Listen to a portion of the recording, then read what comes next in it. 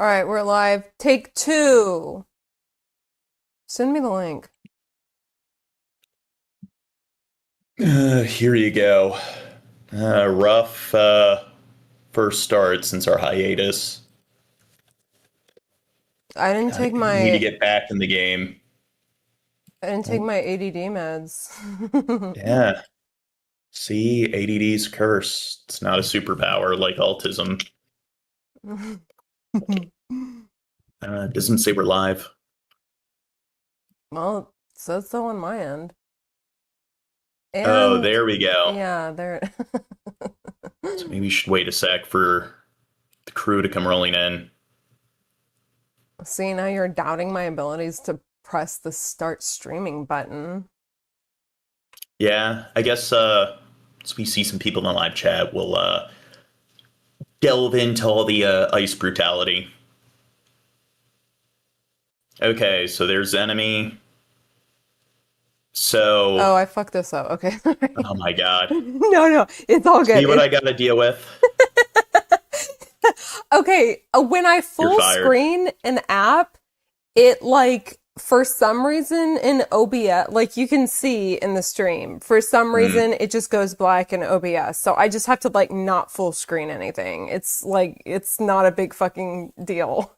And besides, you hadn't even started. It's not like I had that over during the whole stream while you were talking.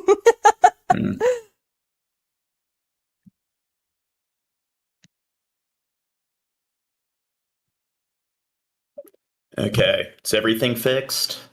Okay, I can hear the attitude in your voice, Gene. I'm sorry. It's I don't want to disappoint all the viewers. So what? Is it picking up a vertical stream, Bill? See, he doesn't trust me now. Yeah. Oh no. Are you gonna fire me? Oh no. I need Bill Hicks to tell me that everything's good.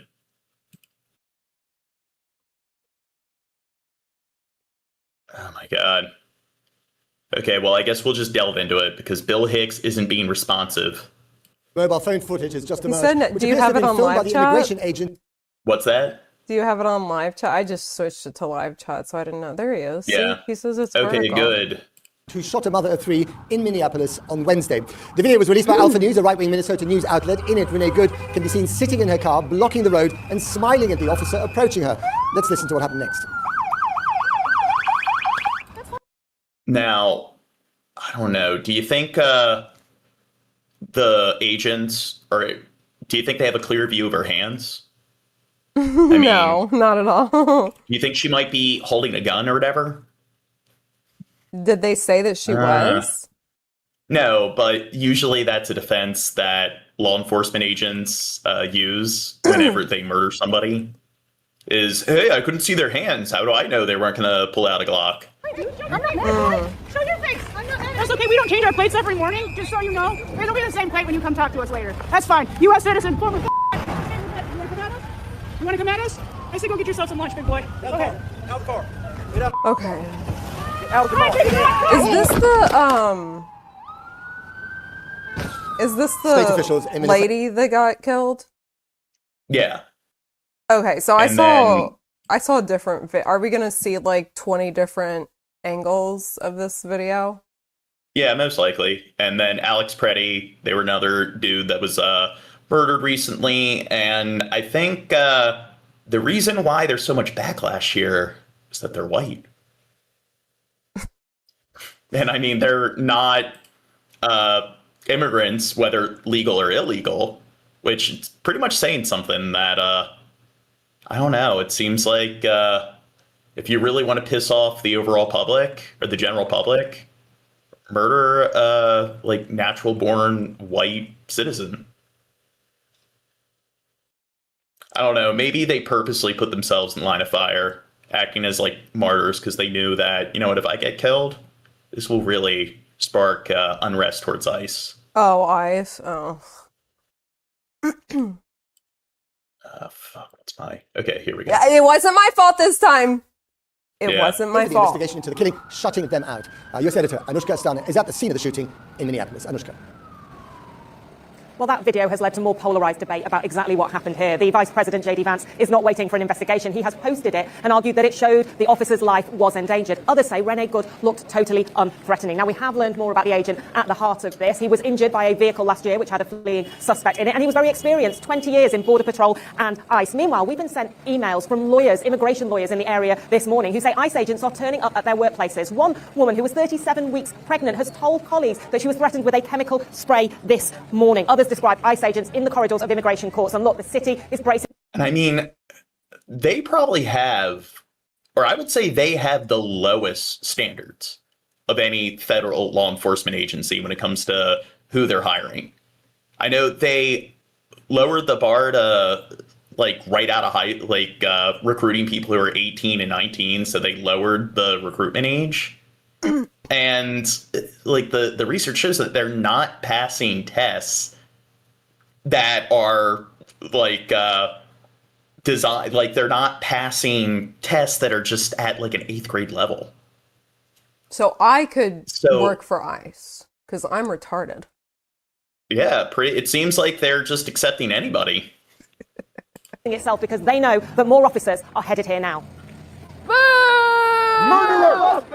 And when they've investigated, they found that a lot of the sort of training and a lot of the qualifications they have where the standards that need to be met, like in their like training, they're not actually passing it. So a lot of them are being put out on the streets when they're just sort of passing them along. So they're not even like holding them to the standards that ICE has in place. A raw cry of resistance. Fury, ever since an ICE agent shot and killed Rene Good in Minneapolis. This is the front line of a culture war. Deport them all. What's that? We got some good people in the stream. Oh. We got ICE supporters. Hold on. So, okay, I haven't talked to my parents about ICE, so I don't know how Republicans feel about ICE. Well, I guess it would make sense that they don't like them because they don't like other races, right? Or the Browns specifically. Well, they probably love ICE because ICE is pretty much anti-immigration. I mean, they're the Gestapo administration that's pretty much in charge of putting Trump's hypothetical border wall into fruition. Federal immigration agents storming not just these protesters, but American cities. And this upside-down U.S. Oh, we already got some Trump tards in the chat. Once a sign of military distress. Now a symbol of anguish among Donald Trump's opponents. Now they're holding the flag upside down. I know a lot of militaries will do that. It's supposed to be a distress signal where they'll, mount the flag upside down. This is my city. We've gone through so much here because this is what this country is. And I can't sit home. I can't sit home and feel hopeless. I would come here and swear and yell. She reminds me. Okay, there's ice shedding. This is a little Gene, can you fucking pause it? This is a little random, but like, if anyone knows Trailer Trash Tammy, that lady looks so much like one of the characters in her show. Okay, you can play it. TDS, libtardation. That's too much of a non sequitur comment. I'm sorry, but if anyone knows, you know. Like you're in a war zone. Exactly. Anyone to include the press trespassing on federal property is subject to arrest. You can really feel the tension here. There were arrests earlier. There are dozens of Border Patrol and ICE agents just there. They've just ordered. Now, anyone in the chat that wants to defend ICE in general, do you think the killing of Rene Good and Preddy, do you agree with those two particular deaths? So do you think that every single decision and every single action executed by ICE has been justified or has been ethical or legal? Or are you just going to be black and white where ICE is an infallible organization? So because Trump's all about ICE and people, you got the Trump tards who want to be sycophants for Trump, are you just going to sit there and blindly defend 100% of any of like the actions of ICE? Everyone. Well, wait, Gene, have you been reading? This person says ICE is 68% Hispanic. Is that true? I doubt that. Well, I better look it up. Better look it up. In your libtard news feed. Here, let me go to cdn.gov. I'm curious. This is the fun of having people in the chat. We can go back and forth. And also, because they've been told 2,000 more agents are coming to this city. If you trespass on federal property, you will be arrested. As dusk turned to night, the protest grew. Lunatic, liberal, libtard, diddy-crat shot and injured 2 people protesters. in a targeted vehicle stop. That's an interesting one. Thousands came out in Philadelphia too, blaming Trump's policies for Renee Good's death. In the White House, they point to something else. A larger, sinister, left-wing movement Wait, that can has you spread pause across our it? country, where our brave men and women of federal law enforcement are under organized attack. They are not treating the people like human beings. This week has been traumatizing Oh my for God. Maimouna Gene's not listening Mahmood, living to in me, Minneapolis y'all. for 2 decades with an American Okay, husband. so Gene hates me.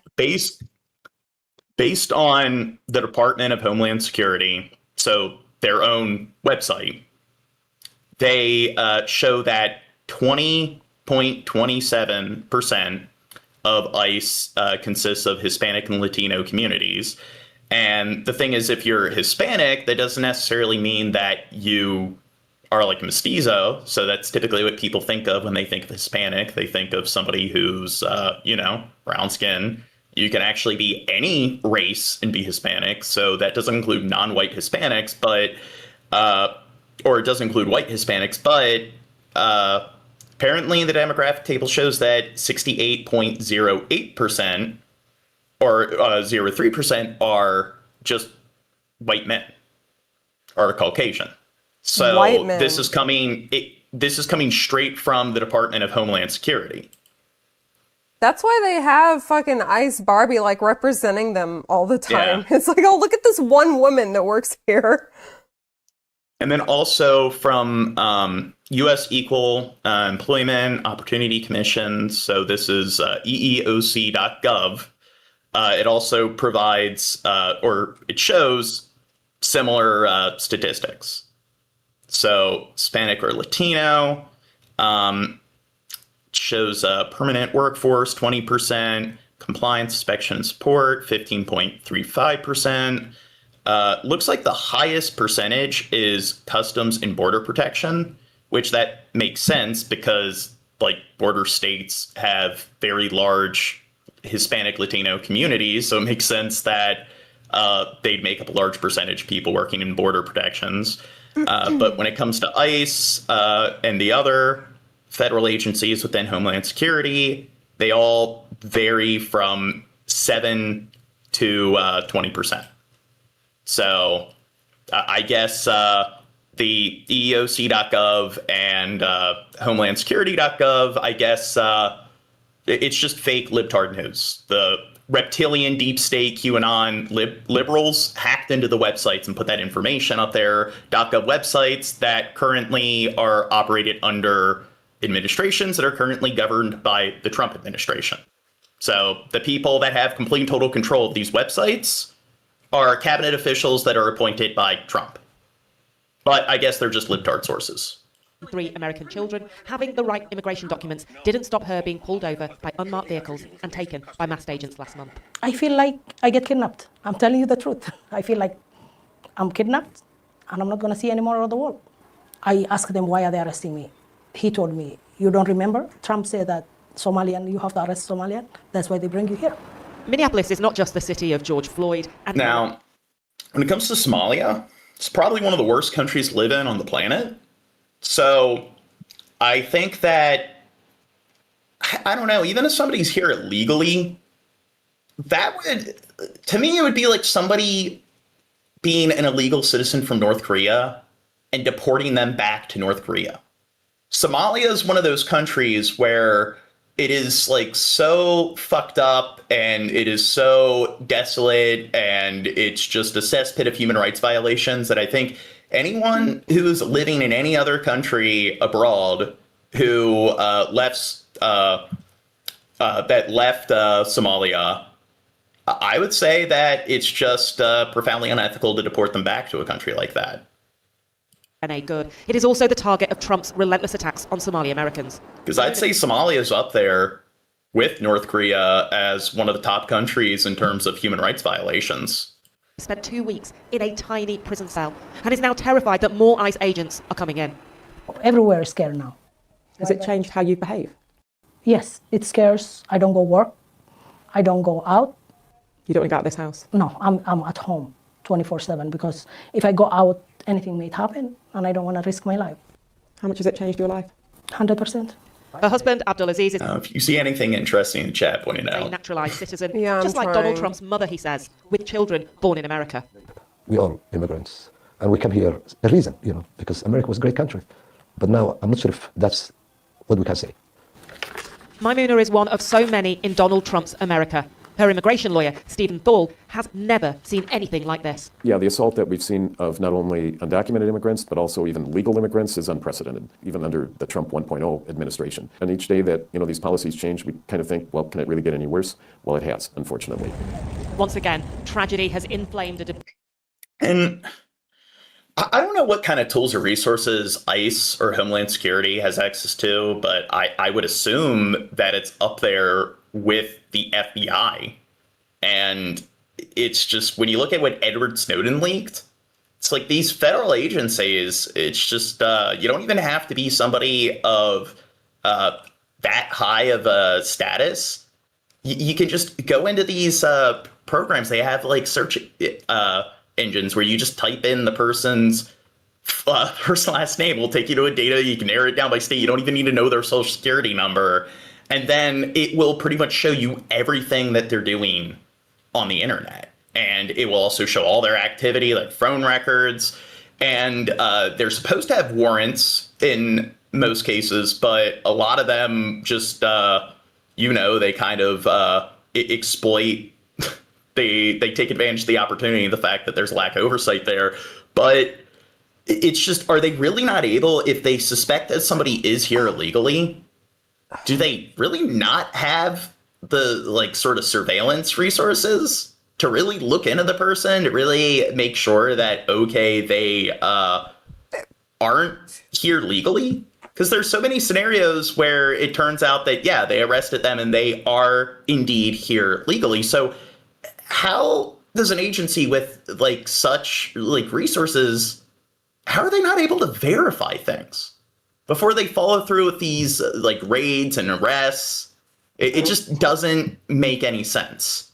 About federal power in America, a power that is starting to feel increasingly unrestrained. I want Joining me now is James John Steinberg, who's America. Do the acting y'all? director of ICE under. Somebody says, you all don't know shit. You're in bed with the communists. Yeah. There it is. I've been waiting we for these support comments. Bernie Sanders, so clearly we're communists. Wait, hold on. How Obama. is he communist? I need this explained. What, Bernie Sanders? Well, so wait, are they saying that you're communist or? Because the logic is anybody who is left-leaning or who is a Democrat is a communist. Why? Because the Democratic Party supports or advocates for more social sort of welfare and institution. So the way their brains work is something like universal healthcare equals communism, even though that's not how communism works. Well, I thought it was socialism.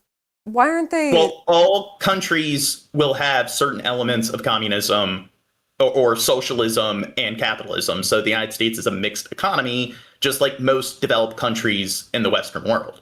So, their logic of universal healthcare makes a country communist is like saying that police departments or ICE makes a country communist, because it's just all countries have some layer or some element of a social sector. So their logic is that any sort of facet of the government that is paid for through taxpayer money is automatically communism. So communism is like an 11 on a 10-point scale of socialism. It's socialism on steroids. So the problem is advocating for a little bit more, I guess, of social institution in a particular area, and acting like that equates to communism. That's just all or nothing black and white thinking. It's a false dichotomy. from 2013. And of course, like, they don't just believe whatever like people tell them, and they don't just jump on the bandwagon when it comes to the right-wing media or the social media platforms that they subscribe to.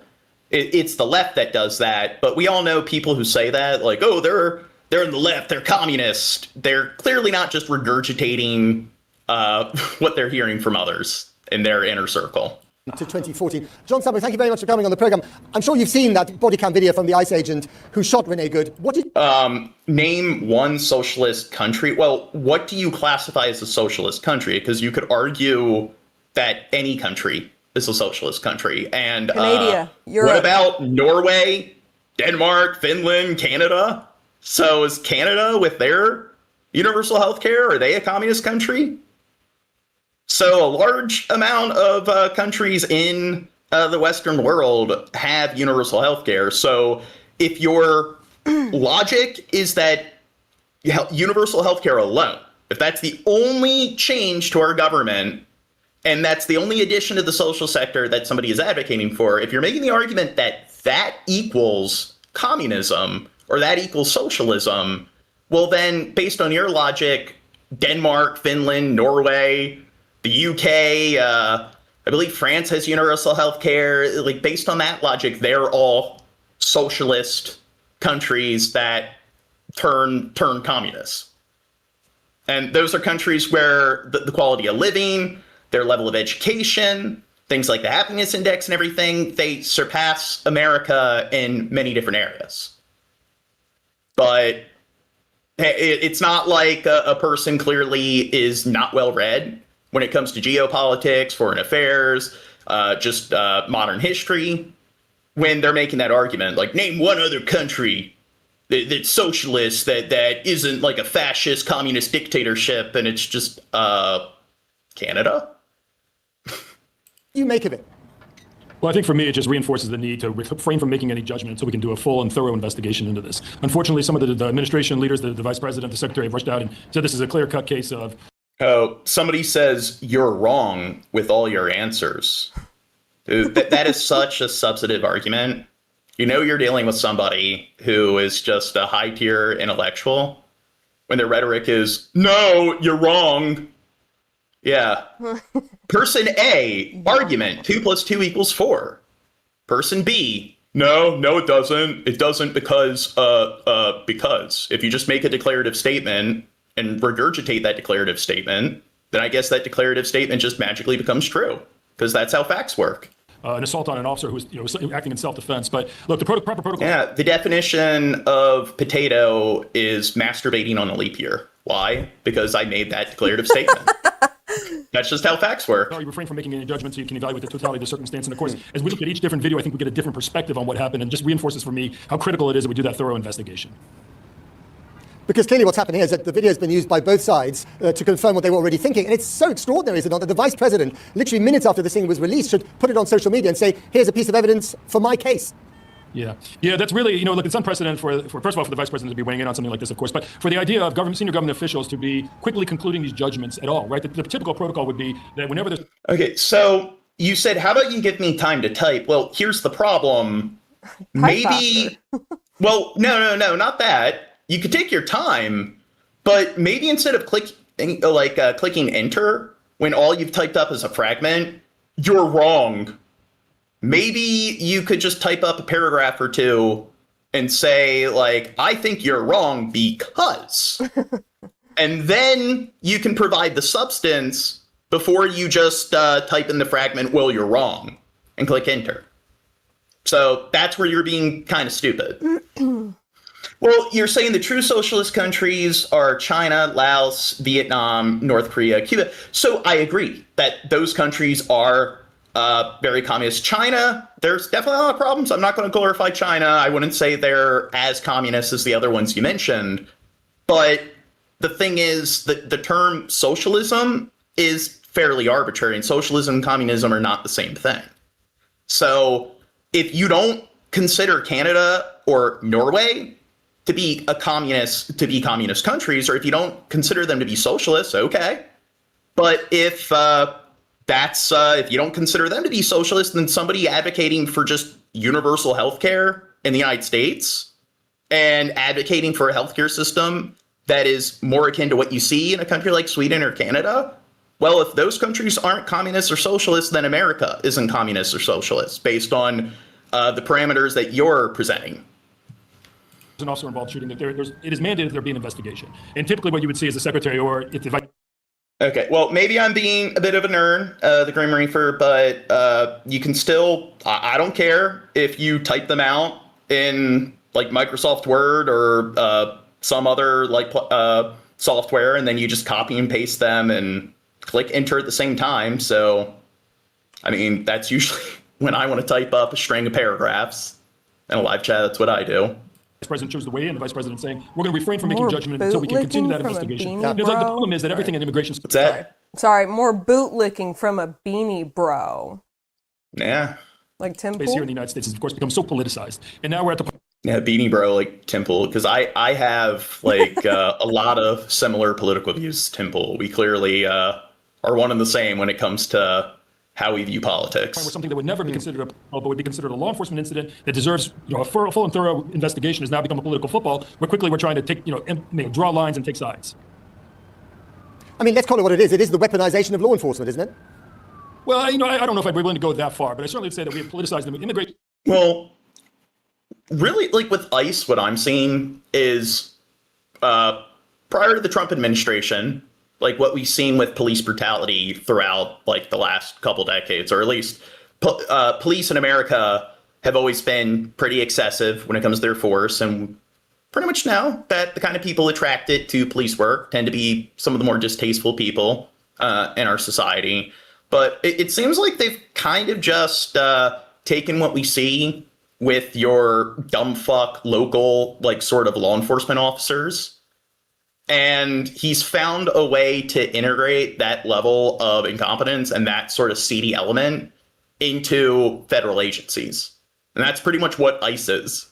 It's just, if you are too incompetent to even work for your local police department, ICE is willing to allow any like sort of bumbling dumb fuck to wield a gun and go out on the streets with some handcuffs and kick down people's doors and mace them and handcuff them. So if you're some like, I guess, wannabe Chad sort of fucking loser who reads or writes at or below an 8th grade level, then I guess ICE is the organization for you. Enforcement in this country has always been very political. There's no other area of law enforcement in the United States that isn't as infused with politics as is immigration enforcement. Well, I'm not referring to you, the Grim Reaper, when it comes to ICE. I was simply just addressing you when it came to your arguments regarding communism versus socialism. The truth is, we're a country that's divided on what to do about immigration. I think there's bipartisan and widespread support to get bad actors off the streets. But of course, that's not what this is really about. This is about, do we want undocumented immigrants or not in this country? And that's what we're conflicted on here. Of course, it's become supercharged under this administration. This is a top priority for the president of the Trump administration. They're doing this mass deportation effort. You have these very overt and public. Okay, next vid. Found the retards.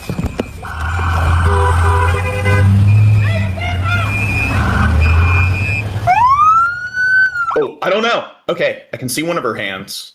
Where's her other hand? That's fine, dude. I'm not mad at you. Show your face. I'm not mad at you. It's okay. We don't change our plates every morning, just so you know. It'll be the same. Now, car is technically a deadly weapon.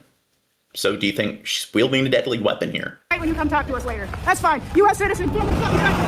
Okay, so this is just a rando. This is just a random person walking around with their cell phone. I said go get yourself. I think it's a body cam. Oh, so it's on the. Yeah. Okay.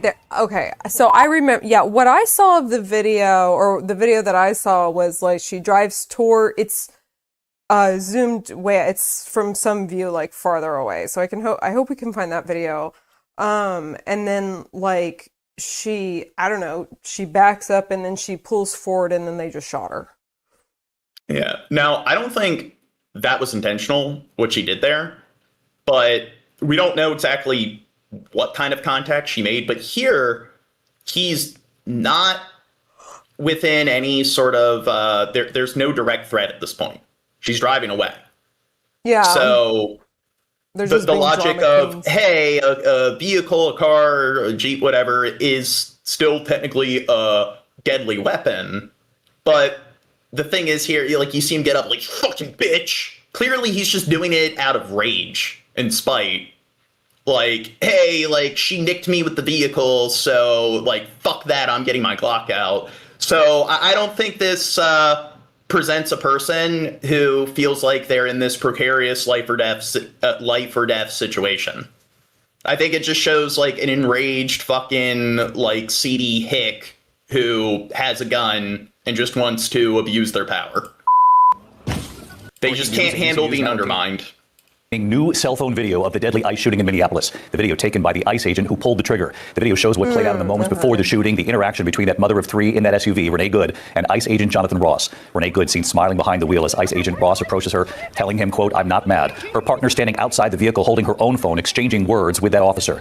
Then the moment the driver turns and appears to try to pull away, the officer's phone capturing that moment as well. Then opening fire, shooting 3 times, killing Renee Good. She was shot in the head. Good's SUV then appearing to accelerate a short distance down that street before crashing into multiple parked cars. Tonight, Vice President... yeah, that's...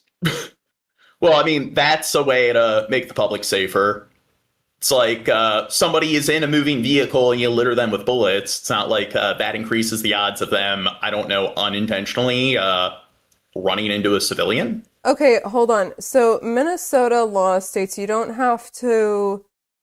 even have to make contact. Just the intention is enough for deadly force. She put herself in that situation. Okay, so...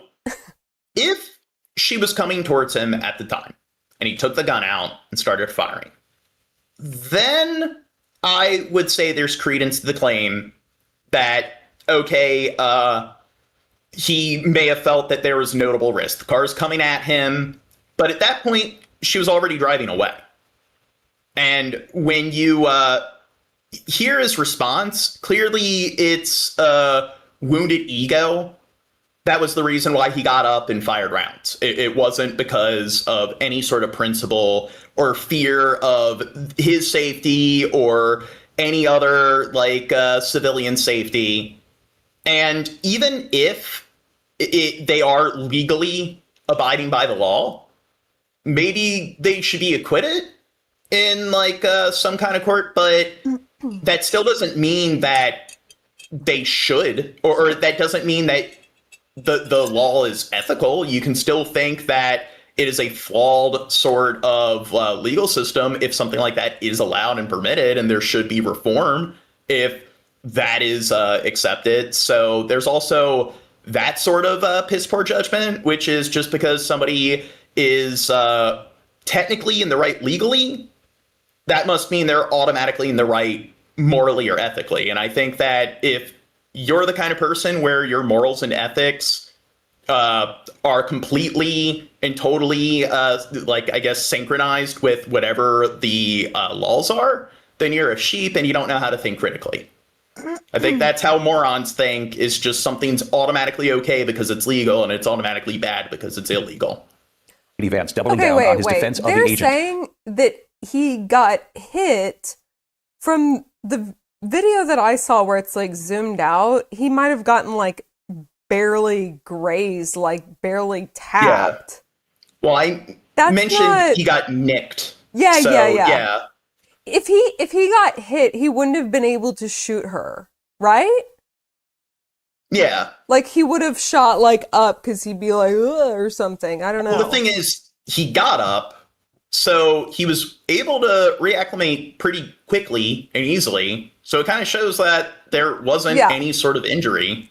He's not in danger. The other thing, I mean, I hope it gets to this, is let's say he was in the right. The fact that whoever got on the podium and lied about it and said he was just completely doing it in self-defense and stuff like that, it's all right, this is sketchy. Y'all are in the wrong if y'all are lying.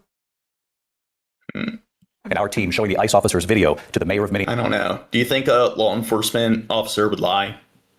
Never. Minneapolis. Whit Johnson leading us off with these new images. He's in Minneapolis again tonight. Tonight, new video that ICE agent Jonathan Ross recorded himself, showing the disturbing moments when he opened fire on Renee Good.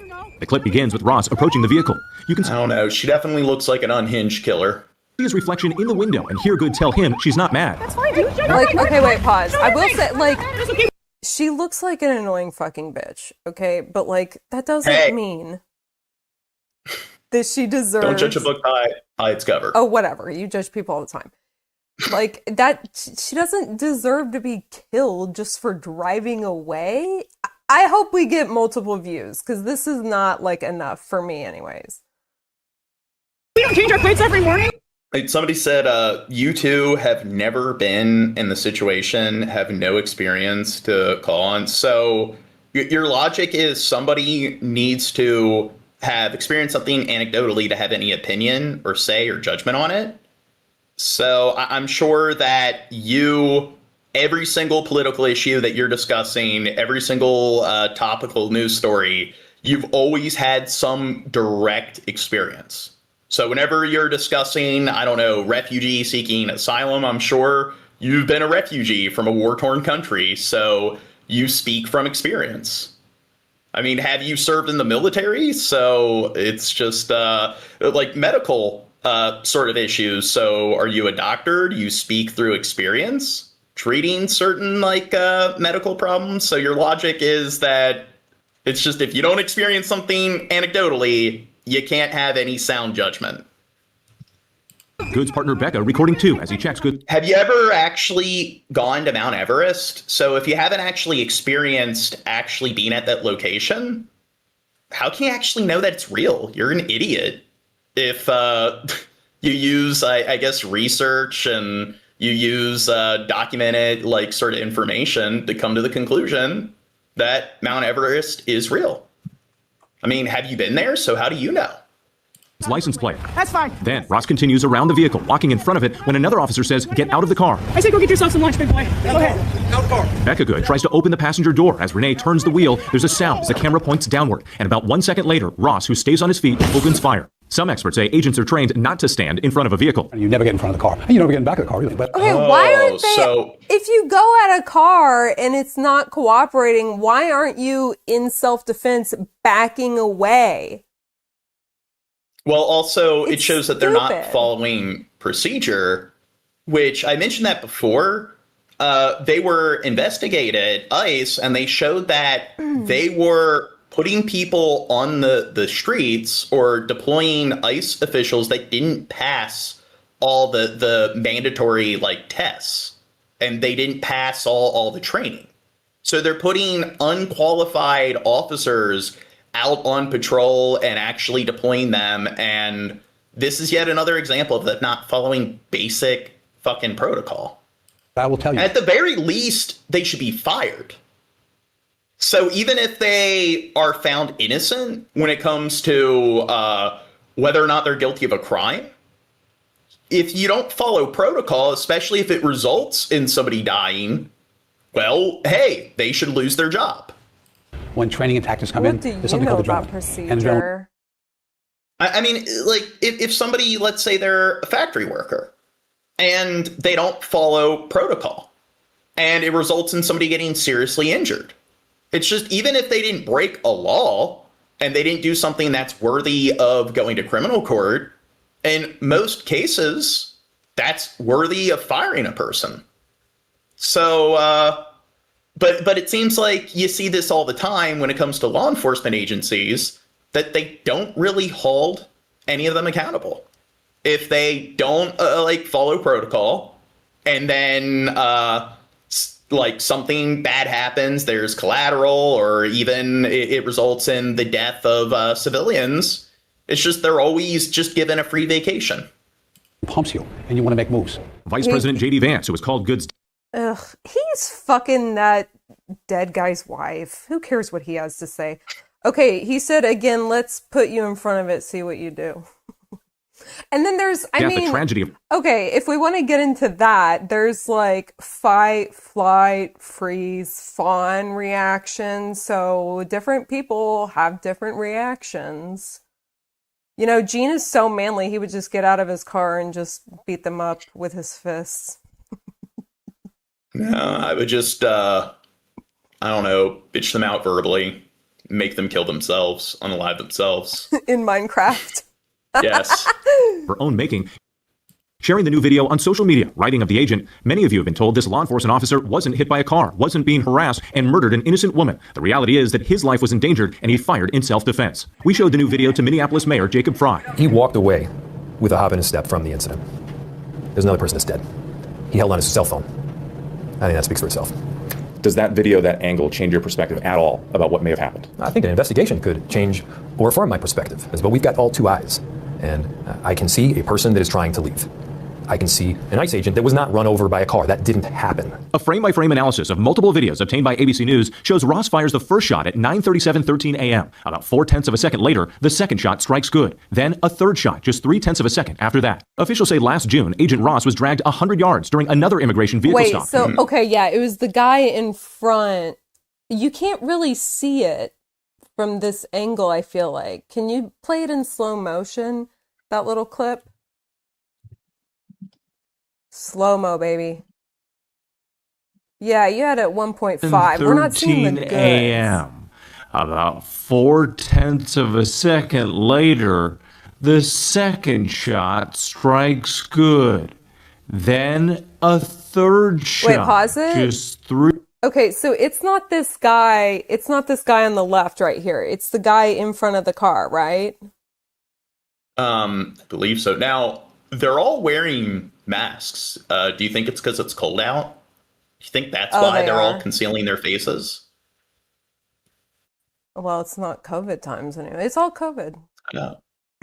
0.3 of a second after that, officials say... I guess they just don't want to spread germs or disease when they're screaming at all the people they're detaining. Last June, Agent Ross was dragged 100 yards. Wait, where's the dude? Where's Now, the dude? why There he is. There was he he- is. Okay, sorry. Well, it's also, why are they attempting to detain them? What have they done so far that's illegal? So this is another example where it's a false arrest. And you see this a lot where law enforcement officials will arrest somebody, and then the only charge is resisting arrest. And if that's the only charge, then the cops need to go to prison for falsely arresting somebody. So it seems like if that's the only thing they can charge somebody with is resisting arrest, that is pretty much like that official confessing to falsely arresting somebody. So what was their reasoning for detaining the person? Another immigration vehicle. Here we go. Oh yeah, see, you can see, you saw the okay. It's the guy, he shot through the windshield. I disagree. Yeah. The driver's side And plus- window, he's just trying to do something. I don't think, did he shoot? I mean, hopefully we see a different angle, but I thought it was the guy through the windshield. Well, cars or vehicles are regulated where they're shaped in a certain way where if you get hit by the car, or if the car drives in you, you're supposed to slide up on the hood. And the thing is, when it's accelerating from being stationary, I don't think if you're right in front of it as it's accelerating, it's enough to create any notable injurious impact. So what's likely to happen is you'll slide up on the hood of the car or slide off from the side of the hood of the car. So this is just basic physics. Okay, wait, so hold on. They're saying it's one shot in the windshield and two from this guy on the left. So can you rewind it again? Just 5 seconds, not 15 or anything. Just, okay, right here, yeah. During another immigration vehicle Okay, he pulls out his gun, but I and don't see... Okay, see, the guy on the left is wait, but there's that other guy. Oh my God, it's hard to see. Whatever. Did 33 stitches. Oh, okay, so he was holding his... Is that when he shot? Okay, sorry, I'm fixating on it. Just continue. It's all This disorienting. is video from that incident. The vice president highlighted it when defending that agent in the White House briefing Thursday. 33 stitches in his leg. So you think maybe he's a little bit sensitive about somebody ramming him with an automobile? The FBI is leading Did he the have investigation. 37 stitches? Well, the thing is, I don't think firing multiple rounds into a person who is not currently engaged in, I guess, any sort of offensive behavior, I think, I don't know, that's a bit excessive. But in a rare move, I think How control dare your you. emotions at that point. Working with local Okay, authorities hold on. who say the So FBI has seized. it's obstructing and impeding ICE is a federal felony. Okay, well, were they obstructing them there? I mean, And then- that's the thing. I want to say they'll probably go over it later, what they were actually trying to detain them for. And if they're obstructing, what were they doing to obstruct them? Because a person can say whatever they want. They can accuse them of obstructing, but if all they were doing was just talking a bunch of shit, then how are they obstructing them? I don't think, okay, All even evidence- if, like I said, even if she's just completely in the wrong, isn't there a different way to handle this other than just fucking shooting? Well, hey, she pissed him off, and he needs to sort of establish his dominance. Yeah, he can't be the Including little bitch in the situation. The worst crime in America is disrespecting a law enforcement officer. Goods vehicle. What happened? If there's any crime that is more deserving of the death penalty, it's that. Is the FBI basically kicked them out. They blocked them out of critical evidence. And How unusual is that? As far as I can tell, extraordinarily unusual. Overnight, more protests in Minneapolis. Demonstrations also erupting in Portland, Oregon, after two people were shot. Okay, so does somebody deserve to die for obstructing traffic? That's what I'm saying. That even if she's completely in the wrong, isn't there another way? Like, why does she need to die? Well, it's also a lot of morons don't process that a person can be guilty of a crime, but also be the victim of a crime. Two wrongs don't make a right. So the way a lot of retards think is that if the person that the cop brutalizes or the law enforcement officer or agent brutalizes or murders, if they were doing anything wrong to begin with, that magically exonerates the other party. And people don't just do this when it comes to political issues or issues involving law enforcement. People are like this in general. When they pick their sides, they jump on the bandwagon, there's a dispute between two parties, it's selection bias. If you just hyper fixate on fouls that one party committed, that magically absolves your party of any and all accountability.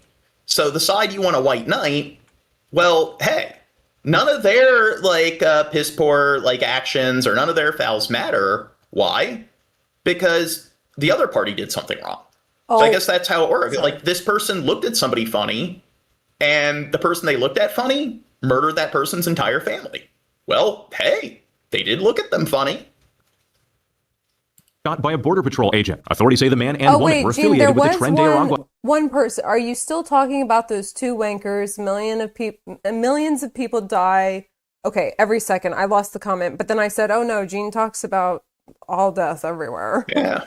You go over all the genocides. Gang involved in a recent He shooting, loves and the it. driver allegedly tried to run them over. Portland police say they learned of the shooting after a person in the truck called 911 about 40 blocks from where the shooting happened. And plus, it's just that's flawed logic. You could always make the argument hey, in this city, a building collapsed and a few dozen people died. It's like, hey, people are dying every second. Like, millions of people are dying every day. So why does this matter? And it's like, well, if you want to discuss poor regulations when it comes to social infrastructure maintenance and inspections, and you want to point to an example where, hey, yet again, more people died because of flawed oversight, flawed regulations.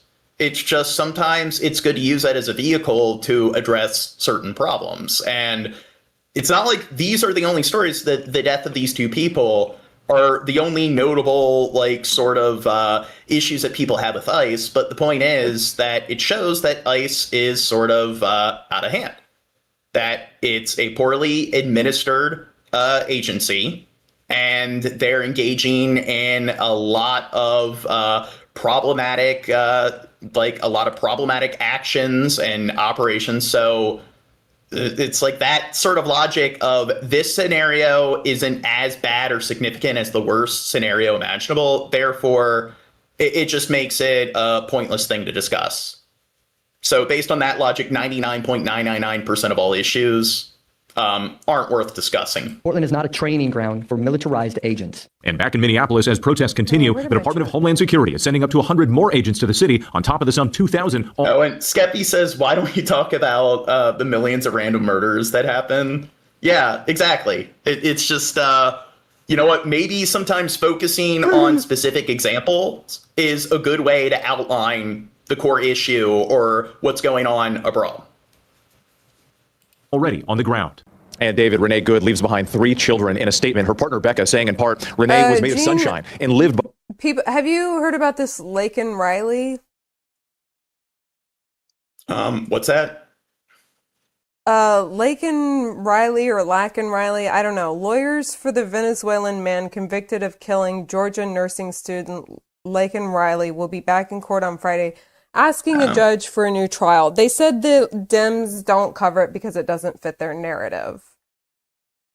And so, I don't know. We covered what was going on with Maduro, and we don't support anything that the Maduro regime was up to. So we're highly critical of anybody that's associated with them at all.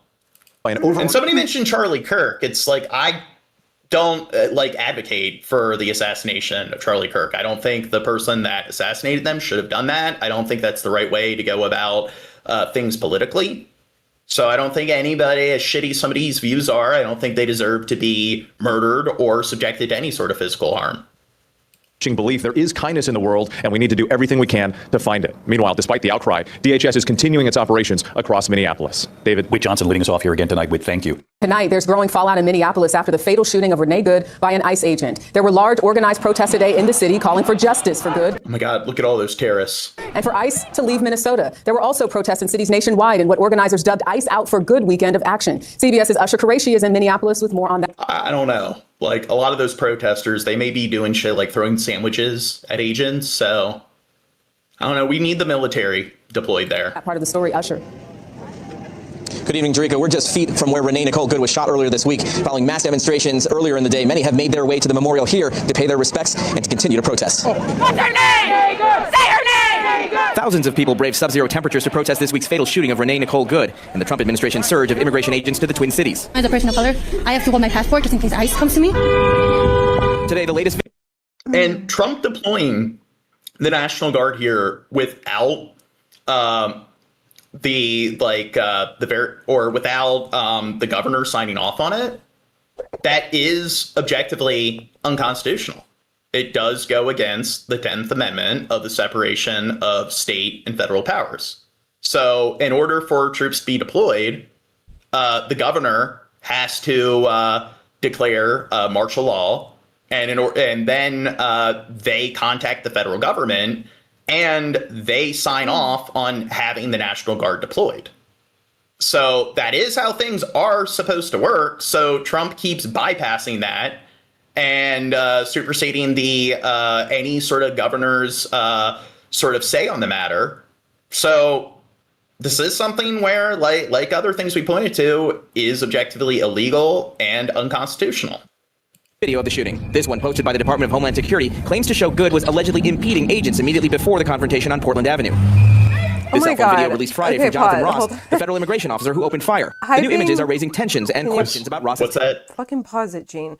Okay, hyping up one story to push a narrative is toxic behavior. You should cover more stories and compare the facts. Okay, the other thing is, like, what if we were going to cover it? I don't even know what we're covering tonight. Yeah. So, like, just calm down. Well, it's also, do they watch our podcast at all? So what they're doing, it's just, do they not understand the concept of linear time?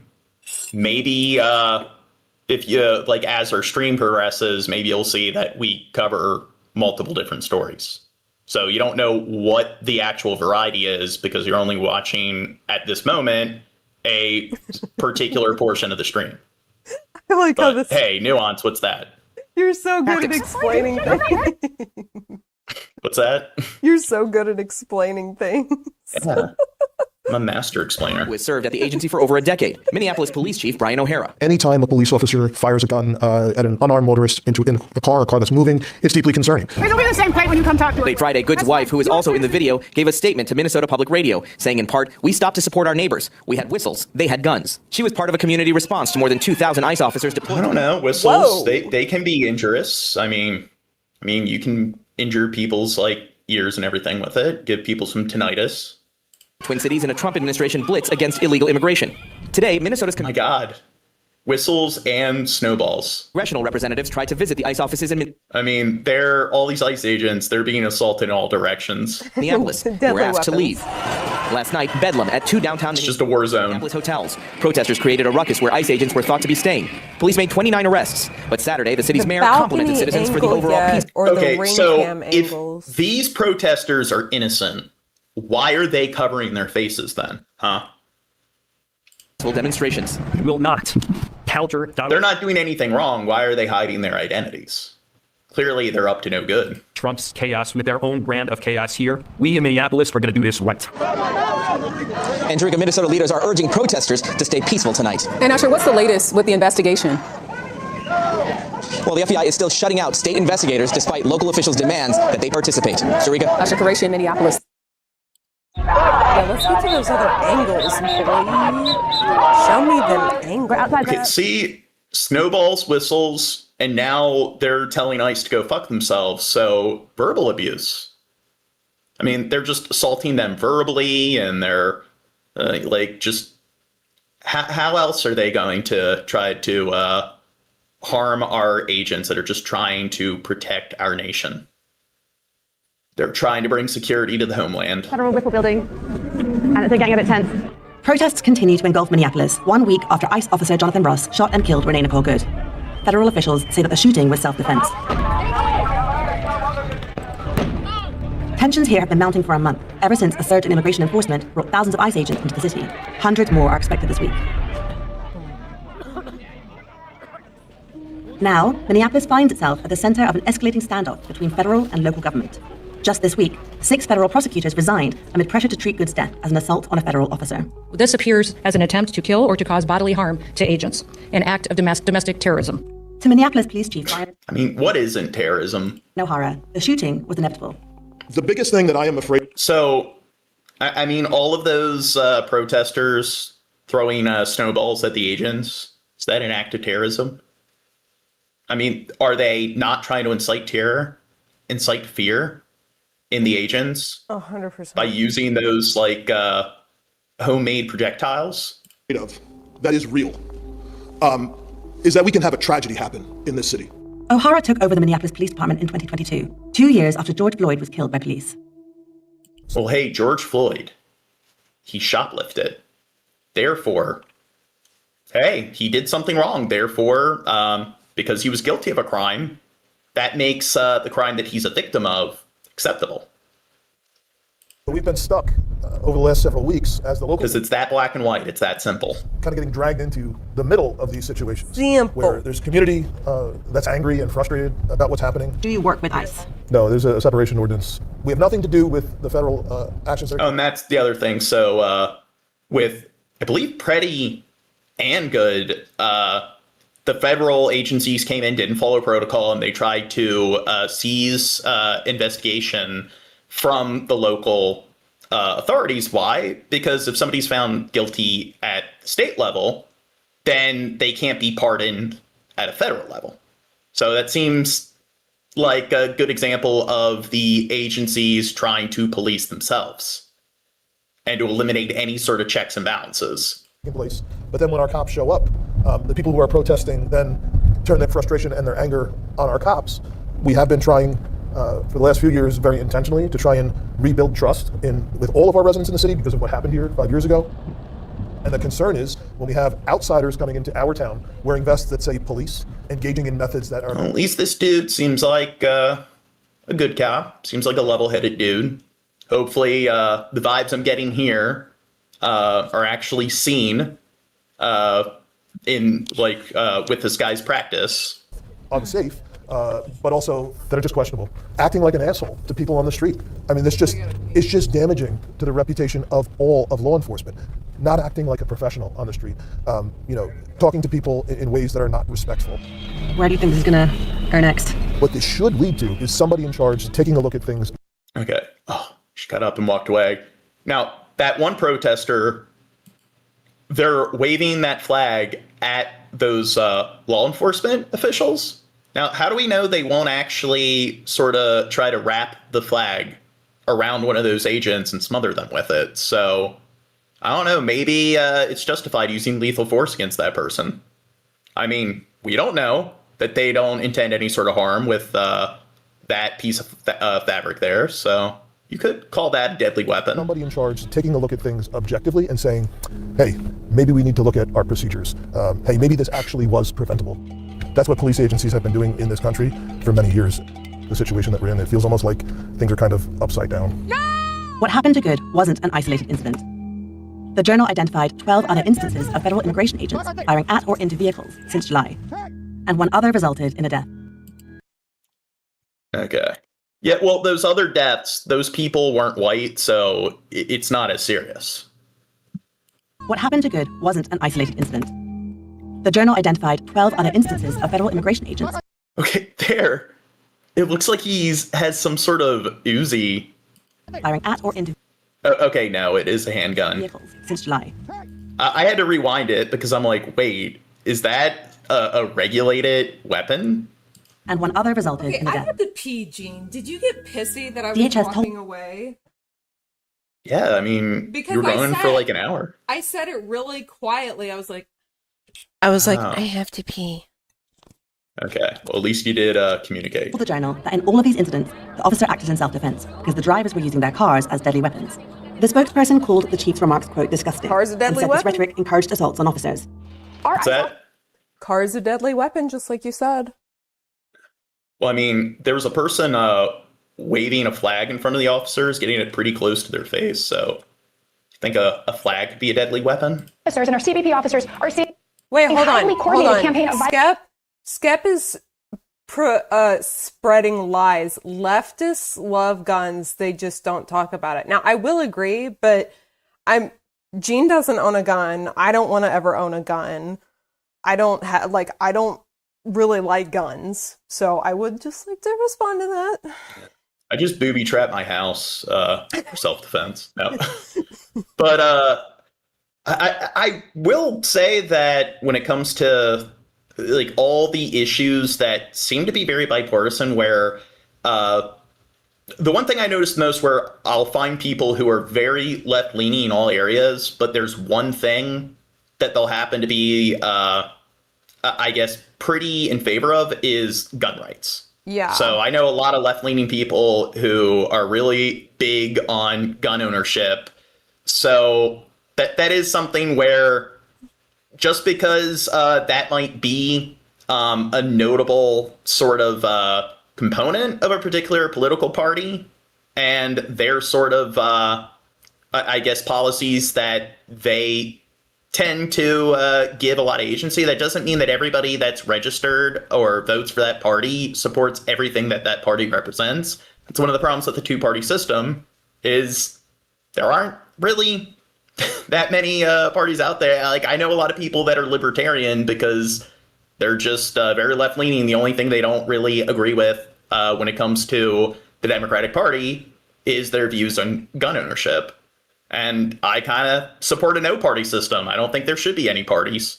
I think candidates should just support their own policies and their own sort of agenda. And they should, like, I don't like the party system. I just think it divides people and it results in just a bunch of in-group, out-group sort of political football. Against them, they still need to be able to carry out those operations. We do have to send those federal reinforcements so that we can continue with these operations and make sure that people and our law enforcement are safe. Across the See, do you think she's assaulting them, or they're assaulting them with those whistles? Yeah. Get up close enough. I mean, it could be ear piercing. Twin Cities, a vast network of volunteers have piercing. If they reach a certain amount of decibels within a certain distance, then it should be considered assault with a deadly weapon. To track federal agents. I'm not impeding. You guys are all I'm not impeding. I got you. Don't worry about me, bro. Let's do this. Drop your weapons. Let's do this. Get out. Go ahead. Okay, that right there is assault. It's legal to film enforcement officers. Oh, well, there's 3 states where it's not. I forget what the other 2 are. Maryland, state I live in, is one of the only states where it is technically illegal to film law enforcement officers, which I don't think that should be a thing. I think if they're in a public space, you should have every right to film law enforcement officers. But there, I'm guessing that that's not one of the 3 states where filming a law enforcement officer is illegal. So if they start slapping the camera, then they're assaulting the person. I mean, at that point, it's battery. The day after Good was shot, we joined Amanda Kohler and St. Paul's council member Wajong Kim on an ice-watching patrol.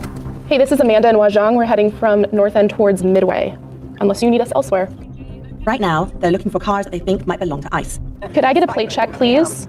I look at cars very closely now. If the license plate comes up on a database compiled by activists, they'll sound the alarm. You're hearing just a really incredible organized... Oh my God. They're collecting intelligence against the government. I don't know. Response in our neighborhood. Hey, dispatch, I have 2 white men in military fatigue. Dude, they're just coordinating a bunch of sedition. Do you think they're terrorists? Yeah. They would pass me here so I could get a plate. In St. Paul, we have 17 neighborhoods, and right now most of them have a neighborhood signal chat. When ICE activity is confirmed, volunteers blow whistles and honk car horns to warn immigrants in the area. Others follow ICE cars to the location of the raid. DHS has described these actions as interference by rioters and agitators. Get the f*** out of here! Is there a concern that Damn, look at all these communists, they're colluding. movements being co-opted by people who are not operating the way that you... Okay, sorry. What are your pronouns? Frankly, cocksocket? Sorry. What are your pronouns? Cocksocket? I don't know who they're talking to. My pronoun is Gene. That's my pronoun. Gene. Different people have different spice levels, is how I talk about it. I am personally very committed and preach nonviolence, for not just because of ethics, but because I think it's what's strategic. I don't want to give... So, like with the whistles, do you think maybe they're communicating through Morse code? Maybe if we sort of like decrypt their communications, it's like all ICE agents must die in Minecraft. Maybe that's what they're whistling. Them any ground to claim that anything they do is justified. I'm not there to intervene. I'm there to just get that person's name so we can make sure that person gets legal support and their family gets notified. And I'm there to make it take as much time as possible. So whether that's blowing a whistle to annoy them or even just like making whistles, snowballs, flags, phones, small talk. Dude, they got quite the arsenal. I understand that I'm not going to like stop them from doing something in the moment, but I certainly slow them down. Okay, whoever's mobile, get after it! Okay, next video. Some triggered social justice graphic warriors. Images. Fucking This is a cell liberals. phone video filmed by the ICE agent who shot and killed Renee Good in Minneapolis. Okay, we've seen this video. Are we gonna watch it again? Okay, next vid. Rising tensions in Minneapolis tonight, 3,000 federal agents now in Minnesota, and President Trump tonight weighing in on ICE, saying ICE is, quote, going to make mistakes sometimes. And what the president said late today about Renee Good, the mother of 3... Okay, well, if they make mistakes, then those particular mistakes need to be addressed. I mean, like any institution, whether it's in the private or social sector, if there are mistakes made, like I said, if there's a factory, somebody's not following protocol, if... I don't know, machines or whatever haven't been going through proper maintenance, aren't up to date. I mean, whoever is in charge of those particular areas, if they're not doing their job and it results in collateral or people being harmed, they should be fired or reprimanded. So whoever the administrator is, they should take a hit. People should be demoted. People should lose their job. So there should be some sort of repercussion and some sort of, I guess, revisal, at least when it comes to that specific end of the agency. And if there's absolutely no reform or there's absolutely no sort of addressing that particular blunder, then it's just, you know what, if you don't apply any sort of maintenance, then eventually the building's just gonna collapse in. Like it's just gonna collapse over. So if you continue to just do nothing and allow like all of these poor decisions to go unaddressed, then it's going to deteriorate, and the agency is just going to continue to get worse and worse, and the corruption will grow. It's like when they make the argument with police brutality that bad cops, it's just a few bad apples. It's like the saying isn't a few bad apples just make a few bad apples. It's a few bad apples spoil the bunch. So if you don't dispose that one bad apple, then the whole bunch is going to be inedible. So, but I guess that's nuance that a lot of these people don't understand. He shot and killed in her SUV by an ICE agent. And tonight, ABC News has learned the Justice Department has now issued grand jury subpoenas to Governor Tim Walz and Minneapolis Mayor Jacob Fry. Matt Rivers in Minneapolis again tonight for us. Tonight, as 3,000 federal agents conduct immigration operations across Minnesota, President Thank God they got their shields and their camo. Today, they're going ICE's in like success, random but acknowledging that ICE houses. agents can make. Well, here it's where is it? So it seems like they're in your sort of frigid, icy terrain. So why don't they have like the white camo? Seems like they're yeah, this is stupid. Operations across Minnesota. Their dress or whatever, it's a bit I guess off color for the occasion. At the White House today, touting ICE's success, but acknowledging that ICE agents. I always thought that was kind of stupid why they give cops camo. Just it seems like if they're in like a urban setting, it seems like green camo doesn't really camouflage them much when it comes to concrete structures. Can make mistakes. You know, they're going to make mistakes sometimes. ICE is going to be too rough with somebody, or, you know, they're dealing with rough people. Too They're rough. going to make a mistake. Sometimes it can happen. We feel terribly. The president also speaking about Renee Good, who was shot and killed January 7th by ICE agents. Yeah, just a bit rough, littering a person's body with bullets. Jonathan Ross. You know, when the woman was shot, I felt terribly about that. And I understand both sides of it. But when she was shot, there was another woman that was screaming shame, shame, shame, shame, right? You saw it. So loud. Like a professional opera singer. She was so loud. Oh my, so I was joking about the whistles. Like, I don't know, making noises at a specific decibel to the point where it could be considered assault. I don't think somebody making loud enough noises that could potentially cause some level of auditory like damage, I don't think that warrants lethal force. I think littering that person's body with a bunch of fucking bullets, I think that's a bit excessive. And so professional. The president's words come as ABC News has learned the Justice Department's investigation into state and local officials is widening. The DOJ. And I mean, I'm not one of those people that thinks yelling at somebody should be assault. My attitude is that if you're an arm's length away and you're screaming, I mean, maybe disorderly conduct, it depends on the context. But I do think if you get in somebody's face and you're screaming in somebody's face, I would say that I would classify that as assault. But unless they are more than an arm's length away and they're in the officer's face screaming in their face, I don't think you have any right to classify it as assault. And one thing a lot of people don't know is there's a difference between assault and battery.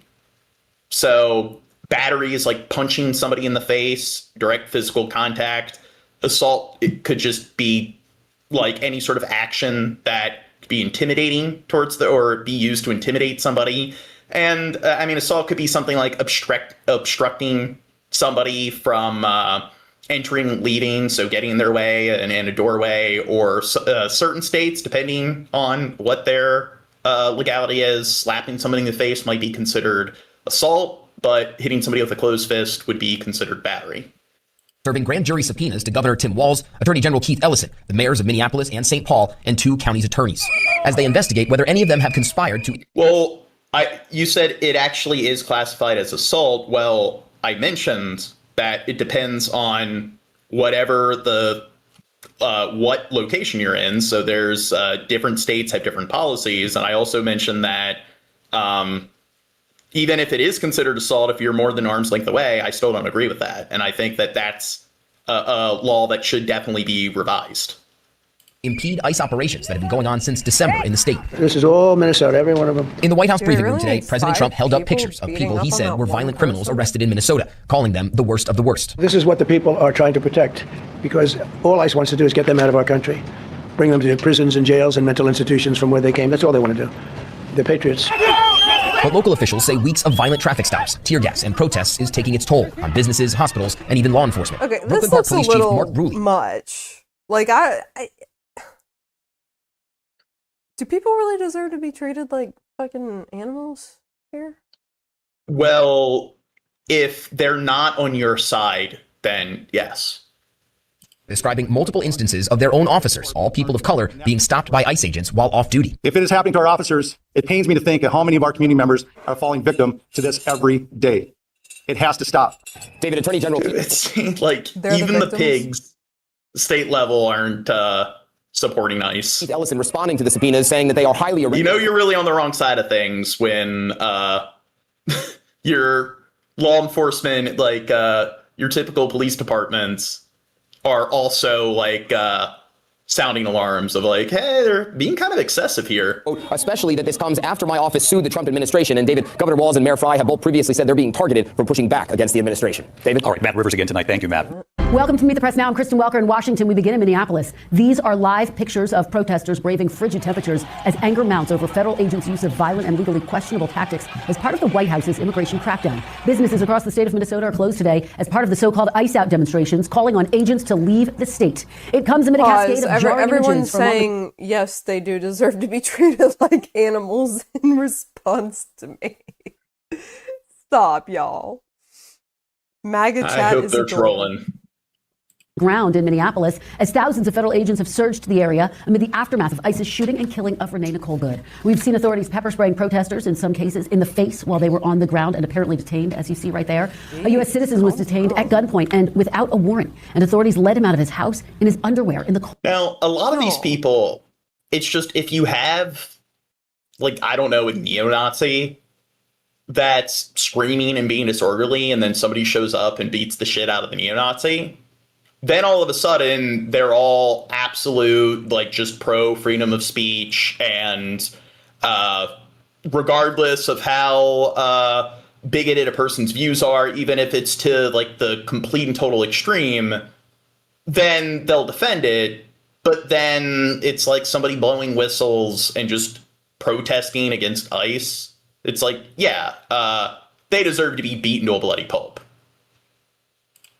He was later released and is vowing to file a civil rights lawsuit against the Department of Homeland Security. And a 5-year-old boy, Liam Ramos, was taken into custody as he made his way home from preschool, with school officials claiming ICE used the child as, quote, bait to arrest his asylum-seeking father. Border Patrol and ICE officials pushing back on that claim earlier today and defending their tactics. Did everything they could to reunite him with his family. Tragically, when we approached... Oh, and I like how they're, like, literally defending criminals. So, were you one of the people who was defending all the January 6 rioters that occupied the Capitol? And wasn't Trump found guilty of over a dozen felonies? But, hey, you're not defending any criminals because all the people found guilty of any crimes in any sort of court, that's just a conspiracy. So it's the deep state, QAnon reptilians that are behind it. But people that are protesting ICE agents and are blowing whistles, or people who are here legally, because a lot of the people being arrested are actually here legally, so ICE isn't really doing a good job with investigating things. But hey, they're criminals because they're on the opposite side, and insert confirmation bias here. Approached the door of his residence. The people inside refused to take him in and open the door. Now, a lawyer for the boy's family says he's currently being held at a detention facility in San Antonio, Texas, with his father. Meanwhile, the Minneapolis mayor saying today that what's happening in his city is no longer about... Oh, so hell yeah, these people are all innocent. So what, you were saying January 6th that all those people are innocent? And like, I'm not saying every single person that ICE arrests is innocent. I'm not saying every single person. I have no doubt there's people at some of these protests that will take things too far. And I think that, okay, they are criminals and they should be charged for, I don't know, assault, disorderly conduct, if they actually are doing something that crosses like those lines. But we're talking about a large number of people in all these different groups. So your sort of mentality that, yeah, every single person that falls in any of the groups that I support, 100% of them are all innocent. And 100% of people on the other side are all guilty because, you're an intelligent person when you only know how to think in all or nothing extremes. Forcing the law. This is not about safety. It's not even about immigration. What we are seeing right now is that this is political retribution. It's about causing chaos on our streets. This all comes as new polling shows nearly 2/3 of voters disapprove of the way ICE is handling its job. Oh, 2/3 disapprove. Oh, my God. And somebody mentioned Charlie Kirk again. We don't approve of the assassination of Charlie Kirk. We agree that that person is in the wrong. Even if I don't agree with the views that Charlie Kirk had, I don't advocate for any level of political violence, especially when murder is involved. Majority of voters say ICE has gone too far in its tactics, but 50% of voters say they do. So maybe you're the retard when you just make the blind assumption that anybody who has different political views than you just is completely radical on the other side. Maybe that's a sign that you're a fucking moron. Approve of the Trump administration's policy to deport people living in the country illegally. Joining me now to start us all off is NBC News correspondent Maggie Vespa, who's on the ground in Minneapolis, NBC News senior Homeland Security correspondent Julia Ainsley, and NBC News senior national political reporter Sahil Kapoor. Maggie, I have to start with you. You have been tracking these protests from the start. Despite the frigid temperatures today, people are still out protesting. Talk a little bit about what they're telling you. Yeah, Kristen, for sure. If we can bring up that new video that we just got in of the crowds out there, they are massive. It's incredibly striking how many people, easily in the thousands, have turned out for this ICE out protest in the middle of a workday in -8 temperatures right now. Oh, my God. They have an entire army. So I don't know. Maybe the military needs to be deployed. We got like an entire battalion of people with whistles and snowballs. The wind chill of -33. They've been marching through the city, basically toward US Bank Stadium, which is where the Vikings play. If we do have those images, it's incredibly, there you go. This is basically the latest attempt to show unity against what a lot of people on the ground that we've talked to, and similar to what the mayor just said there. Is that Gengar? See as an invasion of their city. And it's really exacerbated. Okay, I don't know. I do think if you're going to support a cause, showing up dressed as Pokemon characters probably isn't the best way to get people to take your message seriously. We talked to, and similar to what the mayor just said there, see as an invasion of their city. And it's really exacerbated by a lot of the latest kind of flashpoint headlines, including that about little Liam Ramos, the 5-year-old, the preschooler, who this week was taken into ICE custody when DHS says his father was arrested. And our producer on the ground asked people in the crowd how they feel about that kind of latest thread of this story of children being taken into custody. And he got this reaction, which is really striking. Take a look. Well, hey, it's that kid's fault for coming here illegally, which I believe this child was later released, and I believe it was established that the kid was falsely detained. So when people sit there and they're like, yeah, you're supporting criminals, well, when it was established that they weren't here illegally, then they're not criminals. They're kids, man. They're kids. How can you... Oh, is he crying? What is wrong with you? What is wrong with you that you would do that to a child? All our producer said. And I also think the punishment should fit the crime. So, like, a lot of morons, again, it's just if a person does anything illegal, it's like the attitude they have is any bad thing that happens to them, any sort of discipline that they're subjected to is automatically justified. And there's a lot of people that are like, they believe that the way prison should be structured is they pretty much should be torture chambers. A lot of people think that people should be tortured if they go to prison, regardless of what the crime actually is.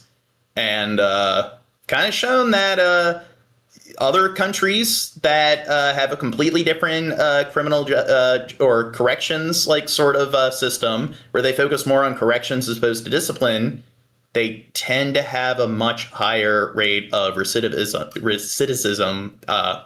flubbing my speech. And there tends to be a lot less crime compared to the United States. So I don't know, but maybe we should continue to do the same thing and expecting different results, even though the system in its current form isn't actually working. That reaction was literally, there have been headlines recently of children taken into ICE custody. How do you feel about it? And that reaction, Kristen, I think really speaks to the amount of pain, the amount of anger, and just the way this has really gripped this entire city in the weeks since these raids have unfolded. Well, and Maggie, it seems like that 5-year-old boy, the image of him in custody, feels like it's becoming, quite frankly, an inflection point in this debate over how ICE is being deployed. You talked to a top ICE official about this. What are you hearing in that regard? Definitely. I mean, this is like, Kristen, a preschooler turned poster child for the outrage over these immigration raids.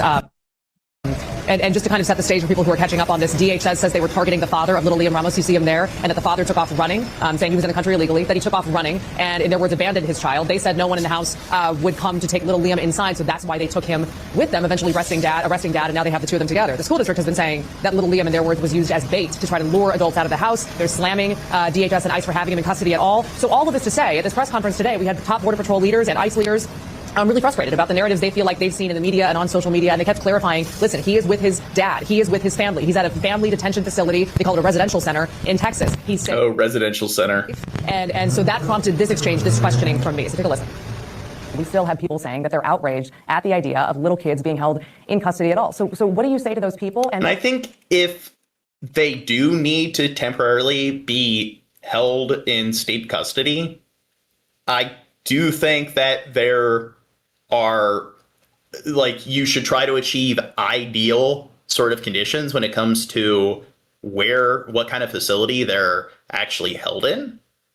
And I don't think residential facilities that the kids are placed in should look like prisons.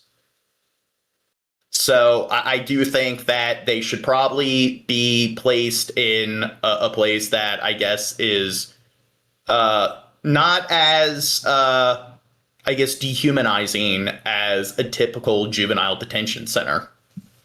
What kinds of conditions are young children being held in?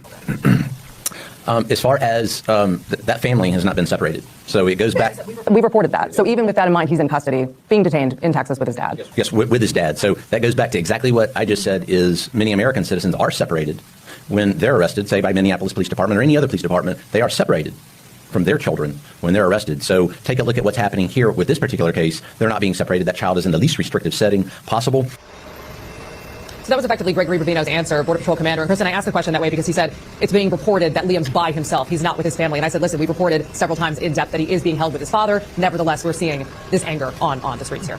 Well, Maggie Vespa, your reporting has just been remarkable from the ground there in Minneapolis. Please stay safe in those cold temperatures. Okay, next vid. Live images from the Target Center in downtown Minneapolis, where anti-ICE protesters are gathered after marching through the brutal cold. Hundreds of businesses across the state are closed. I wanted to watch that video at like 3 different views, and I sent you a message. I know you didn't check it.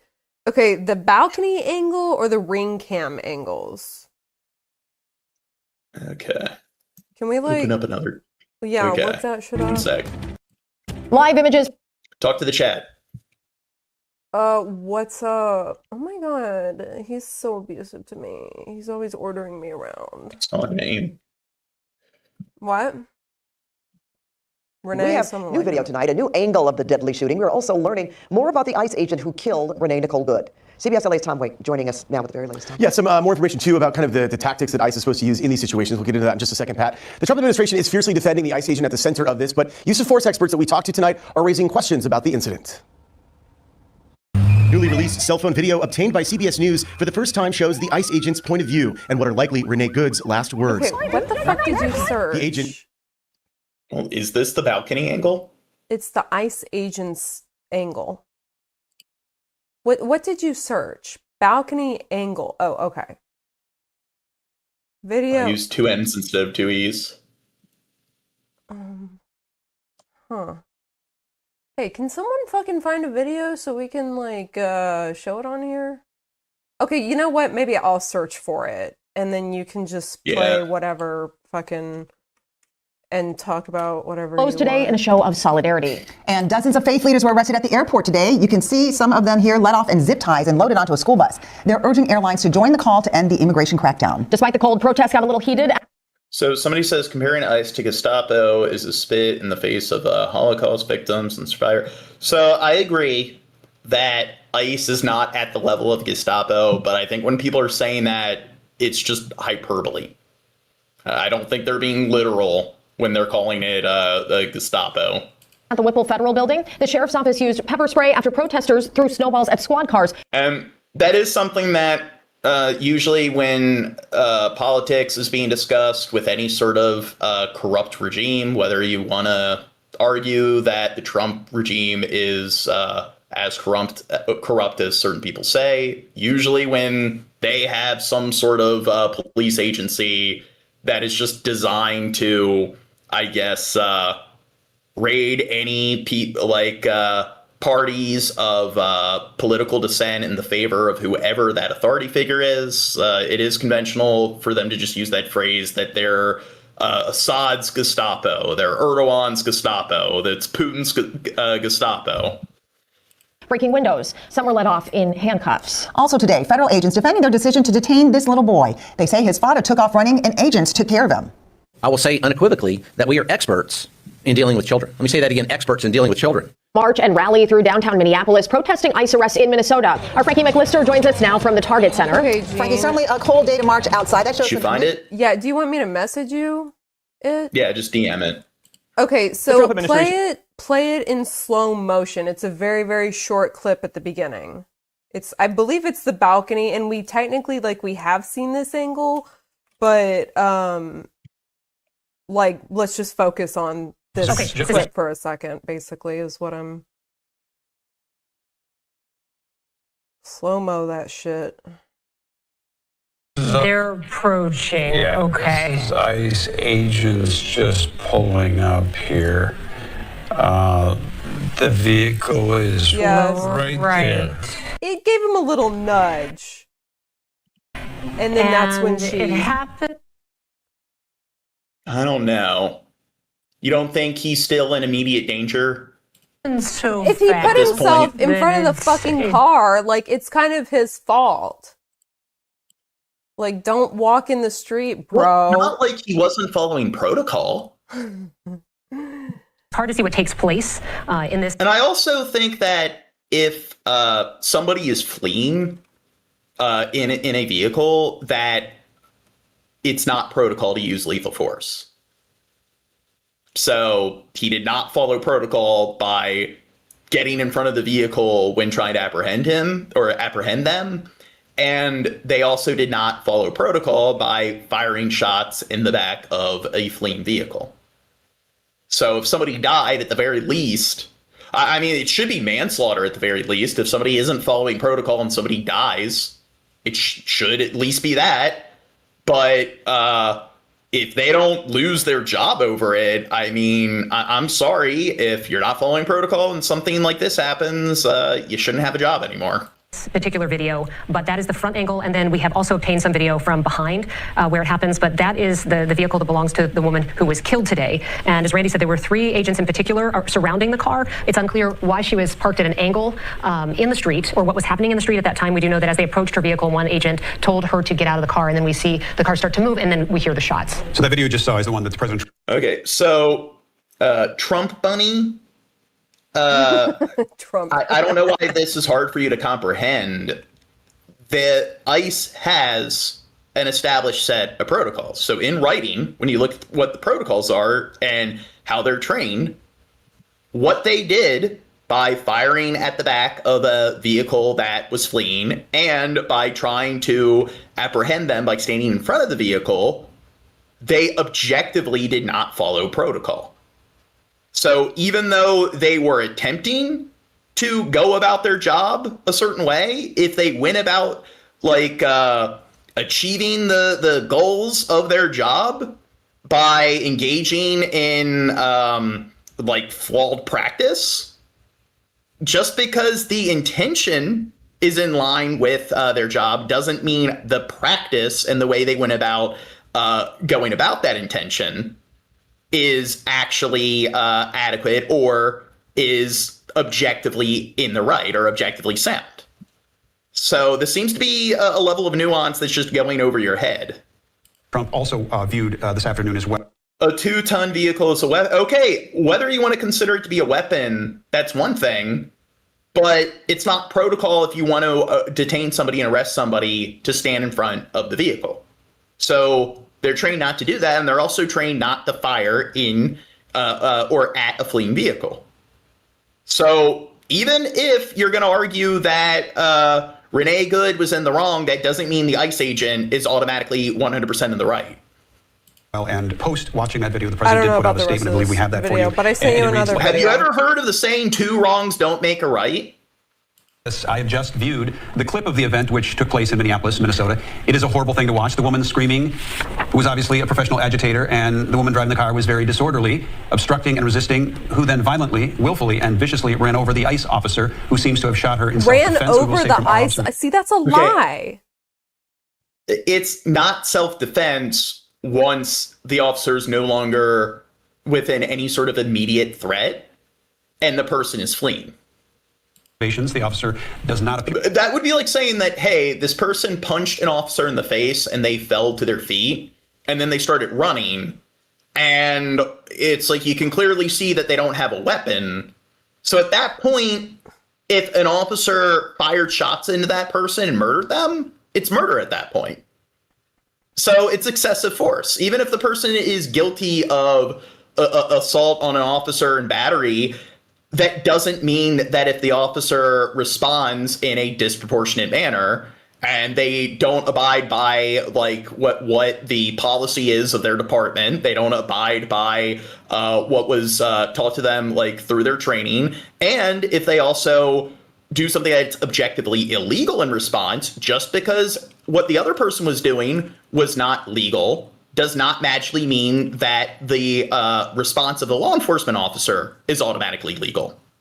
To have been on the pavement. I mean, if somebody slaps you in the face, let's take it outside the realm of law enforcement officials. So if somebody slaps you in the face and then you take a knife out and stab them to death, I'm sorry, you should go to prison for homicide, for second-degree murder or something. I don't think somebody slapping a person in the face justifies using that level of lethal force. So, but I guess this is nuance that our buddy in the chat can't comprehend. He was in front of that bumper at the time, but we never saw from any of our angles him hit the pavement.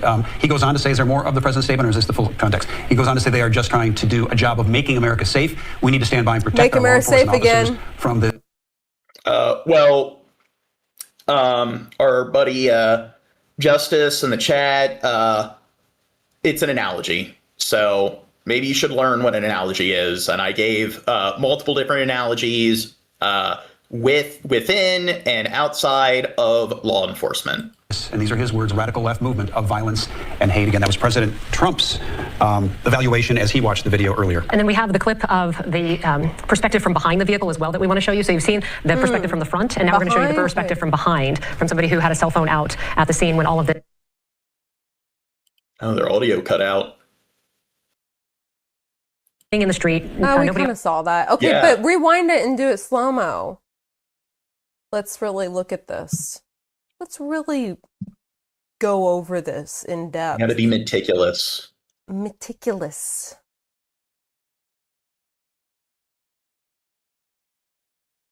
I'm reaching into the car, even though that's unsafe.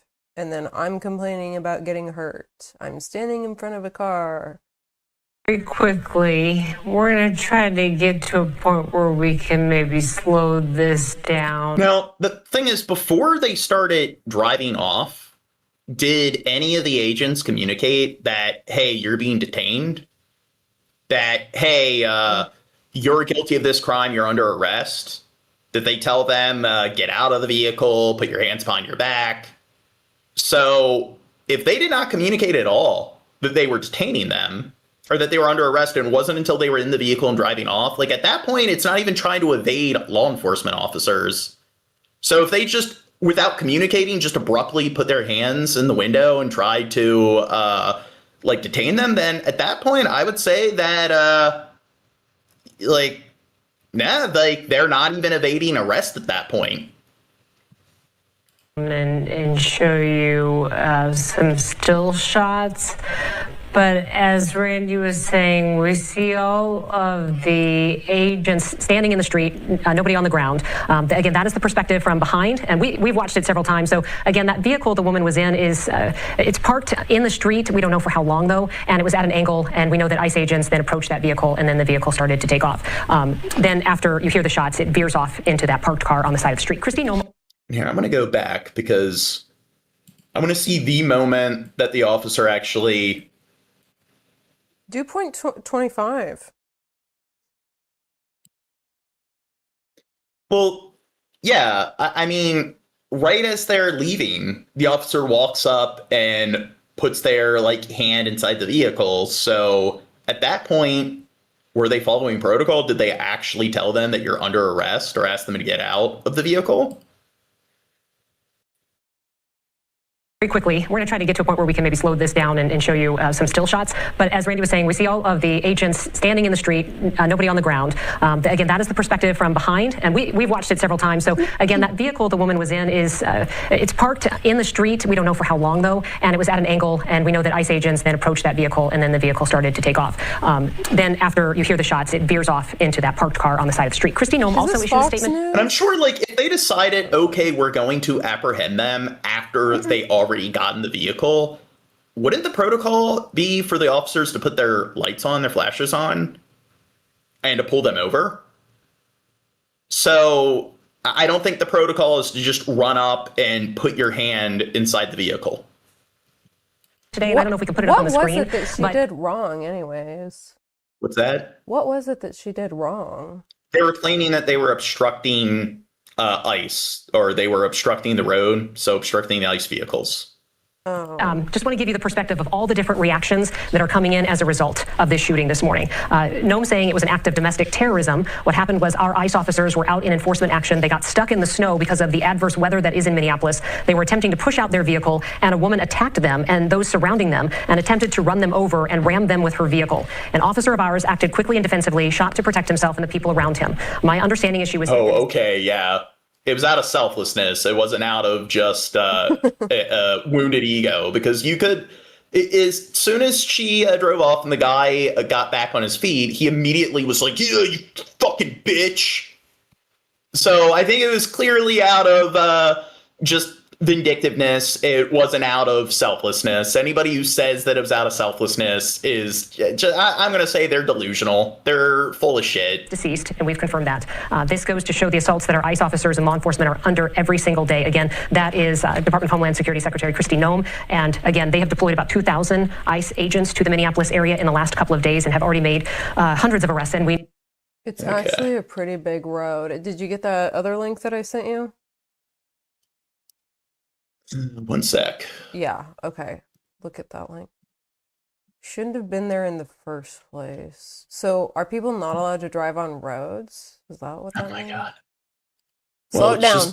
We shouldn't, I guess, no longer respond to those comments, because I don't know how many times I have to explain it. Two wrongs don't make a right. 0.5. Oh, okay. So she's on the right more. Oh, this one's pretty hard to see. Is that the car? Wait, okay, you gotta replay that. I don't know what I just fucking watched. Well, no, I don't think that was the... Oh, it's not, it hasn't happened yet? Okay. Yeah. So, yep. So I think they're approaching them. Well, she's not blocking the road, though, because someone just drove by. Yeah. So how is this...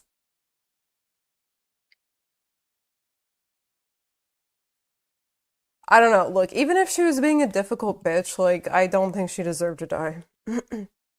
Well, no, because she isn't 100% in the right. That magically makes the other side 100% in the right.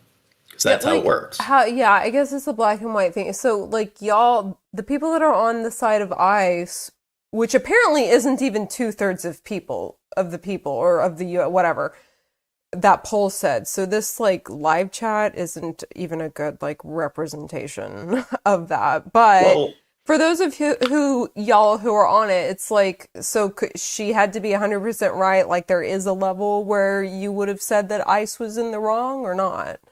Because I kind of doubt. I bet that even if she was, they would still be like, well, ICE always knows right. ICE can do no wrong or something like that.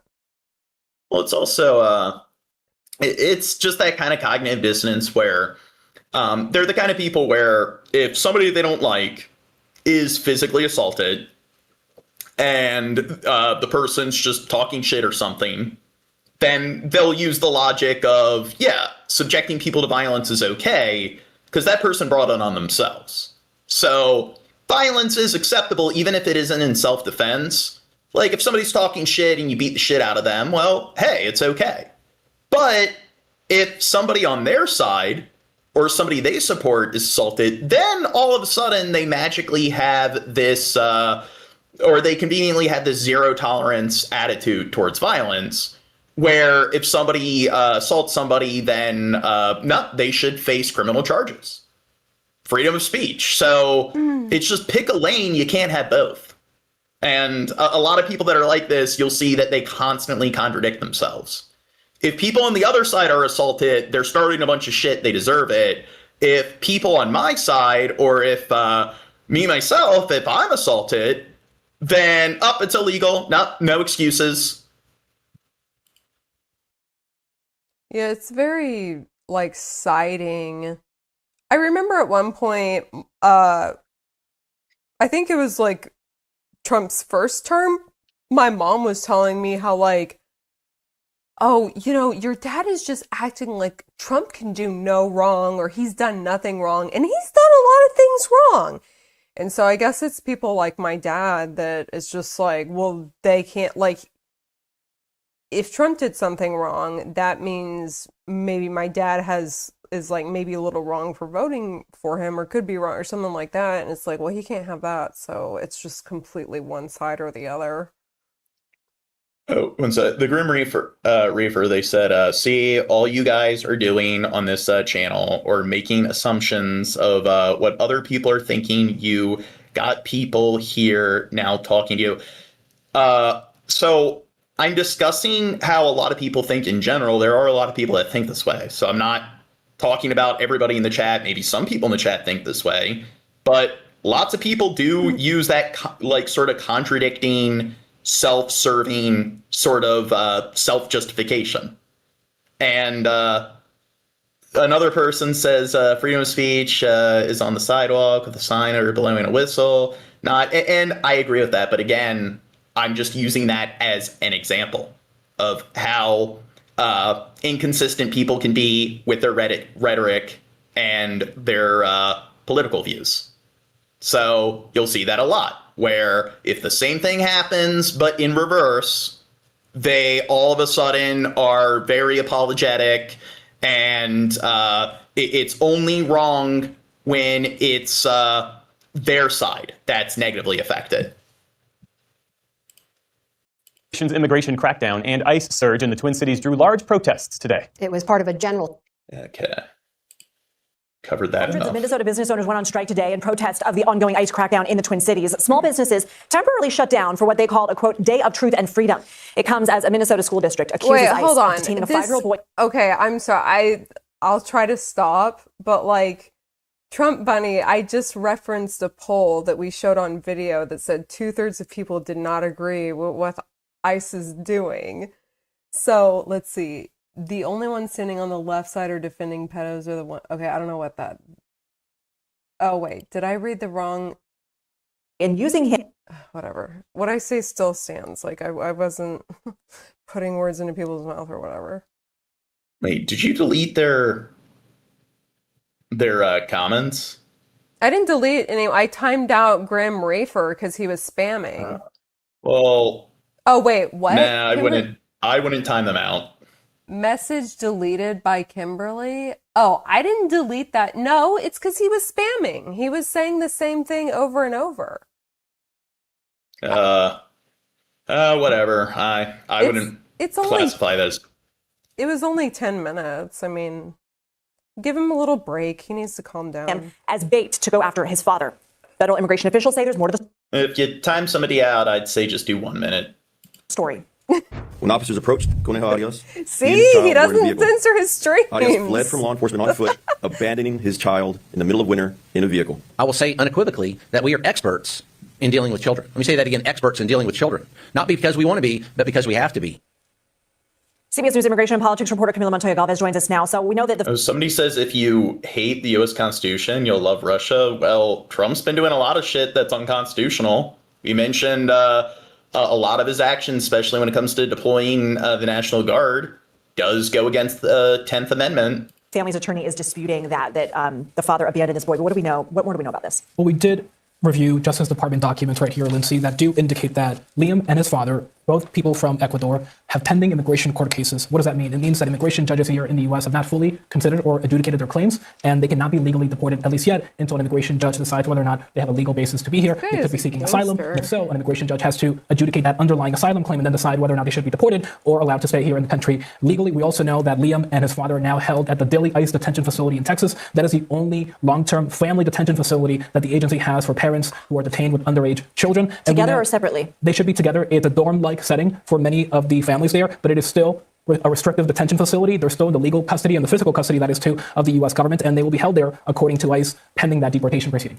So why is ICE going after people whose cases for asylum have not yet been adjudicated? And what else do we know about these allegations that the boy was used as bait? It's a good question. That is not necessarily new. The Trump administration has been increasingly targeting people who may have pending asylum cases or pending applications for other immigration benefits, arguing that they still do not have a valid reason to be here and that the Biden administration, in many cases, allowed them into the country illegally. Well, the problem there is if they're reviewing decisions made by the administration before them, if they did come here legally initially and that administration decided that, okay, them seeking asylum, we're actually going to give them asylum or review their case, then I think if they decide that, okay, we've decided that with the current administration that we don't support their decision, I think there's an ethical way to go about, I guess, redacting or amending that decision. And I don't think it's by just having an abrupt raid and just raiding the person's home. I think there's a way to contact them and to subpoena them to come to court to then discuss everything. The logic of like, hey, we've decided that there's a change in policy, so we're just going to send a bunch of jackboots to kick down their door. And it seems like that's a lot of what's going on. And I think it's a bit unpragmatic and unethical to go to that extreme. Circumvention of U.S. immigration law. That has been the argument. Of course, advocates would say that the administration is targeting people who are playing by the rules, who are complying with the process, and who don't have a criminal record, like it appears to be the case in this family's case, and that have been playing by the rules and are trying to get legal. Somebody mentioned, hey, take notes, 56 people were killed by ICE. So I don't support Obama at all. I think Obama was a piece of shit president. I think Obama was pretty right-leaning, even though he was a Democrat. He deported more illegal immigrants than any other president. I don't know if Trump's beaten his record yet. So, I mean, I don't like Bush. I don't like Trump. I don't like Biden. I don't like Obama. So that's the thing. Obama was a scumfuck, and he had people on the left going out of their way to defend Obama because he happened to be the candidate supporting their party, where people just turn their brains off and do play the tribal political football game. And that's a perfect example where even though Obama was doing a bunch of stuff that wasn't in line with left-leaning politics or the sort of principles that people on the left tend to promote, they just play the political football game. So they go out of their way to just vindicate them and to ignore all of their sort of policies and practices that conflict with the ideologies of the party they're supposed to be supporting. Status. The administration does have the authority legally under U.S. law to detain anyone who does not have a visa or a valid immigration status, including pending asylum claimants, but it's a question about logistics and policy and whether the administration should be prioritizing dangerous criminals with the limited detention space that it has over people like Liam and his dad. Thank you.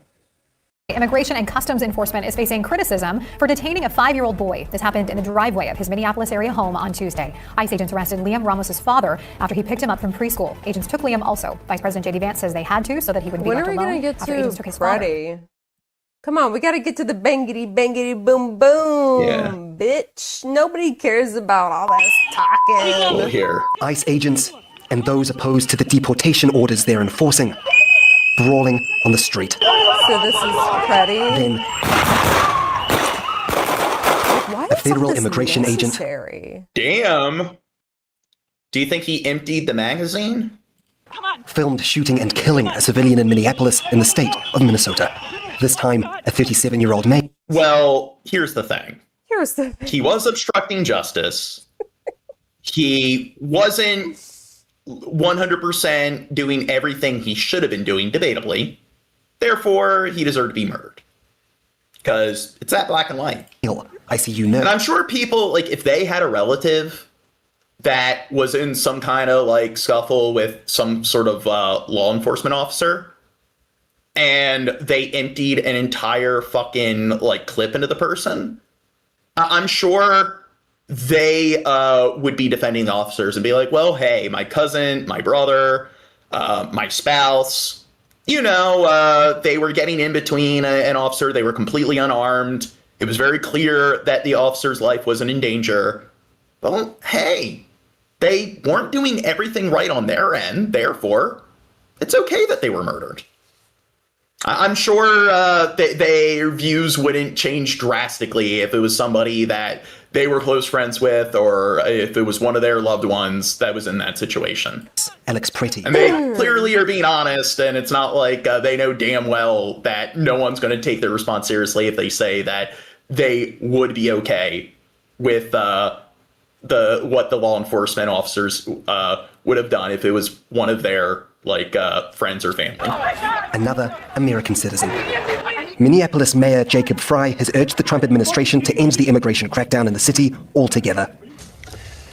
How many more residents, how many more Americans need to die or get badly hurt for this operation to end? The Department of Homeland Security, quick to post a picture of the whip. Somebody in the chat says, change the two-party system, come together to remodel oversight for government using a citizen rep group, like a pub test, in other countries in Norway, i.e. Norway, need that in Aussie too, Australia too, I guess. But yeah, 100%. I think one of the most problematic things with our government is the two-party system. Just especially, like I said, I don't think there should be any parties. George Washington, he did not support or run under any sort of political party, and George Washington thought that there should be no parties. But then, after his presidency, things just went into ascended into a two-party system. So I guess they didn't heed his advice. They said belonged to Pretty. During this operation, an individual approached U.S. Border Patrol agents with a 9mm semi-automatic handgun. The agents attempted to disarm the individual, but he violently resisted. Fearing for his life and the lives and safety of fellow officers, a Border Patrol agent fired defensive shots. Protesters, outraged over ICE agents' violent enforcement of the Trump administration's deportation policies, immediately clashed with federal agents. Okay, it seems like a lot. So when it comes to local law enforcement, one thing that you'll see a lot is cops really like shooting people's dogs. You'll see scenarios where it's like a Pomeranian or like a Yorkshire Terrier, like some of like the smallest sort of dog breeds that are like running up and wagging their tails at the police, and the cops just shoot them dead. So it seems like a lot of people who become law enforcement officers, whether it's at the state, local, or federal level, are some of the biggest fucking pussies. It's like they fear for their life if somebody just simply looks at them funny, and looking at them funny is attempted murder. Tear gas and pepper spray to disperse the crowds at the scene where the shooting took place. State Governor Tim Walz says the Minnesota National Guard is ready to assist police. Have you activated the National Guard? I noted that Sheriff Witt has requested for additional assistance. Can you tell us whether they're going to be playing a role in keeping the peace? Yes, the answer is yes, we have, as we said last week, and we staged. Is not under so much threat that we need to be pulling these big military vehicles out here. I guess that's what it is about this. We are the most militarized country on the planet. We spend more money on our military than the next 9 countries combined. And a lot of like the law enforcement agencies, all of these like armored vehicles are passed down to them by the military. So when the military has no use for them anymore because we have such a large stockpile of military vehicles and equipment, it's just given to the agencies. So, and I'd say that's a problem. And by militarizing the police, I guess it does sort of instill this sort of mindset that they're in a war zone. And a lot of them are fucking retarded. You just look at the data. It's like over 90% of cops have less than a 4-year degree. I mean, it's a pretty lowbrow sort of demographic that is drawn to police work.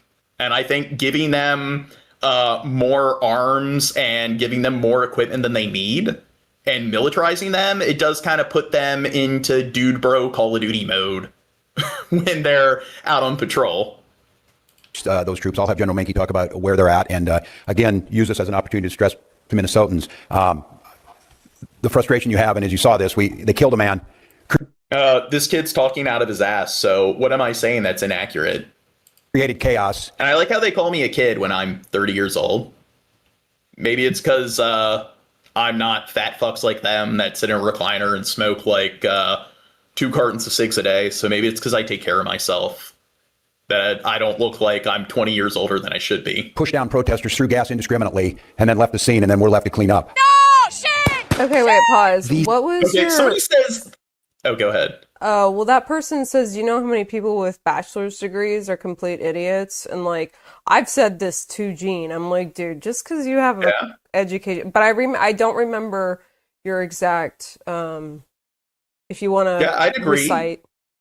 that you're not... I don't think somebody's automatically intelligent because they have some level of higher education, but it just shows that most cops have a pretty low level of education.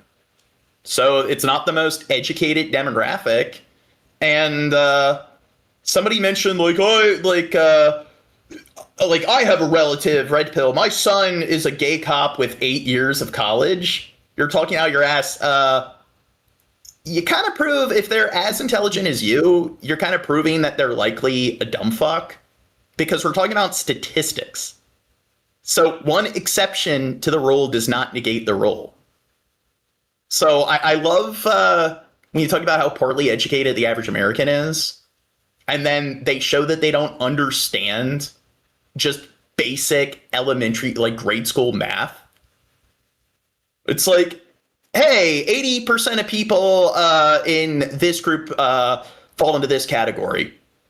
Nuh-uh, I know somebody that falls within the 20% or that don't fall into that category. It's like, okay. I guess averages and statistics are too difficult for them to comprehend. Screams and gunshots cut through Minnesota. I said they have less than a 4-year level of education. So you are aware that you can have a college education that is below a bachelor's, so there's associate's degrees or high school GED. Yeah. Weeks ago. Gene, pause it. You all must be gay because you sound like a little girl, and I'm talking about the military. You know nothing about what you're talking about, and now I'm not going to get specific because... And I don't you don't know what you're talking about because I say you don't know what you're talking about. You don't need a high level education. That's what. It's funny. Okay, well, you're saying I'm making false statements. I said they have below a 4-year education or college education. So clearly, you just can't process like basic English. A federal officer shot and killed a woman, Renee Nicole Good. It sparked widespread protests, tens of thousands strong, across the country. This latest shooting is fuel to the fire. And it's almost like they have access to the internet, so they can just fact check what I'm saying on the spot before they post another comment. But it's almost like these sort of Trump-tard like morons opening up another tab and doing a quick search. It's too hard for them. Too much typing. Perry Wilton, Al Jazeera. Don't miss out. Get the full picture. Subscribe to Al Jazeera for reliable news. Okay, have we seen the video where he gets shot? For the second time, federal agents are involved in a deadly You're wearing shooting a on the beanie streets of indoors. What's that?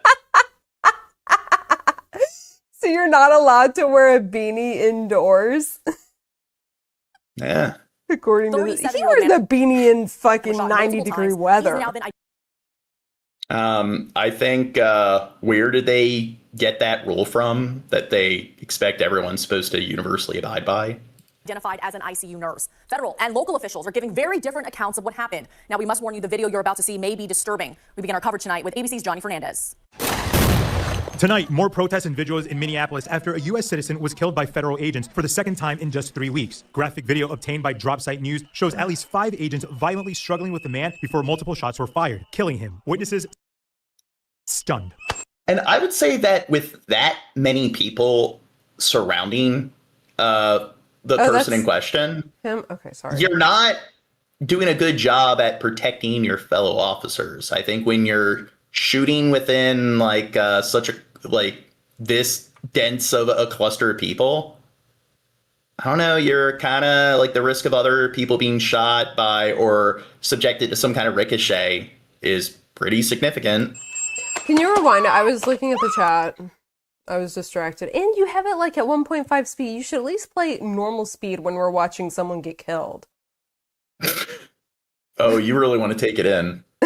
Well, isn't that the only way to fucking do it? To really I guess when we're evaluating the murder scene. You got to really let it hit. Shows at least 5 agents violently struggling with the man before multiple shots were fired, killing him. Witnesses stunned. Okay, so that's when they killed it. Wait, why did they shoot him? I don't think, he was being violent.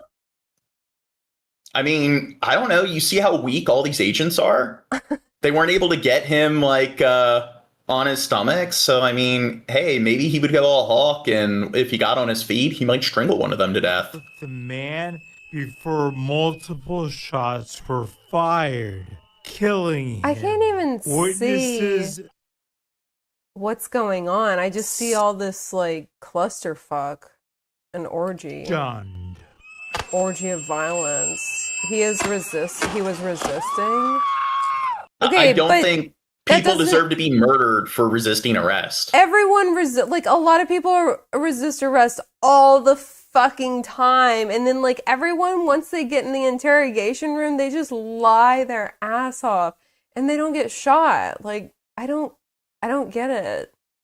I think because it was one of the shootings that I was like, if you can't like take down a dude without a gun, maybe you shouldn't be a fucking police. And it's like the same thing here. Like if you're not strong enough to, or like if you're not properly trained in like restraining someone or doing whatever, getting whatever needs to be done without a gun, then you shouldn't be in that position. Oh, and some other retard FBA all day says he was resisting. So yeah, I read that comment. God, these people are so fucking slow. It's like nobody is arguing that they weren't resisting. These people are so fucking dumb. The way their brains, again, black and white, all or nothing thinking. If they're not 100% in the right, then that magically means that the other side's 100% in the right. I mean, did they not understand the concept of 2 wrongs don't make a right? I guess nuance just goes right over their head. He had a gun. This Preddy guy had a gun. Is that what is going on? Yeah. Well, people are making that claim. So even if he had a gun, did he actually wield it? Or it does change things. Was it in a holster? Okay, I'm gonna have to like disagree with Jen on this one because I have seen. Isn't it like even if you just show a gun, it's like you're okay. I'm not saying he should have been shot, but I can understand why they would have shot him. But if that was the case, then why didn't they shoot him from the get-go? Why were they there like wrestling with him on the floor for 5 minutes? Well, if the gun was in the holster and if his hands aren't on the gun or if he is not wielding the gun, then I don't think that when there's 5 officers there, that it warrants using lethal force. Well, yeah, I'm just saying, like, if the gun was such a big deal, then they would have shot him way before they were wrestling and shit like that. Yeah, and I'm sure, again, if it was somebody in their demographic, if it was one of their redneck buddies who was like, I don't know, in an open carry state, and a cop like shot them dead, and they were being belligerent, I'm sure they would make the argument, oh, they had a gun and they were being belligerent, so therefore they deserve the death penalty. In a scenario like that, they'd be all like, oh, it's the Second Amendment. It's their right to bear arms. That man identified as Alex Preddy. A local nurse. I guess we're playing it more at the speed for the Trump tards in the chat. His father says he thought it was terrible, kidnapping children, just driving people off the street. He cared about those people, and he knew it was wrong. DHS says agents were conducting a targeted operation on an undocumented immigrant. ICE is not majority Hispanic. We already went over that. I know you probably haven't been in here the whole stream, but I made Gene Google it, and it was like 20% is Hispanic, and he went on a whole lecture. But you're wrong, FBA. And the Grim Reaper, I did acknowledge I don't think you should have been timed out. Well, he's back. With a 9mm. No hard feelings. What's that? Handgun. They released this image of a weapon. Police say the 37-year-old was licensed to carry a concealed weapon. DHS Secretary Kristi Noem called the shooting a tragic situation. The officers attempted to disarm this individual, but the armed suspect reacted violently. Fearing for his life and for the lives of his fellow officers around him, an agent fired defensive shots. But city officials questioned that account and whether Preddy brandished a weapon at all. How many? Oh my God. What?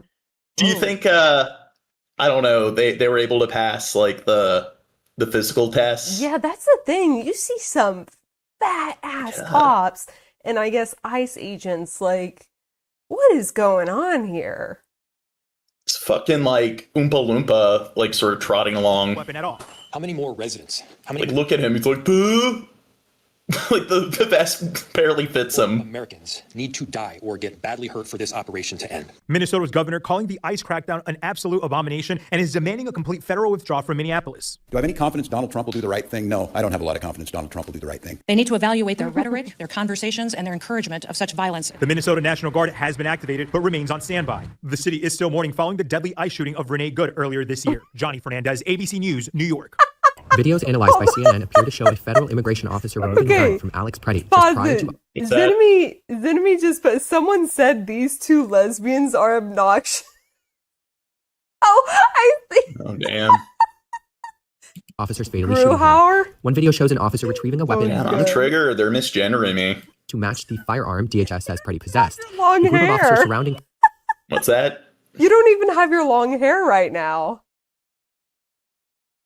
He used to have hair like... I shouldn't have shaved. I look a bit too feminine. Preddy could be heard shouting, he's got a gun. Just over 1 second after the officer emerges holding the weapon, a shot rings out, followed by at least 9 more. Department of Homeland Security Secretary Kristi Noem commented on the incident, saying, The officers attempted to disarm this individual, but the armed suspect reacted violently. Fearing for his life and for the lives of his fellow officers around him, an agent fired defensive shots. At no point in any of the videos reviewed by CNN can Preddy be seen wielding a weapon. He is seen carrying... And I know you can't know 100% what's going through the minds of the agents at the time, but I think a lot of them, it's just like, here's a gun, oh boy, I can shoot them! Oh, they're resisting, oh boy, I get to use force! I get my, like, sort of adrenaline power high. A phone camera in one hand earlier in the encounter. The Minneapolis police chief said Preddy was believed to be a lawful gun owner with a permit to carry. People outside of here need to pay attention.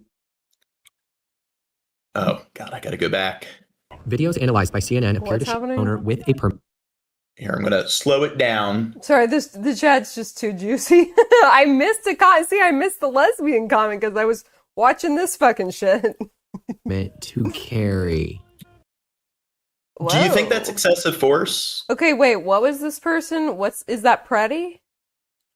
Well, no, that's not Preddy, that's somebody else. Why are they doing that? I mean, why, like...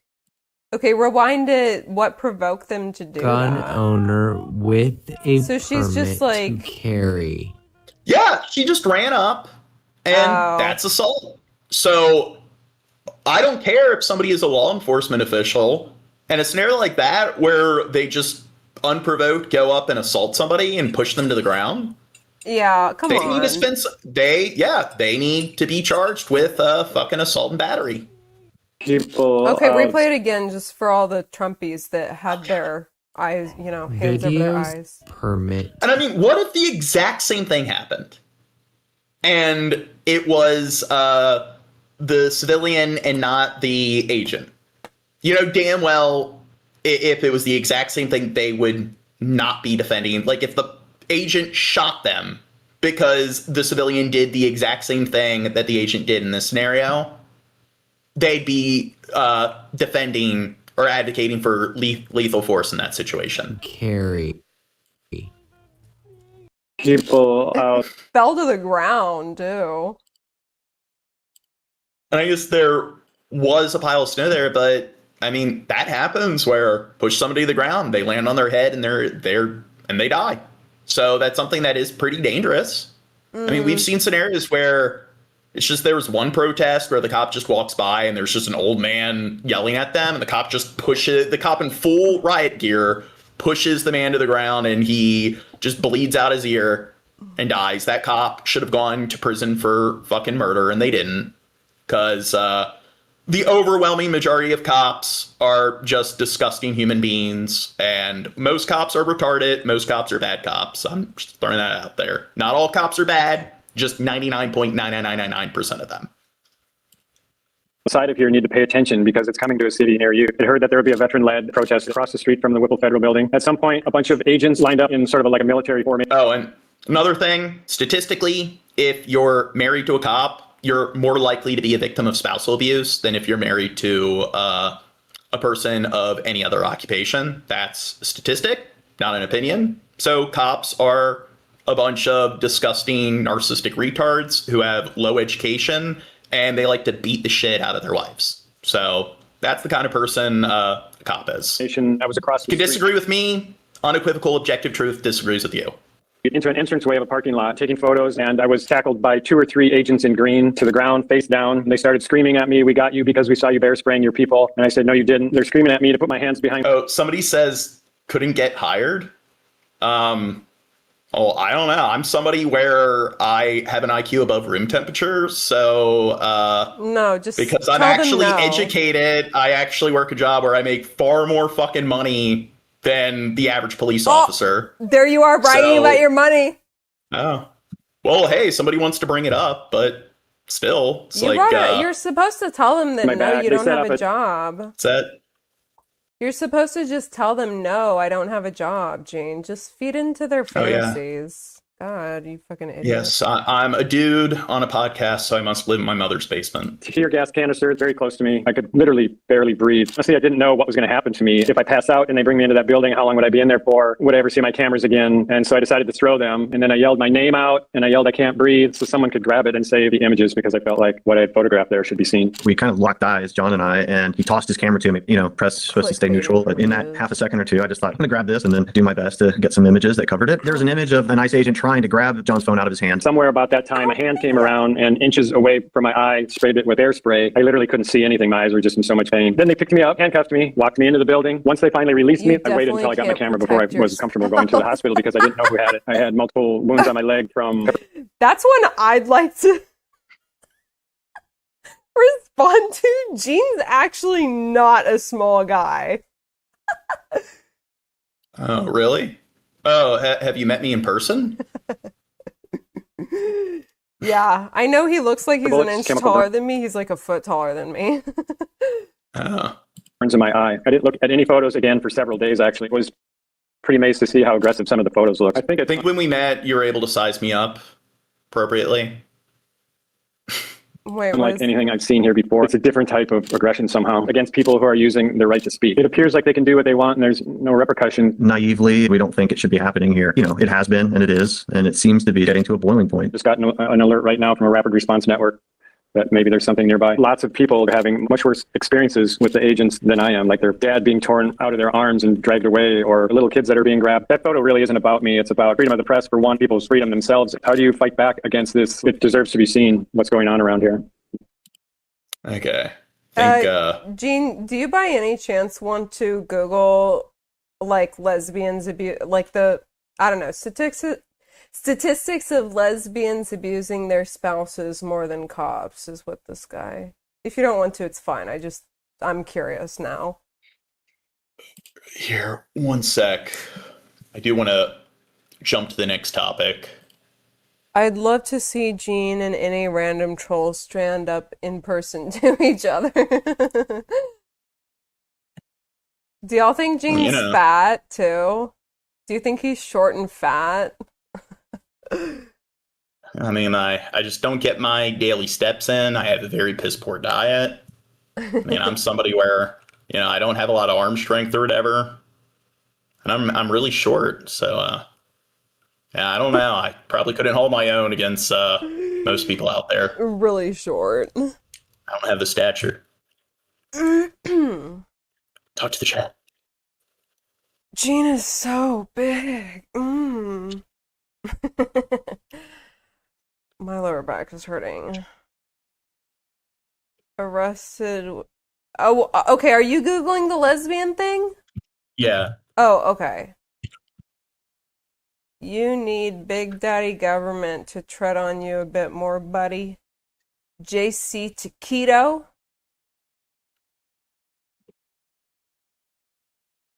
There's everyone's calling each other buddy here in this.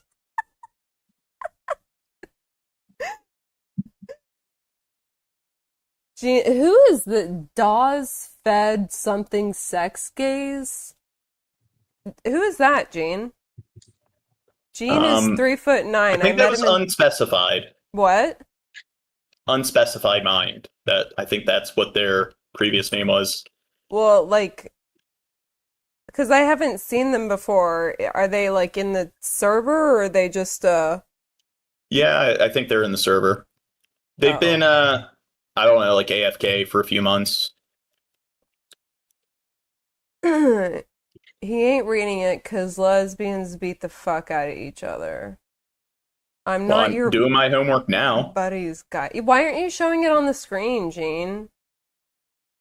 I think it would be boring me opening up all these different tabs and. Oh, he's opening 20 different tabs. Well, but when you pulled up the statistic for the fucking how many Hispanics are in ICE, that only took one. Oh, I don't think, maybe you didn't do that on stream. Whatever. Well, I was going to .gov agencies here. Oh. I'm trying to find government sources, and I'm also trying to find peer-reviewed sources. Oh, okay. So I'm staying away from journalistic sources because, the Trump tards have high standards. And I'm sure that they will go out of their way to prune the information by differentiating between the different types of sources that I presented. They don't just do a quick Google search, go to the first article that they click on, and just blindly believe what it says. It's only the liberals that do that.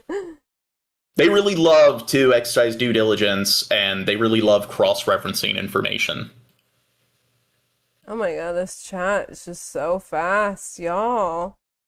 I try to clarify Hispanics and other minorities. The 2025 numbers have not been posted, but they have noted a 20%. Okay.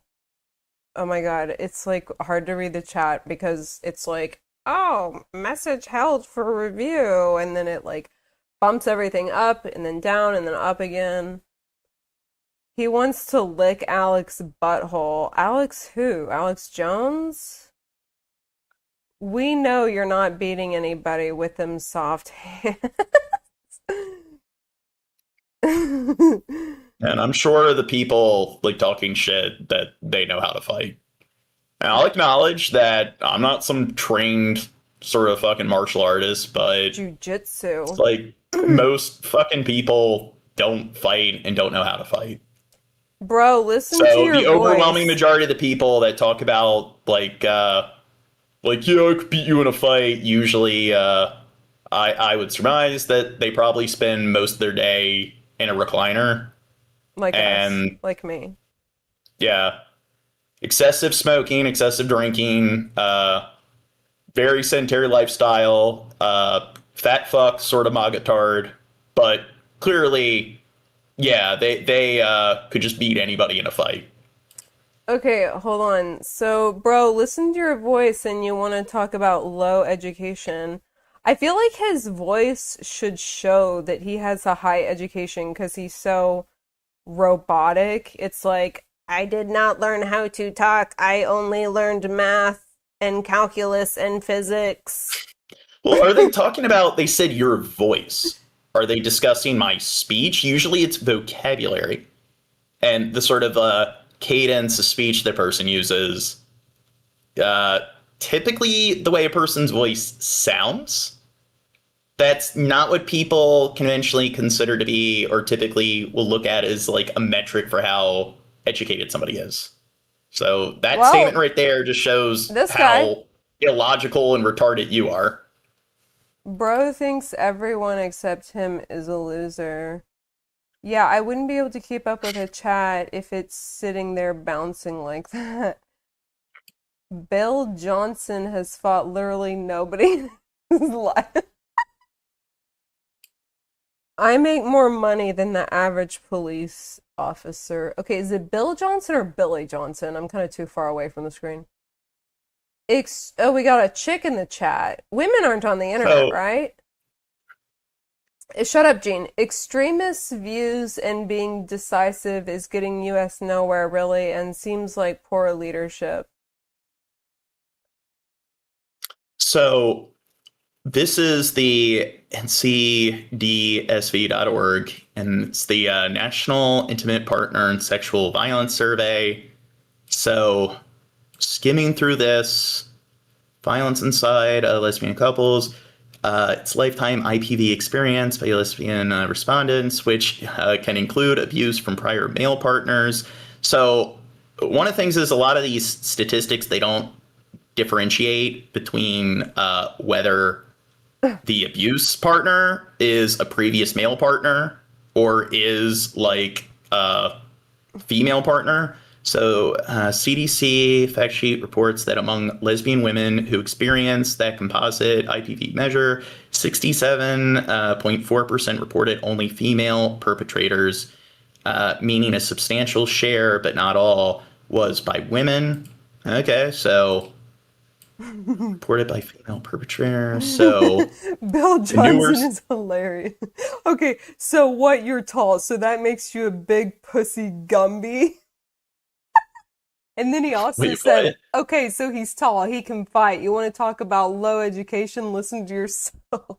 Okay, sorry, what are you saying? So lesbians don't beat each other up? Is that what you're saying? Well, no. Well, I'm here. This is like this is a PDF document, National Intimate Partner and Sexual Violence Survey. So here it says that 67.4% reported only female perpetrators.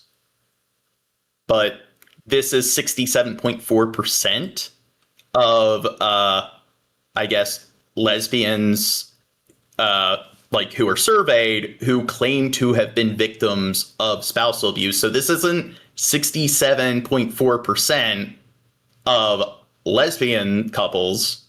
This is 67.4% of lesbians who have claimed to be a victim of spousal abuse. And it's just, it makes sense that the majority of like those who abuse them would be the same sex because, well, they happen, I don't know if they're aware of this, but they happen to be, the whole point of being a lesbian is you are married to somebody of the same sex. And then CDC report, analyze estimates, report even higher lifetime victimization levels for lesbian women on some measures. Contact sexual violence, physical violence, stalking by an intimate partner, physical violence by an intimate partner. But again, this is victimization reporting, not lesbians are more likely to abuse. Okay, so the problem with a lot of these statistics is that they're, and I guess these are from government agencies. These aren't from think tanks. So typically think tanks will go over the broader sort of demographic. So a think tank would look over out of all of the people in this demographic, out of all gay versus straight Americans that were part of the survey, this percentage of people in this demographic said this. So it doesn't seem like there's a lot of data from think tanks, and a lot of the data here is, from .gov sources. And the problem is they're only getting data from people who are confirmed to be in abusive relationships. So it's just like, hey, out of a survey of 100 women who were in abusive relationships, 100% of them claim to be in abusive relationships. Okay, so I knew one lesbian couple that had some physical altercations. That's why I was like, oh, well, now I am curious. So I'm going to Science Direct. So that's academic database. So there, it's only peer-reviewed data. Officer perpetrated domestic violence, found rates ranging from 4.8% to 40%, with a pooled estimate of 21.2%. And it emphasizes that methods and sampling choices likely drive much of the spread. So this is for police officers. So here, this data is discussing police officers overall in general. Mm-hmm. So it's not just cops that have been convicted of spousal abuse. It is just police officers in general, or interviewing relatives of those who are children, siblings, or parents of police officers. So one frequently cited early study on law enforcement, interspousal aggression reports very high violent relationship figures in the 37 to 41% range, but also breakout behaviors, 25% minor physical aggressions by male officers, 6 to 8% severe physical violence by males. So then it's So it seems like all the estimates show that with the general police population, it's estimated to be between the mean is 41%. And 41? All of these sources, the CDC with lesbian couples overall, it shows that the mean is... The problem is none of the sources for spousal abuse amongst lesbian couples is just discussing the general demographic. It seems like it's all just interviewing people who are already in that abusive relationship. So there's not enough data. There's inconclusive data. Women beat on their partners more than police do. Thank you for reading that aloud to the class. Appreciate my fact check actually checking out. Okay, Demon from Sun. I thought that was Bill that was saying that stuff. Oh my god. Who is not approving these comments? If they think that fact check that I just did verified what they were saying, then they just have... I guess I was reading it to them, so I guess it wouldn't be poor reading comprehension, but they just have poor language comprehension, if that's the case, if that's how they interpreted it. Okay, so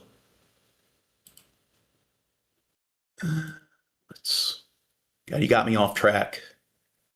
You said next topic before.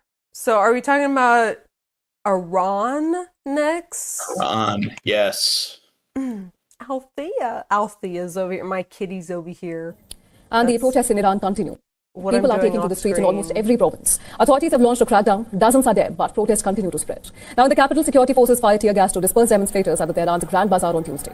Protesters... Okay, and see, we cover unrest globally. So it's not just America where law enforcement agents are beating the shit out of people and murdering people.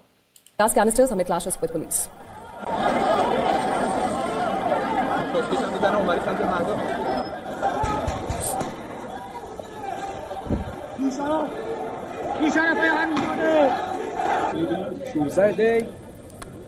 According to a video shared online, a large crowd gathered on a covered street, which can be heard chanting the slogan. These chants included "Death to the dictator." What's that? Is this freezing? It's freezing on my end. Oh, okay, it's unfrozen. Another video. Okay, so how much do you know about Iran and their history with the United States? Oh, I don't know. I just saw one of those like travel vloggers go there, and he's like, the people are very nice here. That's my opinion of them. When it comes to the general population, I would say Iran, they're pretty progressive compared to much of the Middle East. So when it comes to the policies of their government, the people definitely don't see eye to eye with the government. And it was a few years back, there was a woman who was beaten to death by, they call them the religious police or the moral or the ethics police, and for not wearing her hijab. And legally, women are supposed to be wearing their hijab in Iran. But if you look at a lot of footage, a lot of, like you said, travel vlogs, seems like a very, very, very large percentage of women in Iran choose not to. And it seems like a very, very large percentage of men in Iran support women's rights to dress how they please. So that's something that a lot of people aren't aware, is that when you look at just the general ethics and principles of the people in Iran, it is much different than the sort of like draconian sort of cleric state sort of policies that you see with their supreme leader and the government that surrounds them. You showed a statue of late Supreme Leader Ruhollah Khomeini and his successor Ali Khamenei set on fire by protesters. They can like go to the movies alone. What's that? All I heard you say was they don't make them wear the hijab or whatever. So they can like go to the movies and like drive and go to the hospital in Iran. Legally, they're supposed to be wearing hijabs. Oh, but they don't. But the general public doesn't support it. So you'll see that I would say most women in Iran, or at least when you look at footage of Tehran and stuff, a very, very large percentage of them choose not to. And I support that. And it seems like their general population supports that. It's just the government that wants to enforce these sort of draconian sort of religious sort of politics. Authorities have not published an official death toll yet. However, the US-based human rights activist... But you didn't answer my question, Gene. What about going to the fucking movies and like driving? Can women do that? Yeah. Okay. There are a few countries where women, like Saudi Arabia, recently. The movies are like divided. A few years ago in Saudi Arabia, they legalized women being able to drive. But even in like the Middle East, most Middle Eastern countries, the overwhelming majority of women have the right to drive. And ironically, Saudi Arabia is probably one of the most oppressive or one of the most draconian sort of states when it comes to how they enforce their sort of like religious sort of like dogma on the people. So they have some of the least freedom in terms of how they can dress. Like women in many ways are just house slaves in Saudi Arabia, and America likes to suck the dick of Saudi Arabia. So the United States, like in Iran, there's lots of things that their government's guilty of. But the thing is, we back Saudi Arabia, and Saudi Arabia does a lot of fucked up shit. So people will point to Iran. They're selling like kamikaze drones to Russia, but then, or they have supported the Assad regime in Syria. But then we support Saudi Arabia, which pretty much enclaves Yemen and does the same thing to Yemen that Israel does to Gaza. And Saudi Arabia is guilty of like extreme human rights violations, like the UAE, which is kind of just like an appendage puppet state of Saudi Arabia. They've been selling weapons to the RSF in Sudan, supporting that genocide. So, and Saudi Arabia and Iran, I would say, are the two big micropowers in the Middle East that have been having a long, ongoing sort of Cold War with one another. And it kind of shows that there aren't really any good guys. Israel, America, Hamas, Saudi Arabia, Houthis, Hezbollah, the Assad regime, Iran, they're all fucked up. We live in a fucked up world. Human rights violations galore, genocide galore. It said that I have to go to the bathroom, so I'll be listening from there. You're going to leave me here alone with the chat. Eat me alive. Affiliated with security forces. Over 2,000 people are said to be detained. The group relies on an internal activist network and has been accurate in its reporting in the past. Now, Iranian semi-official media reported that a policeman was shot dead by what they called rioters in Malik Shahi in the western province of Iran. Malik Shahi is a district of 20,000 people, many of them from Iran's Kurdish minority. There have been widespread protests and a violent crackdown by security forces in recent days there. The protests were triggered by anger over the rising cost of living. The wave began on December 28th, with a shutdown by merchants in the Tehran Bazaar, a national economic hub. It has since spread to other areas as well. Students have joined in, and according to rights group... So people in the chat that love Donald Trump, why do you think Donald Trump has an invested interest in Iran? Do you think it's because Trump is pro-freedom and he just cares about the rights of the average Iranian citizen? Or do you think it's because the U.S. has an invested interest in that area, just in general? So they're hoping that they can try to install like some sort of regime change. And maybe if they just happen to support this sort of uprising, they could put some kind of puppet dictator in place that is just more loyal to the U.S. as opposed to Russia or China. And I would predict the latter. Over the past 10 days, at least 285 locations in 92 cities across 27 provinces have witnessed protest gatherings. The government of President Masoud Pezeshkian has announced modest monthly payments for people to alleviate the economic pain. But the Iranian currency continues to fall. According to the informal black market rate and several currency monitoring websites, Iranian rial in value to approximately 1.47 million rials to the dollar. Now, Iran's judiciary has warned that Tehran will offer no leniency to rioters, but it added that the public has a right to demonstrate. The head of the country...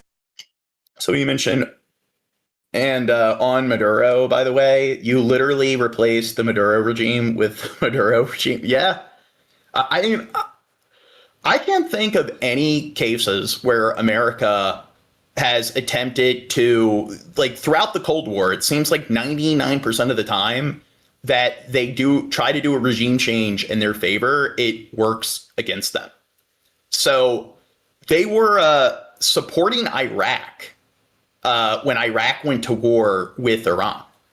So that war lasted for 8 years, and that was after like Khomeini took power, and that pretty much we gave weapons to Saddam and his regime.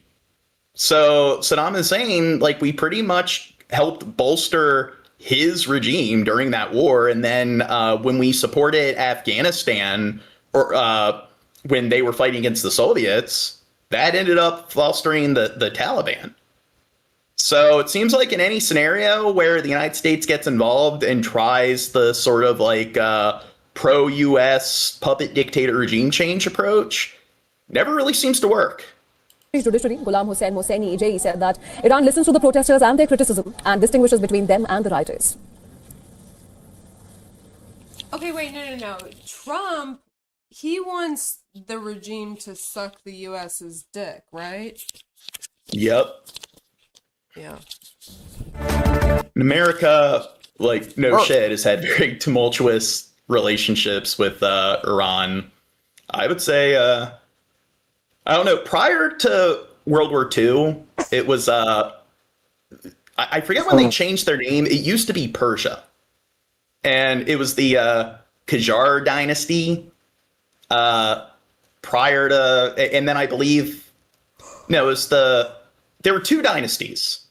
There was the Qajar dynasty. I think that was the one that was overthrown. And then I think it was the Pahlavi like dynasty. And they were the ones that I believe supported the Soviets. And they, like, once they took control, I think they were only in power for a couple decades before Konami took control, the supreme leader, and currently his successor is in charge.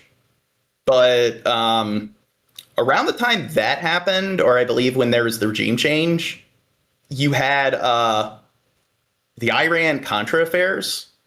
And I think that went on around the same time where it was, I believe in 79, they raided the embassy, or what is it? An Atola, like a pro-Atola group raided a U.S. embassy. And there were like a few or several dozen U.S. hostages, and they were held hostage for years.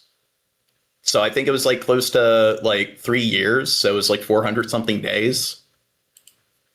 And of course, you had the big, it was like the Reagan administration's version of like the Watergate scandal. So you had the Iran-Contra affairs, where they were like supposedly trying to sell weapons to the Contras in Nicaragua that were fighting against their government. So that was another proxy war in the Cold War.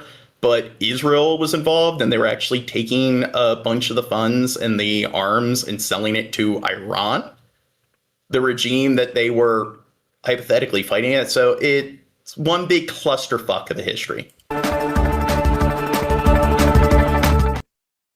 For nearly the past 3 weeks, protests have been rumbling on in Iran. Originally triggered by a decline in Iran's currency, the rial, the protests have since spiraled out into a wider push for... Okay, wait a sec.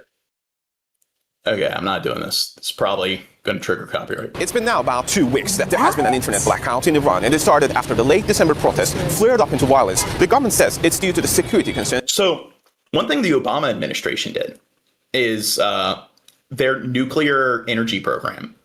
There's the Stuxnet virus. I know I've detailed this before on stream, but it was this sort of sleeper saboteur program that was designed to pretty much just wait, infect as much like hardware flash drives as it possibly could, spread it across the world, and do its thing once it got to the right location. So in data communication, you have an air gap. Do you know what an air gap is? No. What? Sorry. So it's getting later. My ADD is getting worser. Okay. What were you saying? Well, in cybersecurity, an air gap is when you have two different networks that aren't connected. So the only way to get information from one network to the other network. So let's say you have a local, like peer-to-peer network in a facility that isn't connected to the internet.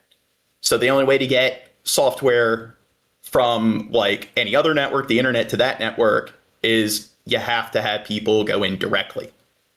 So the Stuxnet virus was designed to spread to like covertly to as many different like hardware as it could until it got on some flash drive or something that made its way into that facility. And then it was designed to like the pylons within the nuclear generators, it was designed to disrupt their cycle. So they would just abruptly pause, and then it calls the generators to pretty much collapse. And that's where Obama came in, like to negotiate or propose the Iran like energy deal. And because of cybersecurity? Sorry, I'm only picking up like bits and pieces of what you're saying. It was a type of like cyber warfare. Oh, and okay. Surprisingly, if we're going to talk about countries that with their like cyber warfare divisions, North Korea is actually up there. So they're probably like one of the top 10 countries when it comes to their like cyber warfare division. But Iran, in a response, has also invested heavily in cyber warfare. So I would say when it comes to like all the different like global like military players, when it comes to that realm of warfare, because we kind of instigated things with Iran, they've kind of worked their way up there when it comes to their cyber like warfare like divisions. And I guess they were talking about how they declared an internet blackout for the people. So that just made me think of that. That such a decision has been made, and that domestic websites and online services are still available. But the reality on the ground is that there has been a tough situation for businesses as we speak. Iran? Because I was wondering what all this had to do with Iran. Because like they're saying in the chat the nuclear whatever, and I do remember a little bit of that. They're like not supposed to produce them or something like that. Yeah. Well, they're allowed to invest in nuclear energy. They're supposed to abide by certain auditing from the US or other like third parties. And this is where I'll recognize my own ignorance. I don't know how much they've been complying with those particular policies. So it could be that they've been complacent and that the Trump administration is just being undiplomatic and is deciding to just bypass the policy that's in place. Or it could be that they legitimately are engaging in foul play. But I'll admit that I don't have the clearance to know 100%. How do you not know? What's that? How do you not know? I guess I'm retarded. I don't know everything, so I must be a retard. Travel agencies are currently facing major challenges. Most international flights have been cancelled, and tickets for the few operating flights can't be purchased. Passport renewals are impossible due to the internet shutdown, and hotel reservations abroad can't be made. This disruption has caused a significant drop in revenue, forcing agencies to reduce their workforce. In-store sales at our shop have been continuing more or less as usual. However, regarding online sales, based on the feedback we've received from our customers, our website has often been inaccessible. And even when it was accessible, network disruptions prevented verification codes from being sent to customers. The situation has had a negative impact on sales. Internet disruptions have affected our online sales. The website is not loading. Online purchases cannot be completed, and our Instagram ads are not running. So, I don't know, it seems like their government, like our government, is also really good at fucking over their economy. Obviously, we determined market prices through online channels and groups, but for the Or they're also good at fucking over the livelihood of like small businesses. The past 10 to 15 days. See, America and Iran, our governments have a lot in common. Access to reliable pricing information has also been unavailable. We just opened the shop today and hope that the restoration of the internet will improve the situation. As an immigration services company, we face serious challenges, including placing about 46 employees on forced leave, disruptions in client communications, inability to contact foreign companies, loss of job opportunities for applicants, and lack of up-to-date embassy information have severely impacted our business. Without internet access, our operations are impossible. The shutdown is putting a tangibly damaging impact upon everyday life here when it comes to daily communications. And of course, when it comes to many businesses, the government says... and mentioning the Iran, like, Contra affairs. So with Trump pardoning all the Proud Boys, or Biden pardoning his son, one thing when it came to the Reagan administration is that a bunch of his top officials, like, so his Secretary of Defense at the time, which the Secretary of Defense, I think they're like... fourth or fifth in line to be president, they were found guilty and actually sentenced. I forget, it was Weinberger, Abrams, and McFarlane. I think those were the three like top officials that were members of like the NSA. And when George Bush Sr., he was the vice president under the Reagan administration. And once he became president, he gave all three of those officials a pardon. And I believe all three of them are still alive. Internet is going to be restored soon, but how soon is something that we don't really have any clue about. Until then, communications remain disrupted and businesses continue to pay the price. Don't miss out. Get the full picture. Subscribe to Al Jazeera. Now, the UN's human rights chief has said thousands of people, including children, have been killed in Iran's brutal repression against Okay, what I've seen in the news with Iran is like, I don't know, Trump's doing his usual stuff and they're like, we're ready to go to war and defend ourselves. Is that what this is covering? Well, they have deployed a naval fleet. For those of you who don't know, I was out of state. I was in Miami, so we took a month hiatus. So a lot of the news. We weren't there for a month, done a good job though. keeping track. What's that? We weren't there for the whole month, though.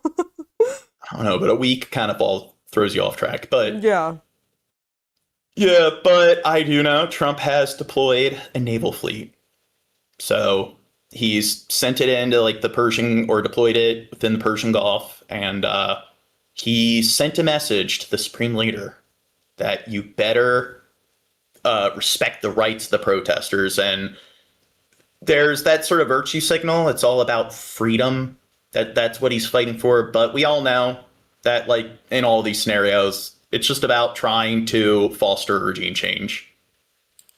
Accusing the regime of a pattern of subjugation and overwhelming force. Iran's leaders have shut down the internet, effectively muzzling the voices of the population and cutting them off from the world. But with eyewitness testimony of people who have since left Iran, we are beginning to piece together some of those horrors. Our foreign affairs correspondent, Porrick O'Brien, has been investigating what happened in the northern city of Rasht, and there are distressing details in his report. We're used to getting our information instantly. For Iranians, though, these new pictures from Tehran 2 weeks ago are not old news. No best before date for evidence of one of the most violent calls of street protests in modern times. So, what? Oh, all that blood. What do you think that red stuff is? We don't know how many people were killed here in Tehran. Okay, now this is interesting. Jesus. Dude, they're painting the concrete red. Rewind it. Let's watch that in slow motion. Well, we don't have to watch it in slow motion, but I do want to see it because I was half paying attention. Because we got some, trollers in the chat. For Iranians, though, these new pictures from Tehran 2 weeks ago are not old news. Okay, where's all the blood? Okay. It's up and coming. No best before date. For evidence of one of the most violent calls of street protest. Okay, so some my. red splotches there. How did all that... Are they just slide? Okay, so this guy's just bleeding and like running. Yeah, he is leaking profusely. Whoa. Yep, it's a wound, a laceration. We don't What happened? Did someone just come up and slash him? How did this happen? No, I don't know. We didn't see how he acquired the injury. Oh my god. Killed here in Tehran. Or here in Mashhad. Or in dozens of other places. Including the northern city of Rasht.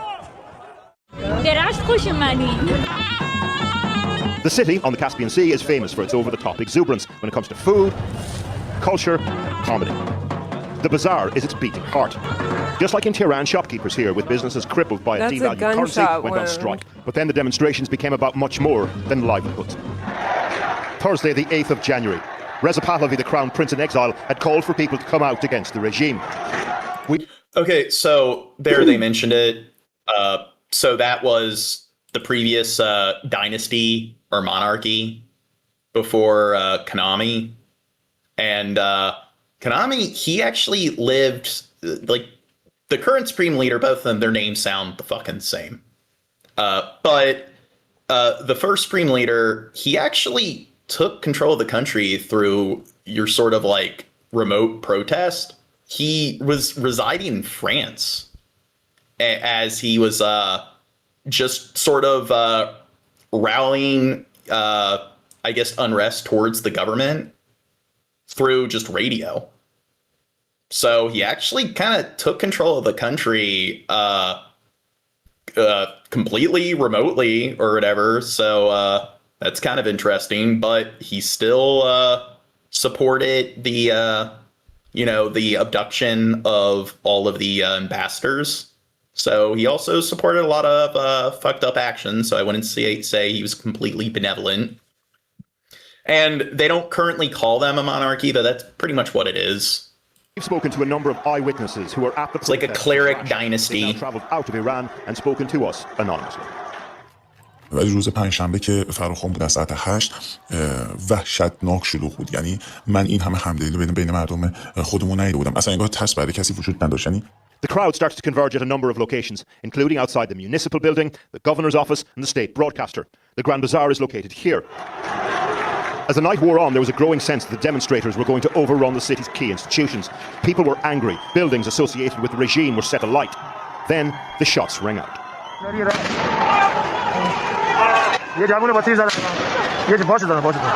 Next, the sound of automatic gunfire.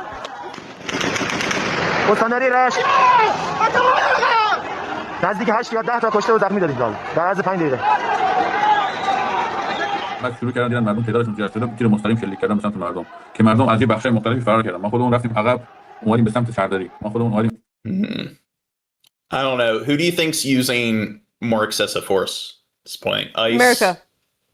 Or the religious police? Okay, so I'm not going to be like, I think with ICE in the United States, definitely have a lot of problems with brutality, but I do believe they've murdered over 100 people at this point, just within the last few weeks. So I do think the law enforcement officials in Tehran are, I don't know, I do think they currently have ICE beat. اومدیم به سمت خیلی داخل بازار بودن یا رفتن توی بازار من که نبودن بعد شروع کردن اینا قشنگ تیر زدن به مردم به چند سمت داشتن تیر می‌زدن. State media said the city's bazaar had been set on fire by rioters and terrorists, but the eyewitnesses we spoke to have a very different version of events. They say that a large crowd of protesters inside the bazaar tried to escape the flames, but security forces had taken positions at the narrow entrances, and as people came out, they were trying to trap them in the building. ما سمت مخالف بازار بودیم این برخه بودیم قشنگ ولی دیدیم که ورودیای بازار دارن تیراندازی میکنن داخل بازار چیزی که ما دیدیم ما رفتیم به سمت جلوتر دوره خیلی آدم‌ها من که ما یعنی شاید بگم 10000 تا 20000 نفر آدم خیلی آدم زیاد بود از هر طرف که بعد نیروی امنیتی شروع کردن به این برم تیر زدن واقعا می‌دیدید جنازه تو خیابون افتاده بود یعنی آدم افتاده بودن همش خون بود یعنی شما میومدی فقط خون می‌دیدی آدم تیر خورده بودن اصلا چیزی بگم مثل میدون جنگ بود من تا حالا چنین چیزی در نزدیک ندیدم. The internet blackout in Iran has made it very difficult to ascertain who or how many people died in Rasht. According to the eyewitnesses we spoke to, it's in the several hundreds. Okay, so I guess it's notably past the 100 mark. So, yeah, well over 100 people at this point. One of them was died in a famous fitness instructor. Iran? Have been murdered by the police in the current protests in Iran. There was more to it. He was a Pahlavan, literally means hero, an ancient Iranian tradition. Like AI, wrestling Gene. makes Why are we fucking showing this? I don't know. Somebody says, the Grim Reaper, you can't compare what's going on in America to the... Okay. Yeah, we can. Are you aware that two things that are not 100% the same can have certain parallels and certain similarities? And plus, there's also, when you're just discussing geopolitics in general, when you're discussing any issues globally, there's going to be a gradient where a certain type of issue is more extreme and less extreme depending on what part of the globe you're in. So, like, I think it's a telltale sign that you're talking to a moron when they don't get analogies. They don't get metaphors. They're not able to grasp the concept of like, trying to take a larger sort of more complex scenario and break it down into smaller core components. It's just these two things aren't exactly the same. Therefore, they're nothing alike. And for him, most Iranians were super. Okay, well, I think that we can compare because that's like what am I trying to say? I don't even know what I'm trying to say. Both scenarios involve protests. Both scenarios involve like excessive force from their law enforcement agencies. So there's definitely parallels that can be made.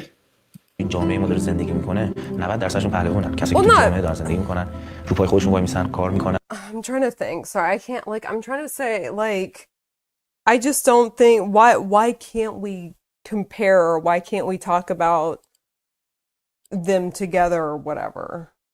Because morons don't understand the concept of nuance. Oh, don't call this. They only know how to think in absolutes. He just has mom issues.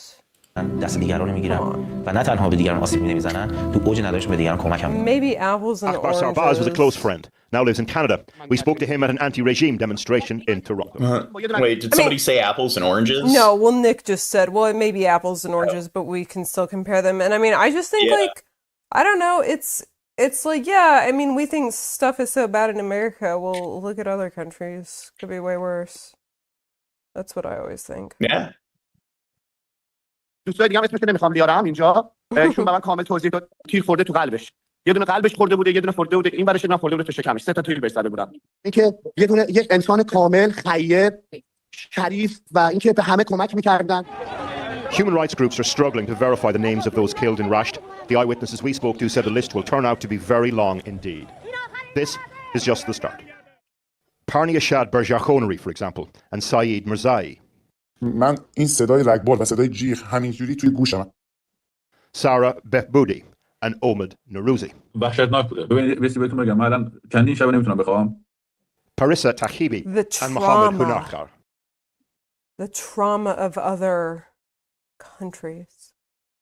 Now, I don't know. Do you think any of them were resisting arrest? Okay, they were protesting, right?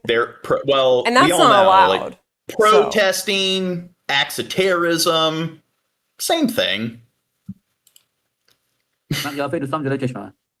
Unless it's January 6th protesters, they're rioters, they're not terrorists. Information blackouts. Well, they're like do not burning extend down to their buildings and shit, right? So they should be shot. In Minecraft. But I think the overwhelming majority of the people that have been killed in Iran have not been engaged in any arson.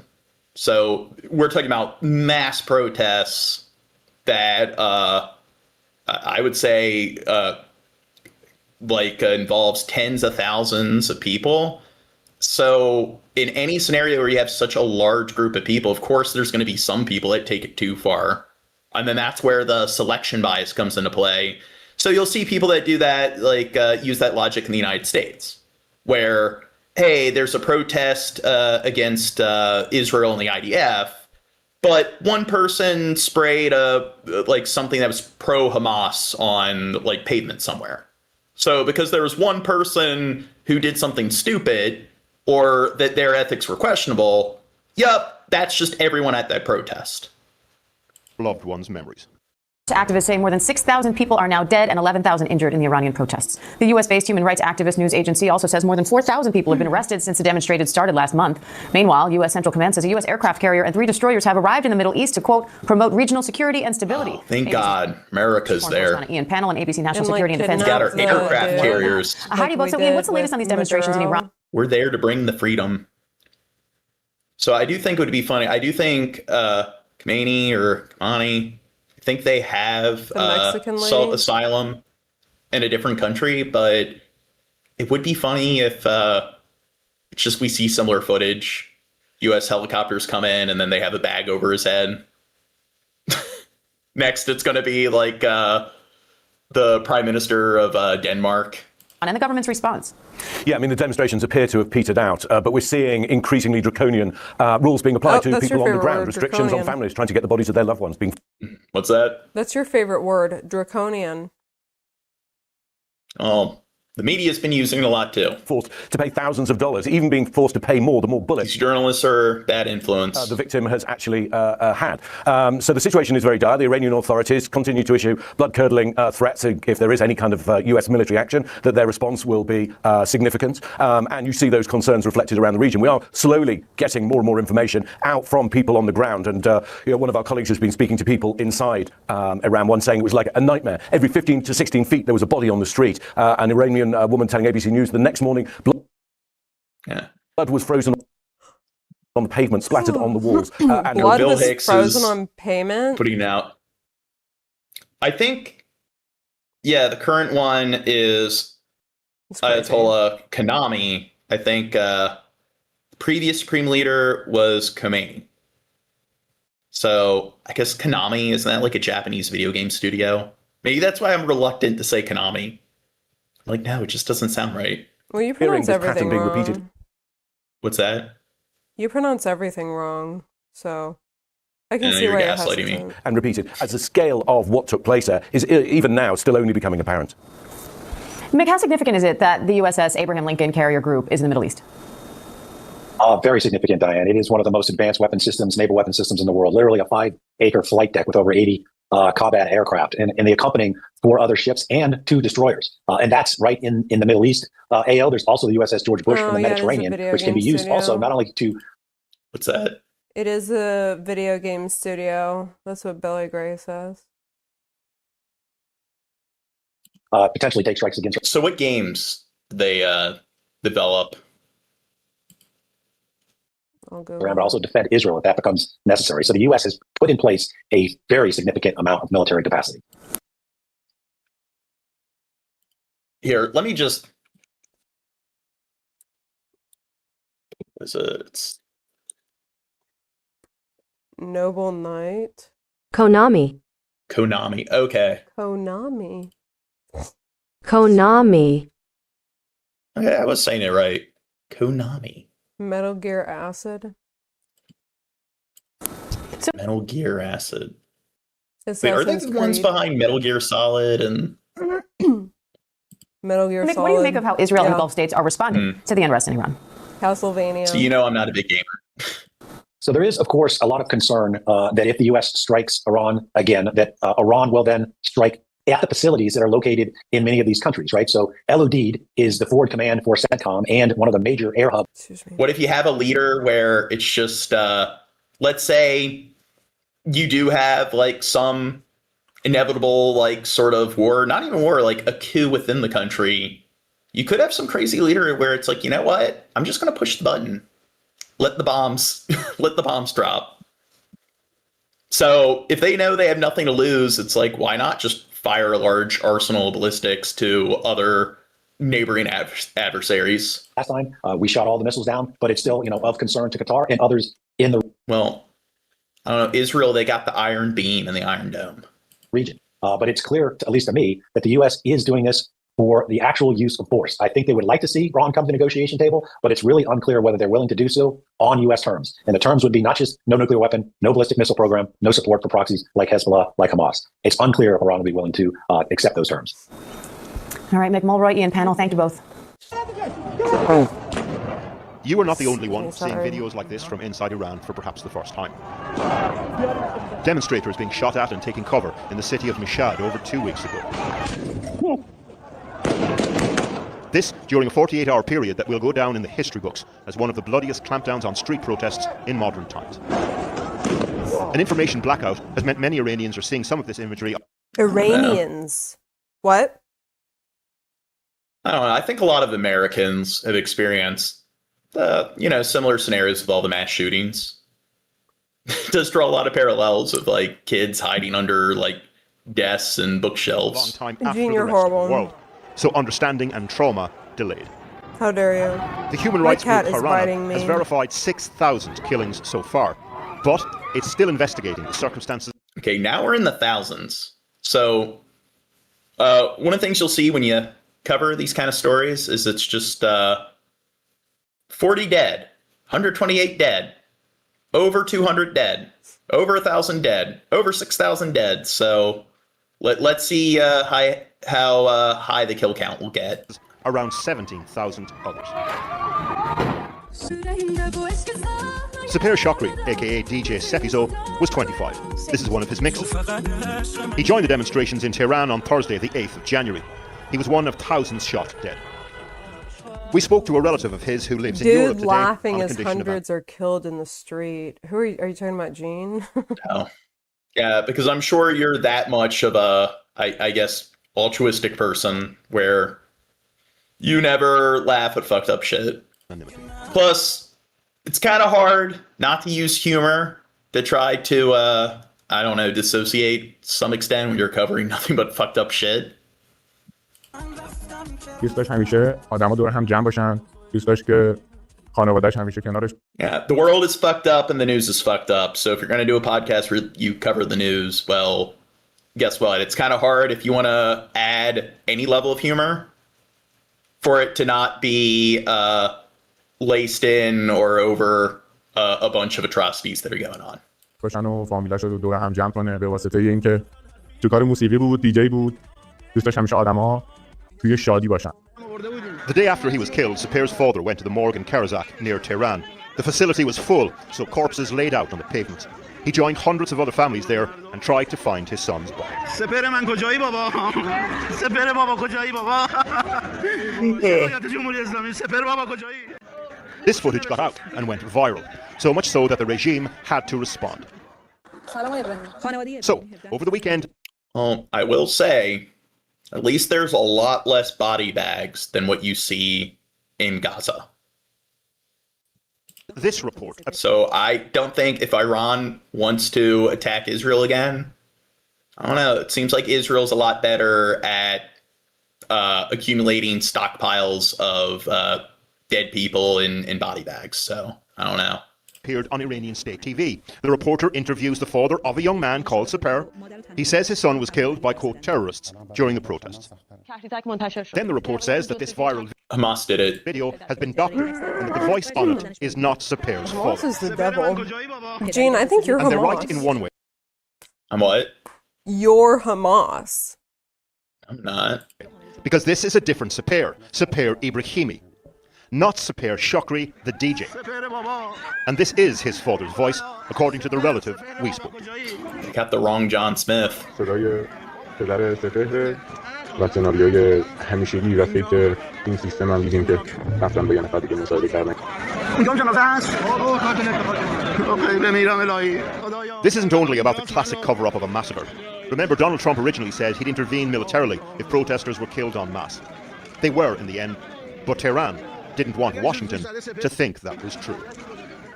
Well, as a fuller picture begins to emerge of violence in Iran, the maneuvers of the US military suggest we may be entering a new phase in the coming days. It's the movement of this aircraft carrier, the USS Abraham Lincoln, that has many believing that a US strike at the heart of the Iranian regime is only a matter of time. The US military has confirmed that the Abraham Lincoln has left its previous position in the South China Sea and is now in the Indian Ocean near Iran. Its current movement allows these jets, the F-18 Super Hornet and the F-35s, to be deployed for potential strikes, as well as the EA-18 Growler, which can be used to jam electronic devices. It's believed... Yeah, again. The U.S. Navy is the world's second most powerful air force. The aircraft carrier and supporting ships are already within striking distance of Iran. They're not yet at their final destination. And President... Now, didn't Trump campaign on not getting involved in terms of external military affairs? Doesn't really seem to be abiding by his campaign promise there. Trump has labelled the movement of ships to the region an armada. Well, joining me now is Vali Nasser, former US government advisor.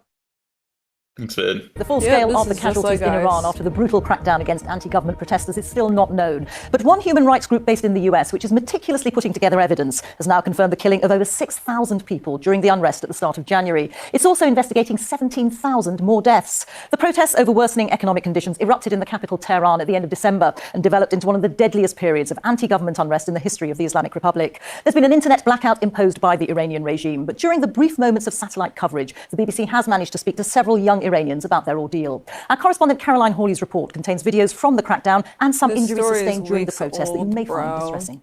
What's that? This story is weeks old, bro. Well, that's usually how we organize them, where you organize we put them in. Well, I organize them.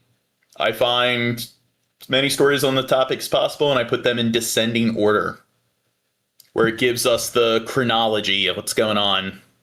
Well, maybe since, like, you know, we've been away for a month, maybe. Well, this is like 8 days ago. Yeah, they're okay, it's 8 this days ago. It's month's 8 days old. ago. Yeah. It's not weeks old, bro. The images emerging from Iran paint an ever more horrifying picture. Witnesses say security forces fired live ammunition. And the vast majority of the videos in the playlist are from the last few days. From motorbikes and Yeah, rooftops. cut this They guy speak some of massacres, slack. a Oh, God. bloodbath. No one was Did wanted you and no one see clashed with the what? security Did you forces. just But read on Friday that? night, Every they president that abided by red their confetti. still opened fire on the... What? What's that? Bitch. Said, look at all that red confetti. Oh, okay. I think Grim Reefer is smarting off to you. He says, and has every president abided by their campaign promises? Yeah, none of them do. crowd. We all know someone who was killed. But they can at least, I don't know, in terms of the range that they deviate from their campaign promise, can't they stay within a deviation range of, I don't know, like 5-10%? Seems like all of them like to deviate by a very large margin. At the very least, they deviate by like 60-70%. Protests. One human rights group has already identified more than 6,000 of the dead, almost all No, he protesters, wasn't though dozens were mouthing simply off, okay. bystanders. What's that? He wasn't mouthing off. I misinterpreted him. But you answered And more than anyway. 90 were children, and the counting has barely begun. It's investigating reports from its activists on the ground of another 17,000 deaths. I think we're looking at systematic mass killing on our hands. I mean, we have looked at preliminary evidence that shows us that there are bodies in morgues that have medical equipment on them, and yet they have bullet holes in them. Well, I don't know. William Henry Harrison, I'd say he pretty much didn't deviate from any of his campaign promises. I can't think of a single campaign promise that he didn't follow through with. Or at least he probably didn't follow through with pretty much anything he promised, but he didn't deviate from anything that he promised. So I would say William Henry Harrison, he's the president to look for. Comes to a lack of deviation. The middle of people's foreheads. Security forces have also raided hospitals searching for injured And thumbs up to anybody who gets the joke there. And among the tens of thousands arrested are doctors who treated the wounded. This surgeon reported to have been beaten up when he was detained from his home. No wonder many of those injured are too frightened to go to hospital. This woman was treated at home by volunteer medics after she and a friend were shot. Oof. Oh, God. God, Gene, you always do this. Oh, my God. So I'm guessing I'm not very knowledgeable when it comes to my firearms, but I would get, wouldn't it have to be a shotgun? It'd have to be something that, I don't know, fires some kind of buckshot or something. And we got into a car. I have no just don't go to fucking hospital. idea. In the following days, we found doctors who looked at our wounds and gave us antibiotics. Among those killed, some faces stand out, like that of this influencer known as Baby Ryder. Her family is said to be under pressure from the authorities to say she died in an accident on her bike. But a close friend told the BBC the 19-year-old had been shot by the regime. One young woman who'd gone out onto the streets in hope and didn't come home. Caroline Hawley, BBC News. I don't know. She's showing too much skin. Well, she's also not paying attention to the road enough. Well, President Donald Trump. Well, I don't know. Here, another president, I would say Andrew Jackson. He was a fucked up president, and he followed through with a lot of the fucked up shit that he promised. So I would say the president that we had that probably came closest to being a fascist, sort of, I guess, Duterte's sort of president would be Andrew Jackson. He murdered lots of Native Americans. He murdered more Native Americans than any other person in human history. Had threatened Iran with military action in response to its brutal repression of the mass protests. But while he's backed away from immediate action, the US has been beefing up its military presence in the region, with the USS Abraham Lincoln aircraft carrier being the latest arrival, as Jonathan Beale now reports. America, the world's most powerful military, has already shown it can strike Iran. Last June's Operation Midnight Hammer. Yay, see, we're there with the bing-a-bing boom-boom. We brought our toys. The question now, is the US getting ready to hit Iran again? The recent arrival of a fully loaded aircraft carrier, the USS Abraham Lincoln, accompanied by 5 destroyers in the region, certainly provides the president with options. The US already had a significant military presence in the Middle East, with bases in Qatar, Jordan, Saudi Arabia, the UAE and Bahrain. But over the last few weeks, there's been a significant build-up. These include the arrival of more... So I will give the Trump administration, whether you want to give the credit to him or people surrounding him, his advisors, at least when they obtained or detained Maduro, they did engage in a very sort of swift, sort of decisive sort of operation where they were in and out. They came in, detained him, apprehended him. So they didn't need to use some full-scale sort of bombardment. So ice tactics. I think the with the United States and its resources, if they really do want to get involved, they probably could, I don't know, send in the right sort of specialized forces to infiltrate the different areas of interest, to detain the different persons of interest without engaging in any sort of large scale, sort of attack. So I hope if they do get involved, that's the approach they use. Fighter jets, including F-15s, to Jordan and Qatar. The USS Abraham Lincoln alone has around 70 aircraft, including F-35s capable of avoiding enemy radar. Also significant is the arrival of dozens of transport aircraft in the region, some carrying additional air defences. Britain too has sent a squadron of RAF Typhoons to Qatar to boost the region's defences. So what could be the targets for any US strikes?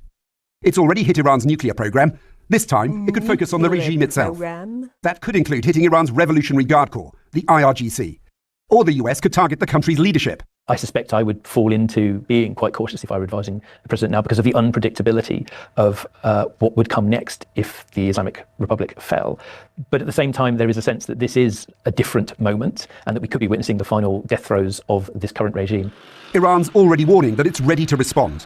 This message recently plastered on a billboard in Tehran. It still has large stockpiles of missiles and drones, one reason why some of America's Gulf allies are opposed to strikes.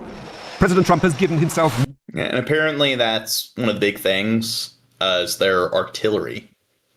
So even if they don't have a large military force in terms of, aircraft, like they don't have much of an air force or navy or anything, but if you do want to attack the country, they do have a lot of ballistics, like non-nuclear ballistics, that they can definitely shell any of their neighboring adversaries with.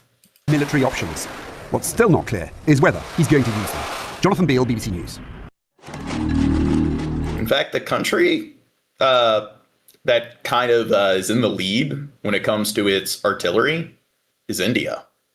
So if we're going to talk about a particular area that India or that they outmatch like any other country with, I'd say India is actually in the lead there. It's been nearly 3 weeks, but this man can't erase the memory of the deadly crackdown on protesters. Okay, here, I gotta empty my bladder. You need to talk to the chat. Just fucked up my camera. Oh my god. I'll be back. You gotta hold down the fort. Looks like he just limped.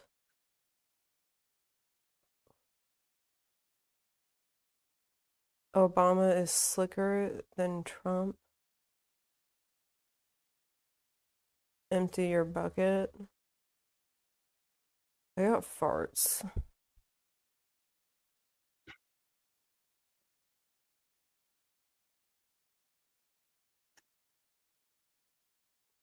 Show us your tits.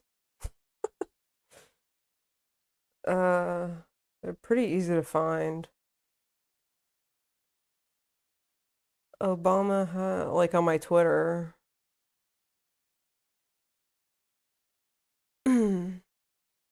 My name is Kimberly Chameleon.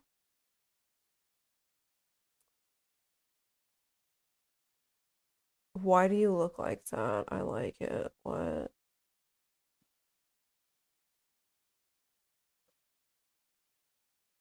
Obama has many dirty secrets.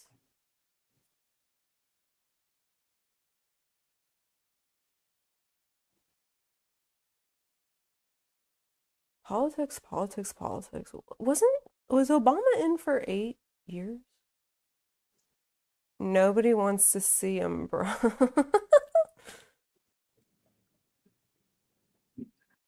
Bill is a bit insane. What's that? Why do you hang out with the beta male? Ain't I beta? What? Ain't that... You know, people who obsess over like alpha beta status, it's usually, I don't know, a sign that there's some illiterate redneck hick. A beta. Gene is 6'1". Does that sound very beta to you?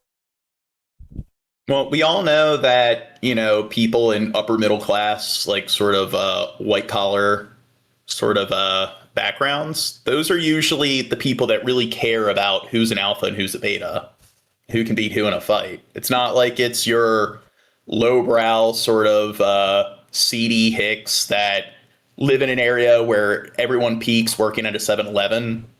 It's not like it's trailer park trash that care more about who's an alpha and who's a beta. Very, very devastating. I cannot forget that. That's why people hate you so much, is because you can insult so well. Gene has everything he could ever Don't want. feed my ego. I'm a beta boy when it comes to my insults. All around the emergency room.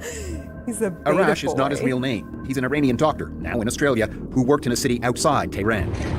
On January 8th, the first night of the protest called for by the exiled son of the Shah, Reza Pahlavi, he was in the capital for work.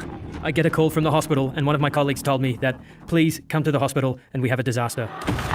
He found an emergency room overflowing with protesters gunned down by security services. Dr. Arash was asked to perform triage. I can remember that I was just walking between patients, and I wasn't paying attention to patients that cried, because I feel that a patient that cries will survive at least 2-3 hours later, and I was just looking for patients that were silent. Soon, Dr. Arash was called into surgery. I think I performed 18 surgeries from 10. God, see, that's just, when there's a bunch of dying people in front of you, you need to know how to differentiate between the ones that are in, like, death is right around the corner versus the ones that have a few hours to suffer. 10:30 to 5 a.m. And I think that many of the patients died because the injuries were very severe and the injuries needs prompt action. Do you think some patients died waiting to get into the operating theater? Definitely. Between 8 p.m. to 12 o'clock, thousands of people were injured. Many of them died in the street. Some of them were lucky enough to go to the operating theater. And many of them died inside hospital because of lack of time and lack of medical service. Look, imagine, like, you're in one of these settings and it's just right in front of you. It's like you gotta choose. Like, you can't treat everyone at once. It's like this person over here, it's like their jaw's hanging from the hinges. Oh my God, you're trying. And all the teeth is like scattered on their chest. That person over there, it's like their one like foot severed off and hanging by little threads of skin and flesh. But this person, like, even though they're completely intact, it's like they're bleeding profusely from the ear. So you know that, like, that's much more of a notable sign that their death is encroaching. I don't know. Do you think that might give somebody PTSD? Gene, you're giving me PTSD. This woman, who 730 will call Sarah, is one of those who escaped injury at the protests. She's returned to Australia after joining anti-regime demonstrations in a city several hundred kilometers from Tehran. We saw families, even children. They were taking their hands and they came out. We saw them everywhere. And when you're among them, you're seeing that you're not alone. That makes you feel powerful. No one between us brought even a knife or something to defend ourselves. Nothing, because we didn't want to give them an excuse to kill us. So we get there with bare hands. The crowd, she says, started chanting. Oh, we are currently at 2,988 subscribers. We're 12 subscribers away from having 3,000 subs. Against Iran's supreme leader, Ali Khamenei, and for the crown prince, Reza Pahlavi. We actually, even though we haven't been doing any streams, we've still gained 125 subs in the last 28 days because of all the shorts we've been making. What happened at the protests after you started to chant? They pretty soon came to us and they fired tear gas with shotguns. I made the shorts. All the haters out there, you know that you probably would enjoy tuning in periodically to hate watch us, so you should subscribe as well. So we know that if they're shooting your hate watch content, they're going to kill us. And this is the first time that they wanted to punish us with killing us to make an example from us to the rest of the city. Sarah's group scattered and made it home. The next day, she traveled to Tehran to prepare for her flight to Australia. Almost all communication was shut down, except from the regime. The only thing that was open was the government's messages. They sent us through some threatening messages like, there are terrorists among the people. Keep your children inside. Okay, so Trump Bunny, I hope they're a troll. They said PTSD is not what y'all get benefits for. It pertains to vets, and in my opinion, that diagnosis should be reserved for our combat vets. Nothing compares to it, but people use it to collect benefits. Gene, don't even start on this. Oh my God. I don't think you should even, because I'm trying to resist the urge.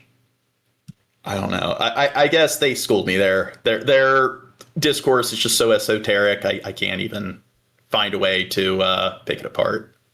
Your home. Don't allow them to come out. Otherwise, they're going to get killed by terrorists. The second night of huge protests, January 9th, Sarah was in Tehran. I was hearing the bullets, the shotguns, the gunfire, everything, and it was continuously without any stop.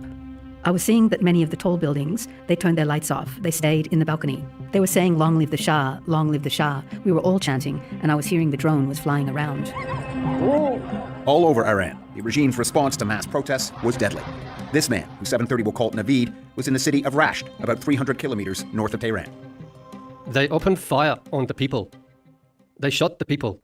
And I think that was the start until 8:30, 9 o'clock. They burned the bazaar.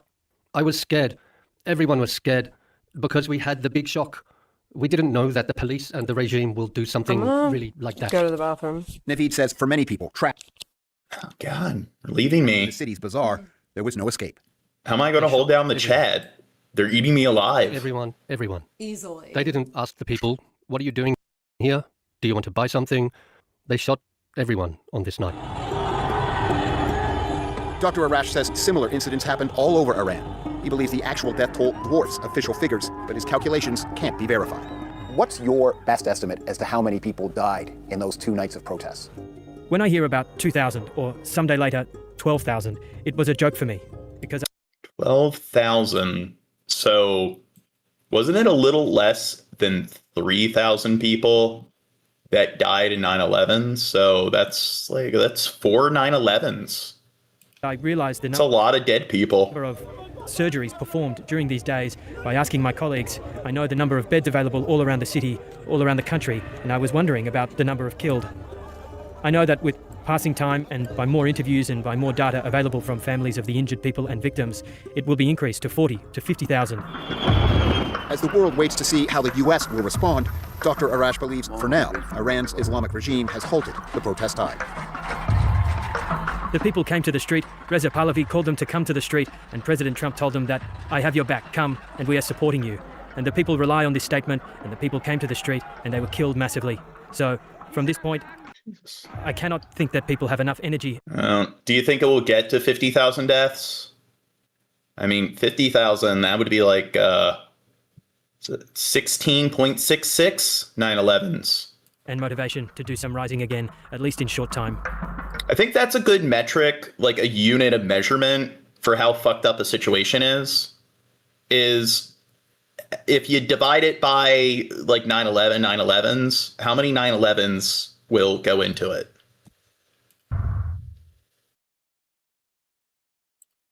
Welcome back. President Trump says he hopes Iran will, in his words, make a deal as the USS Abraham Lincoln aircraft carrier strike group moves closer to that country. The group's... Kimberly, what do you think of my metric that I've devised for measuring atrocities? 9/11. And 9/11. Like, makes me laugh every time because you're just so funny. It's divisible by how many 9/11s? Movements come after the president repeatedly warned Tehran against killing peaceful demonstrators. What's that? 16. Yeah. But activists say more than 16 were killed during the regime's crackdown. Communication lines have been cut by the government, but now one man inside the country has spoken to Iranian Essential about what he saw. You see here, Rami joining us from Copenhagen. Good morning, Rami. What's that? Are you making the joke that I think you're making, or are you unintentionally making the joke I think you're making? I think I'm making the joke that you think I'm making. This man revealed to you. Oh, yeah, good morning. Well, first off, he told me I could call him Like Kaveh. That is not his real name, but in Persian, it means bravery. And he said that with the U.S. now I think in the waters of the middle. What is it? It's like the way I remembered fatality. I think it was like 2,900 something deaths. So it was just a few off from being 3,000. Remember that because it's cardiovascular disease. Number one cause of death in America. And I believe roughly 3,000 people die a day. Cardiovascular disease. So that means that every day more people die of heart attacks than all the victims of September 11th combined. So every day, McDonald's, they're causing more 9/11s. Being a fat 9/11. fuck. Go ahead and say it, Gene. You want to say it? Please. No, I'm civil. I'm not fatophobic. He wants American help. He said that President Trump should provide air support to, in his words, take out the entire leadership of this regime to their own ideological paradise in a lightning strike. Now, a caveat, this is only one man's opinion, right? But remember, mass protests sprang up across the country, 31 provinces, nearly 200 cities. He spoke to us about his ordeal in the city of Yazd. That's about 400 miles south of Tehran. Me, alive, and my brother and sister died. This man inside Iran, his face covered in fear, described to us a massacre in the bloodiest crackdown of the Islamic Republic in nearly 50 years. In the government's brutal push to extinguish protests, he was in the middle of a throng in central Iran when forces sandwiched them, firing on them front and back. He survived because he was in the middle of the... So, who do you think's responsible for the flames? government or the people? He said, and escaped through a side street. Now, after thousands of deaths across the country, desperation for regime change of any kind has hit a new Oh, God. Do you think this warrants a regime change? Like, fuck. No. What do you want? What do you want? All people that night come out, say Pahlavi. Just want Pahlavi, okay? Reza Pahlavi is the exiled son of Iran's last Shah. Yes, Billy, still Iran. Installed by the U.S. in the 1950s, deposed in the Islamic Revolution of 1979. Do you want the U.S. government to help? Do you want President Trump to help? Yes, I please President Trump, help us and help the world. Help for freedom. Freedom, Iran, freedom. Now, our video call failed, but afterwards he texted and said that he and many of his friends and his family just want to live in freedom, like in the United States and in Europe. And he said that he wanted to welcome me, wanted to welcome everyone to Iran, not if, but when, he said, it becomes free. Is there any country that's truly a free country? The U.S. Remarkable to hear from him, Rami. And what? I don't know. Are these all Brit? hearing Oh, about? Denmark. Okay. I would say that the United States, when it comes to the Freedom Index, probably, actually don't know if there's a Freedom Index, but I would argue that it's higher than Iran. But higher than North Korea. I don't know. North Korea is at the bottom of the Freedom Index. I'm trying to think I don't know. Ireland. I would say that that's higher in the Freedom Index. Malta. What's happening in the country at this moment? Right. Nauru. I think Nauru has a greater level of Nauru? Where freedom. is that? That's like a Polynesian country, East Pacific. Oh, there's like 100 middle... people that live on the island. Well, another person, another Iranian that I'm in. I would say the countries that are probably the freest countries are the small island microstates with only like 100 people that live on. Maybe Greenland. It said that the crackdown. It's only like 30,000 people that live in Greenland. Being mass crackdowns like we did early on this month, but it's more targeted. For example, they're looking for people who have been wounded in the protests. For example, if people have had gunshots anywhere on their body. They're also looking for nurses and doctors if anyone's treated any of those protesters. I'm also told that while many people do hope that the U.S. does some kind. But I will say that in the United States compared to Europe, I would say we fall into the medium when it comes to, I guess, how democratic we are. That if you're going to discuss like Freedom Index, I would say that the UK and France, I think, slightly inch past us, and I would say most of like the Nordic countries definitely have far more freedom than we do. But I would say when you look at the Balkans and a lot of ex-Slavic states, I would say they definitely fall more in the red than America does. Of military action against the regime. I'd say in the developed world, America's pretty mediocre. There's also a fear that President Trump may try to negotiate with the clerics that would potentially still keep them in power, something along the lines of what's happened in Venezuela. All right, Rami, we appreciate your reporting, joining us from Copenhagen this morning. Thank you. The mass protests may have been silenced by martial law, but their memory and the anger lingers as true pictures of the horror emerge. The human rights activist news agency says that they have verified the deaths of over 6,000 people and are investigating 17,000 more. Well, I don't know. Maybe Trump and Konami would get along. They both seem to like martial law. President Trump's latest warning represents a continuation of I was US going to say that earlier, but I didn't want to its sound dumb. Is ICE just like martial law, basically? No, martial law is when they deploy the military, so... domestic crackdown. I mean, in a way, they militarized them, so... I mean, it comes close to being some kind of unofficial backdoor sort of martial law. And its nuclear ambitions. A massive armada is heading to Iran, he posted today. Hopefully, Iran will quickly come to the table and negotiate a fair and equitable deal. Oh, so unspecified asks, Gene, where's the rest of the cast? That's well, we had a regime change because I'm a fascist piece of shit. So there you go. Gene's a dictator. Far worse. When asked at a hearing in the Senate Foreign Relations Committee, Secretary of State Marco Rubio said this. That's, I think, what you're seeing now, is the ability you to... should go get their opinion. The other co-hosts, they had to seek asylum elsewhere. Assets in the region to you should definitely ask their opinions.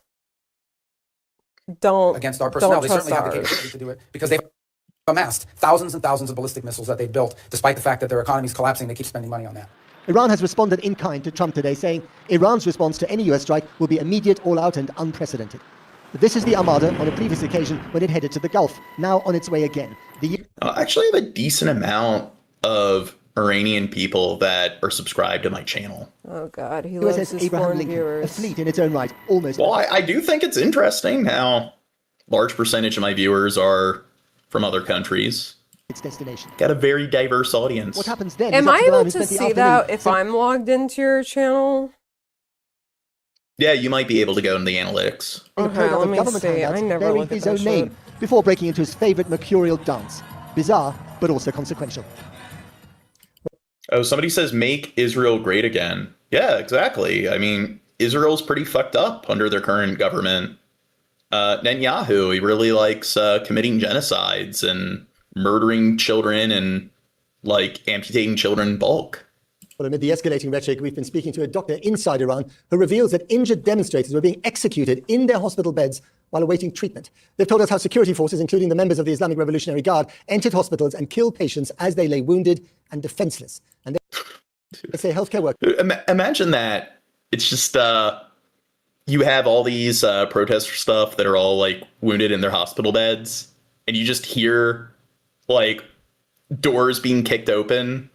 It's like the complex is being swatted, and it's just one by one. They kick open the door, shoot the dude in the bed, and it's just they're working their way up the hallway. You laughed at that. You're horrible. Well, imagine like you're just in the hospital bed. It's like maybe you're being treated for a punctured lung, and you just know. Okay, Gene, hold on, stop. Like, oh God, what's going on? Are they? Gene, you're wrong. It's like they're coming closer and closer and closer. Then they're in the room next to you. It's like, and then bam, kick open the door, bullet to the head. Imagine you're in Israel. For treating Gene, I'm not done fucking talking. Okay, what's that? Pause it. It says your audience, geography, United States is 65%. So I guess what you said you have a my large subscriber base. It just says your audience, Gene. Well, that just has to do with the people that watch the streams overall. Is that so my not... subscriber base is different. So my subscriber base okay, is more... that doesn't matter if that's not who's watching your stream. Why wouldn't you go based off who is watching your streams? Because most of them are Trump turds that just pop in and out. But then if you look at the watch time, it's also different. Oh, God. We'll talk about it later. So derailing. No, I'm not derailing. I'm trying to like... Because you were saying earlier, like, oh, foreigners love me. And I was like, well, let me see. Because I think you're lying. Hamid and Vahid Arzanlo, along with their 4 other brothers, were born into poverty. Trying to call me out. In East Tehran. Well, I am surprised at that. Listen to this. So, 45 to 54 years old, 16%. 55 to 64 years old, 20%. 65 plus, 27%. So you have like the majority is over 45. Damn, I got like a geriatric audience. Yeah, I find that like no, I kind of find that hard to believe. Against all the odds, built. Well, it could be people just like they make the accounts, so it could be just like they lie. Yeah. Successful furniture business moved to the upmarket neighborhood of Tehran Pars. Well, it's like when I was a kid and I made sock accounts. It's always like, yeah. Just scroll up and put in an age that's like 50 years older. And it was there, on the 9th of January, having joined the protests, that the 2 brothers were gunned down. We spoke to a family friend of theirs now living in Europe, interviewed him anonymously for fear of repercussions on his family still in Iran.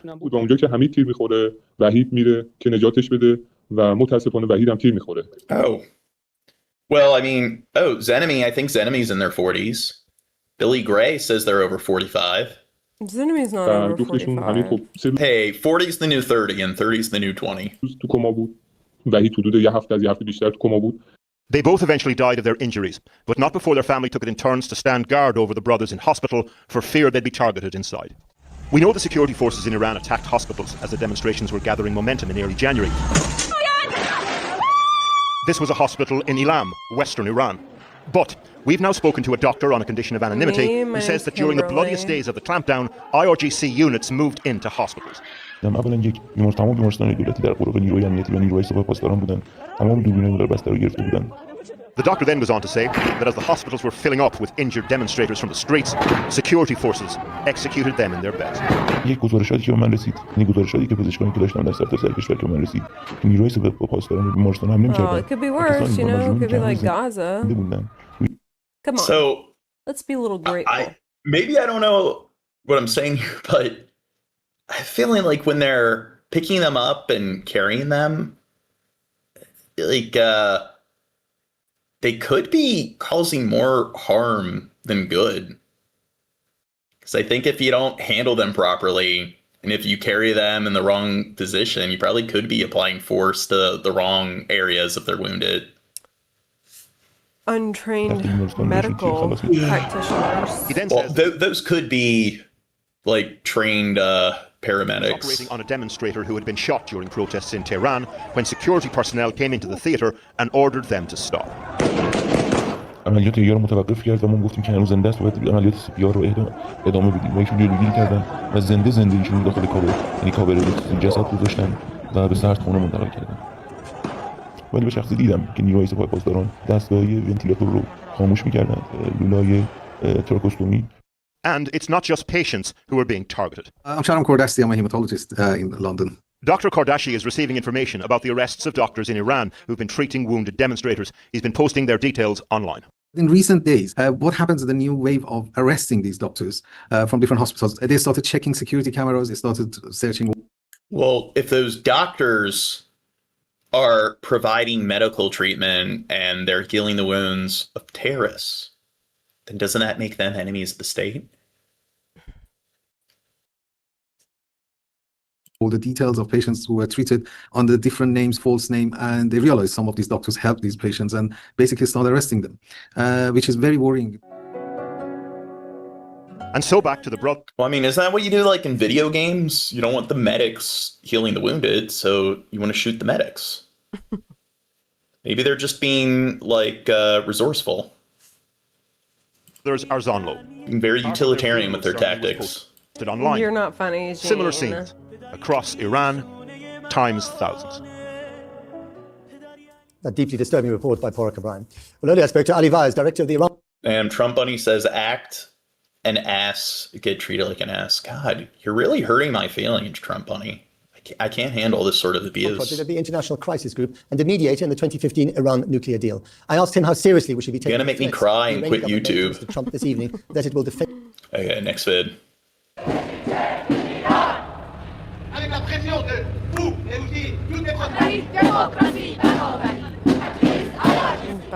It really means. Okay, so the EU has branded, I guess, one of their police forces terrorists. Stop negotiating with them because they are terrorists. Cut their fund because with funds they can like murder our people, and it means really a lot. In fact, it's a very... So is it just me, or I kind of feel like the term terrorist has no meaning anymore? It's just who is the other side of this sort of violent conflict that we don't support? It's like that's pretty much what the word terrorist means when any sort of governing body uses it. Very whether they're on the right side of things or not, it's just protesters against the government, terrorists, police force of the opposing government, terrorists. A strong signal from the European Union. Who isn't a fucking terrorist? About in supporting of the Iranian people and stopping the appeasement policy. It's like racist, yeah. It's like narcissists. You know what I'm saying? That is overused, okay? Yeah. Like, don't get me going on that. Just because you don't like someone doesn't mean that they're a narcissist. What about autistic? Oh, yeah, everyone does want to be autistic, including me. Who doesn't have autism these days? Iran's Foreign Minister Abbas Iraqi has warned that his country... What percentage of terrorists do you think are on the spectrum? His armed forces are ready with their fingers on the trigger to respond to any US aggression. Hey, he said don't Iran was paint willing to autists in a bad light. a new nuclear agreement, but only under conditions of mutual respect. His statement comes a day after Donald Trump warned Iran that it faced new military action if it did not agree to a new agreement on. So Smooth Bandit says, "'Cause your government harm." Okay. On the nuclear program. Well, I would agree. If governments are oppressing their people and brutalizing them and shooting people en masse, I'd say, yeah, I'd agree with branding them as terrorists. The US president said he was assembling massive firepower near Iran and that a new attack would be much worse than those the US carried out last year. Joining me now is Next vid. The European Union has designated Iran's Revolutionary Guard as a terrorist organization. This is the latest move by Western countries to put some pressure on the Islamic Republic over its brutal crackdown on protesters. This comes as tensions between Iran and the U.S. escalate, with President Trump threatening to strike Iran if it does not sign a nuclear deal. Relations between Iran and Europe have deteriorated. Do you think Tylenol Yes, Billy Gray. Tylenol causes autism, vaccines, dairy products, oxygen. Everything causes autism. Experts say the designation will likely trigger a symbolic reaction from the Guard. Yeah, not getting your kid aborted, but also causes autism. This will put them on the same footing with It's one of the reasons why rates of autism are rising. Hamas, Hezbollah, Al-Qaeda. Those who operate through terror must be treated as terrorists. Ministers also imposed sanctions on those responsible for the brutal crackdown of protests, including the Minister of Interior. Repression cannot go unanswered. Iran's Revolutionary Guard is a paramilitary force inside of the Islamic Republic. It is separate from the regular army and navy. So, like in the United States, I believe our Border Patrol, they're technically a paramilitary force. I believe Coast Guard, they're a paramilitary force, although they technically fall within the jurisdiction of the U.S. military. Serves as a power base for Iran's Supreme Leader, Ayatollah Ali Khamenei. Khamenei was the one who basically rescued the Guard after the... It's like, what is it? Texas Rangers, I think they're a paramilitary force. Iran-Iraq war in the 1980s. Maybe they might not be considered that anymore. That saw the Guard really get front and center in the country's politics and in its military prowess. It was key in a lot of the battles in that war. Now, after the war, there were some talks about disbanding it, but Khamenei granted it vast economic powers as well as other military operations, such as running Iran's ballistic missile program and the Expeditionary Quds Force, which the West has accused Iran of using to target exiles abroad. Now, the Guard also is known for its all-volunteer besiege force. This is the force that you'll see in online videos, especially around those recent nationwide protests in Iran. Typically, those forces are on the back of motorcycles, they carry clubs, pellet guns, and sometimes firearms as well. They've been accused of attacking and even killing demonstrators in those protests. The Guard has been sanctioned now by the European Union, named a terrorist organization. Autism is a diagnosis used to get you to drug your kid because you can't teach them to behave without discipline, and discipline has been deemed abuse. Oh my God. I don't think that that's true, because I think it's you go to like the autistic school and then you get like ABA therapy or something. I don't think it's a medication. Are there medications for fucking autism? They don't have any medications that are specifically tailored for autism. They have medication for other ADD. sort of, I guess, yeah, subsidiary or like tertiary conditions like ADD, OCD, but I don't believe there are any medications specifically tailored for autism. Yeah. That follows Canada and the United States doing the same. The Guard likely will remain, though, a key point of power for Khamenei's rule, and it likely will see Iran react pretty angrily to Europe. Tonight, weeks into those deadly protests. There he goes. Okay. Yeah. In Iran today, the European Union has listed the Revolutionary Guards in Iran. Plus, I believe when it comes to the sort of behavioral issues that kids with autism have in school, well, I don't think it's usually like you're sort of delinquent. He got you sort going of on this. misconduct or violence. As terrorists, all while President Trump is weighing intervention What? after imposing sanctions. And Were you done? Oh. Were you But I was done, or just did gonna you say, just... like, mostly, from what I've read, usually kids that have higher functioning autism, they usually don't perform very well academically. They have a difficult time getting their work done, and just kind of, I guess they get overstimulated, so they might not be able to think clearly in larger classes. So I think that usually it's not that they misbehave. So it's more of like a issue with like learning. Sending more U.S. assets to the region, with the country still... Like ADD is usually more associated with problematic behavior. Communications blackout. Our team spent the last few weeks trying to understand what is going on. What's that? In men or boys? Yeah, mostly in boys. And who is being killed? Like, in tonight's Prime Focus, Ian Pownell looked... We're getting real off topic here, but I've read or I've heard that like they don't see or like a kid is acting out in school, like a boy is acting out, and they're like, man, this kid needs to get treated. Whereas like a little girl won't be acting out like that, and so she won't get diagnosed, or girls won't get diagnosed with ADD as much. Don't worry though, my teacher did not like me in 3rd grade and wanted me on stimulants. Now killing its own people, as you... Well, I would say that when it comes to neuropsychiatric disorders, if you want to argue that it's problematic behavior that is, I guess, not tied to the condition, then does the behavior fall within the parameters of the symptomatic behavior of the condition? So if somebody has OCD... Gene, would you stop it with your old high IQ talk? Okay, you're just is that what I'm supposed doing? to... Turning it into an IQ competition? Yeah, just fucking agree with me that, like, boys are more likely to get diagnosed because I agree with you there. I'm not talking about... Okay. I'm not disagreeing with what you said. Okay, cool. Disagreeing with the dude in the chat. Oh, okay. I didn't read what he just said. And a warning, you may find some of the videos and accounts disturbing. I was saying, like, if a kid has OCD... and that the only behavior that you can identify as problematic is obsessive behavior, then I'd say you're pretty stupid and absent-minded if you're going to claim that the fallacy of a single cause, it can only be because the kid is poorly raised or something. So if they're well-behaved in all other areas, and the only area where they're deviating from what the expected level of behavior is symptoms that are specific to that disorder, then I would say, why is their behavior perfectly fine in all other areas?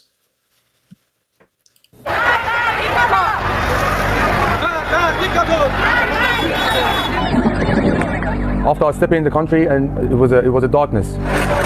I risked my life because if they caught me, well, God knows what will happen to me. Are you staying up all night? Yeah, I have to. It's already 5. I can't go to bed now. And the others are... Oh my god. Trump Bunny, I hope you're trolling. Because it really seems like you can't grasp nuance. So, you said discipline is not abuse. You do understand the term discipline is a very, very broad term. So, if you're talking about disciplining a 4-year-old by putting them in timeout, that's different than disciplining a 4-year-old by, I don't know, electrocuting them or waterboarding them. So there are extremes, and it's about finding a healthy and appropriate level of discipline. So, I mean, you really only seem to be able to interpret language in a very rigid manner. The country needs the young people to make the countries great. Look up equivocation of language, because, I don't know, you might be on the spectrum, because equivocation of language seems to be something that a lot of the MAGA tards that come into the live chat don't really seem to be able to process. And we are killing our young people. This is crazy. This cannot go on forever. Please hear us. Please hear us, world. From defiance to death, the new year began with the largest protest to hit Iran in decades. The reality is that Iranians are impoverished. They have been stripped of any chance. So in decades. So there were the Arab Spring protests. That was like in 2011. I don't know if Iran really played a part in that or not. Maybe they did. Of having a say in their future and in their destiny. I go back to Iran every year, but this one was much, much different. Were you there when the protest movement began? Yes, I was there Tuesday afternoon. I spoke to British Iranian musician Miraj Tehrani over Zoom shortly after returning from Iran. It was a trip that changed his life. If you see that video when I was crying, I promise, my friend, I promise I can be your voice. That 1 week just made me a different person. They plunge the country in the dark because they know that what they're doing is wrong. Facing perhaps the greatest threat since the revolution of 1979, the Iranian regime drew a veil of silence and death across the country, controlling almost all communications in and out to stop protesters from organising, from speaking out, to stop the world from bearing witness to the horrors it unleashed. Using eyewitness videos and testimony, we've tried to build a picture of what really took place over the past 33 days. We can't name many of those who've helped us for fear of reprisals. On December 28th, the movement was born in Tehran, protests erupting, but soon after, security... Okay. Been going for 4 hours. Let's get to the next topic. How much longer are we going? We at least have to cover a little bit of the third topic in the title. What's the third topic? The Epstein files. Oh, that sounds and interesting. Prince Andrew.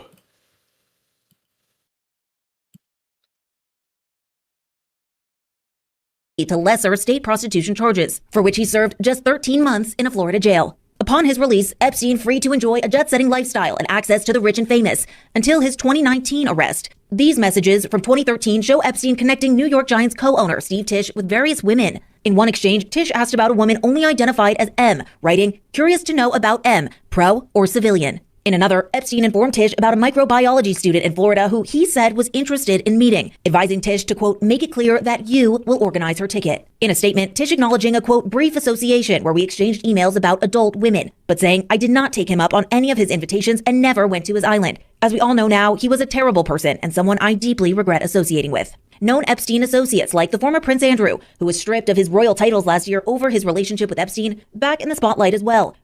Now, here it is. I was going to mention, based on what I've seen, a lot of really unsettling photos have been leaked regarding him. With the release of these photos showing him crouched over a young woman, the date and context of the interaction unclear. Representatives for Andrew have not responded to a request for comment. Also in the documents, numerous unverified tips and unsubstantiated allegations against powerful figures in politics, finance, and entertainment, including President Trump, claims the Department of... So I also know regarding big British names that were associated with or included with Epstein, there's one member of their parliament, the House of Lords, that was shown to have notable nefarious activity there. And the House of Lords, that is like their version of the Senate. So it's like in the United States, you got the House of Representatives and the House of the Senate, the lower and the upper house, which how most governments work when it comes to their legislative branch.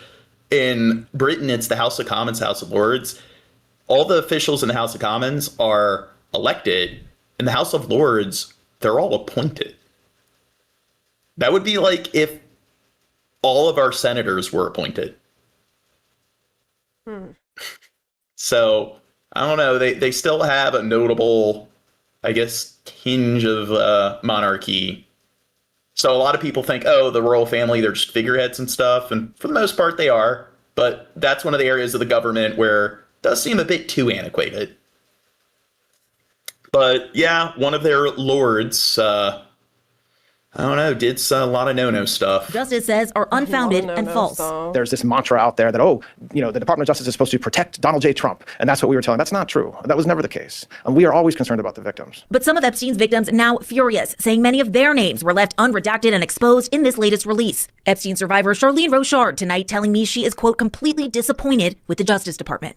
I have absolutely no faith in the justice system at this point. The DOJ is not taking care in survivors at all. They're not considering us. And wait, now the bipartisan lawmakers who pushed for... Have you actually reviewed the files yet? Can't talk nothing if you don't know nothing. The release of the Epstein files are raising questions about the 3 million pages of records the Department of Justice did not release. They're now asking for an in-person briefing to review the full files. Olivia Rubin for us tonight. And tune into This Week tomorrow morning. These are the latest pictures of the man formerly known as Prince Andrew from the Epstein files released by the U.S. Department of Justice. How old do you think the person is there? Their face censored? I don't know, because I can't see, like, the angle and everything, and she has boobs, so, like, I mean, she could be 9, she could be 24. Like, I had boobs when I was 9. Pictures, the context... Don't have to brag. ...is unknown, but what we do know is they will add further questions over the former prince's conduct with the young women he met via the convicted paedophile he once called friend. In the release was more correspondence detailing a close relationship with the Oh, Duke. wait, From pause. Okay, yeah, wasn't it Bill Gates? He denies getting STDs or something, and then his wife broke up with him. Yeah, okay, this shit is really juicy. Then come on, let's get to the juicy stuff. Like, we saw the pictures of Andrew, let's move it along. Well, one person that I was very disappointed to see their name on the list was Noam Chomsky. Oh, I'm not Stephen Hawking, he also had some trips to the Epstein Island. 2010, Jeffrey Epstein. And he did cheat on his wife. It's like, damn. He really got around for somebody who had ALS. Invited for dinner at Buckingham Palace. Okay. In further emails, Epstein connects the Duke with young women. Here, Epstein tells the Duke, I have a friend who I think you might enjoy having dinner with. The Duke responded, asking for any other information about her before stating he would be delighted to see her. Epstein described the woman as 26, Russian, clever, beautiful, trustworthy, and said, yes, she has your email. These emails were all exchanged after Jeffrey Epstein had been convicted for sex offences against a minor in 2008. As was this correspondence between Epstein and Prince Andrew's ex-wife, Sarah Ferguson. She called Epstein the brother I have always wished for. The release of over 3 million pages of documents reveal a man courted by royalty, politicians and billionaires. In the files were cordial exchanges and planned meetings with the world's richest man, Elon Musk. There was also unverified allegations about Bill Gates. Mr. Gates, do you have anything further to say about the Epstein files? I mentioned your name overnight. He declined to comment here, but has called the allegations Okay, so if you look at a list of the top 10 richest people on the planet, what percent of them do you think are pedophiles?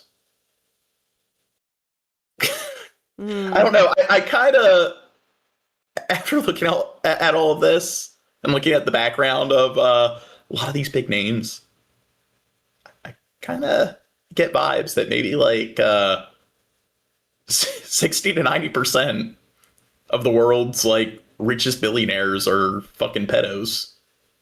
Well, yeah, I was seeing... Third and fourth. Gene, I was seeing something that, it was like, oh, pedophiles run the world. And I'm like, oh, God, I don't want to know this. I don't want to know the truth. The upper class pedo council. The US president was mentioned thousands of times. He too has always denied wrongdoing. But the files have brought into question the man he made Secretary of Commerce, the billionaire Howard Lutnick. Mr. Lutnick was a former neighbor of Epstein, and this is what he said last year about meeting the sex offender in 2005. So I was never in the room with him socially, for business, or for even philanthropy. If that guy was there, I wasn't going because he's gross. But that account is undermined by the new release. Emails from 2012 show Mr. Lutnick arranging to meet up with Epstein on holiday in the Caribbean. Oh, that's what it was, Trump Bunny. Yeah, he slipped antibiotics into her drink or something. Yeah. And then he denies that, Bill Cosby. What? Well, antibiotics.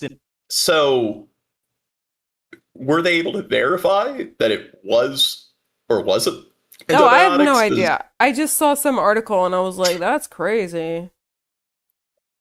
I don't think antibiotics work as good sedatives or tranquilizers, so I'm thinking maybe they're lying about them being antibiotics. Like, I'm just saying that if you cheat on your wife, why can't you, like, not get an STD? I don't know. That sounds good. I have another couple with me on my boat. The billionaire is yet to comment. The US Department of Justice say this is the final release, but with so many documents outstanding, victims of Jeffrey Epstein are asking why. Why are they holding back 2.5 million files? I mean, like, what STD was it? Was it just herpes? Okay, that can't be cured with an antibiotic. But, no, I don't know. I just, like, saw the article and I was like, huh. What were they talking about when it came to what? Putting an antibiotic in their drink? I thought you meant they were, like, trying to spike the drink. Well, get rid of her STD so she didn't find out or something like that. Okay. Which STDs can be like treated with an antibiotic? Chlamydia, gonorrhea, I think syphilis. Oh.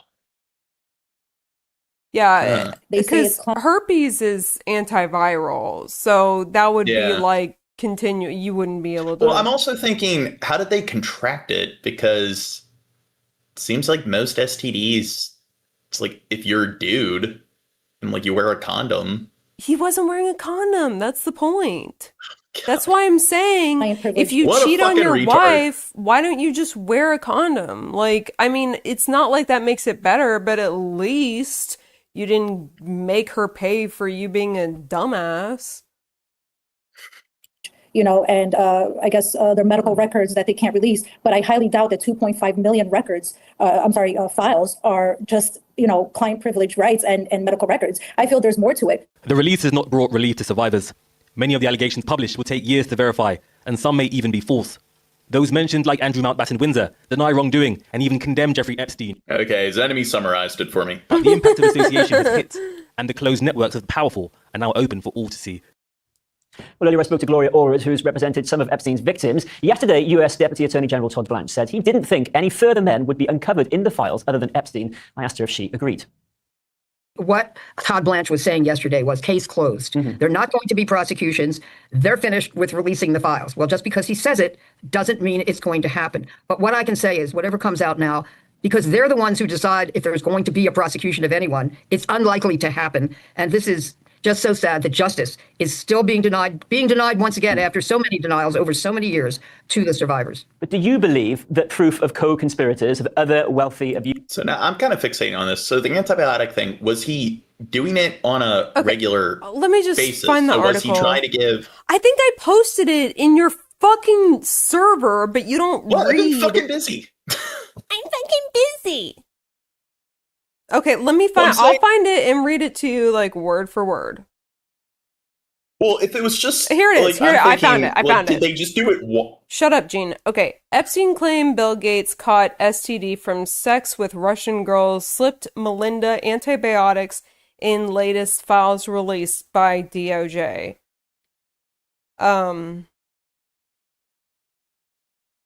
I'd have to find the exact... I don't know if they get into the specifics like those small of details. Well, the thing is, you'd have to take... Yeah, you'd have to take it like twice or 3 times a day for like 1 or 2 weeks. Yeah. Yeah, I know. I'm not saying I know because I've had an STD that you take antibiotics for. Really? I'm just saying I know how antibiotics work. That haven't been withheld. Or do you think that it exists elsewhere? No. I've had a guy cheat on me and then slip antibiotics in my drink, so I know how this goes. That Jeffrey Epstein and Ms. Maxwell, who will soon be testifying before Congress, are not the only ones who sexually abused some of the survivors. Administrating any medications without the patient's knowledge is highly illegal. Huh. And we're talking...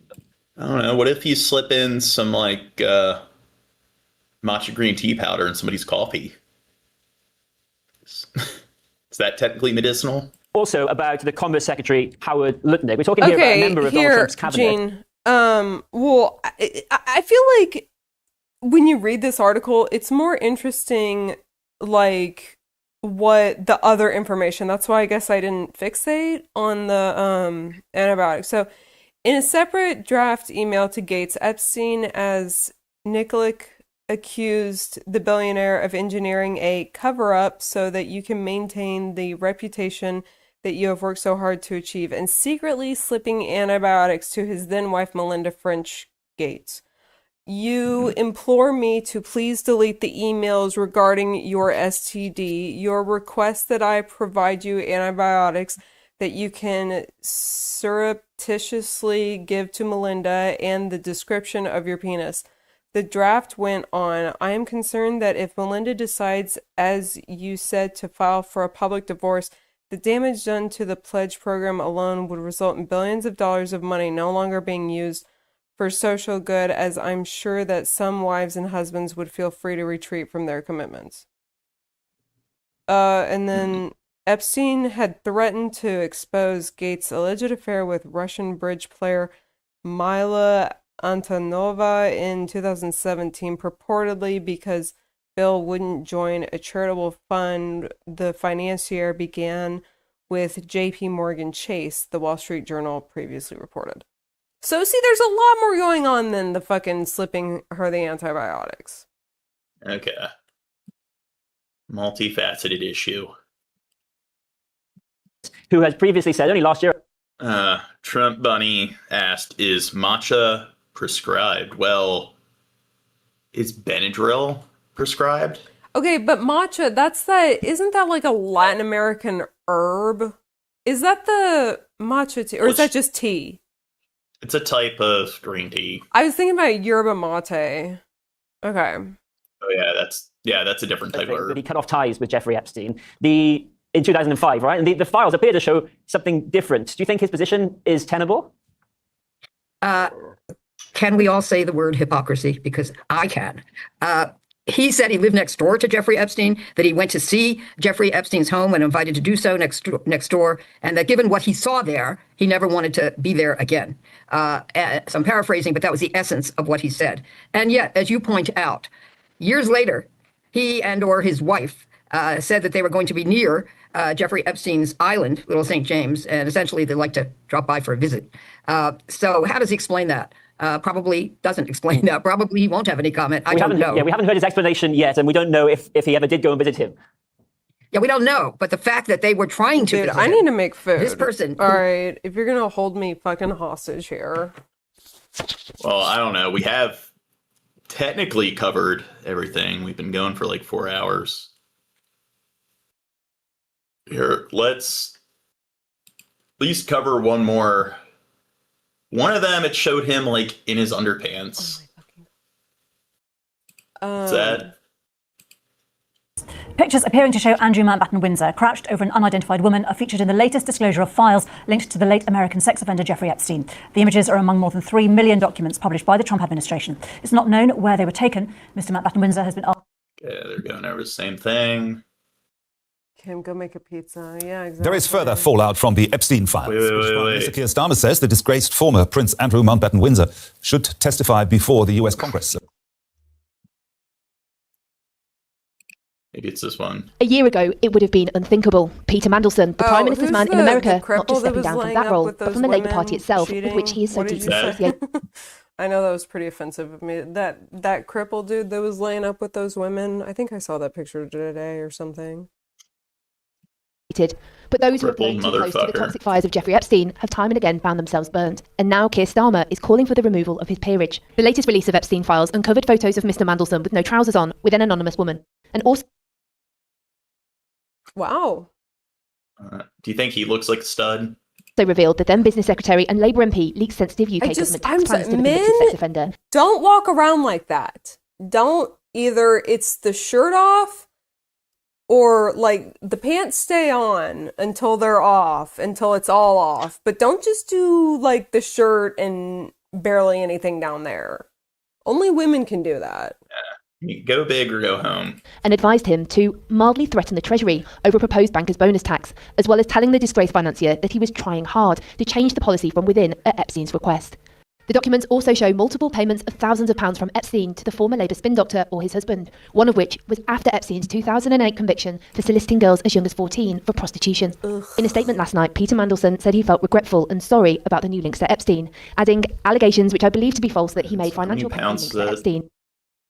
25,000 or his husband. What? Well, I think like a pound is $1.5. So that would be like 37.5 thousand US dollars. One of which was after Epstein's 2008 conviction. Whatever. For soliciting girls as young as 14 for prostitution.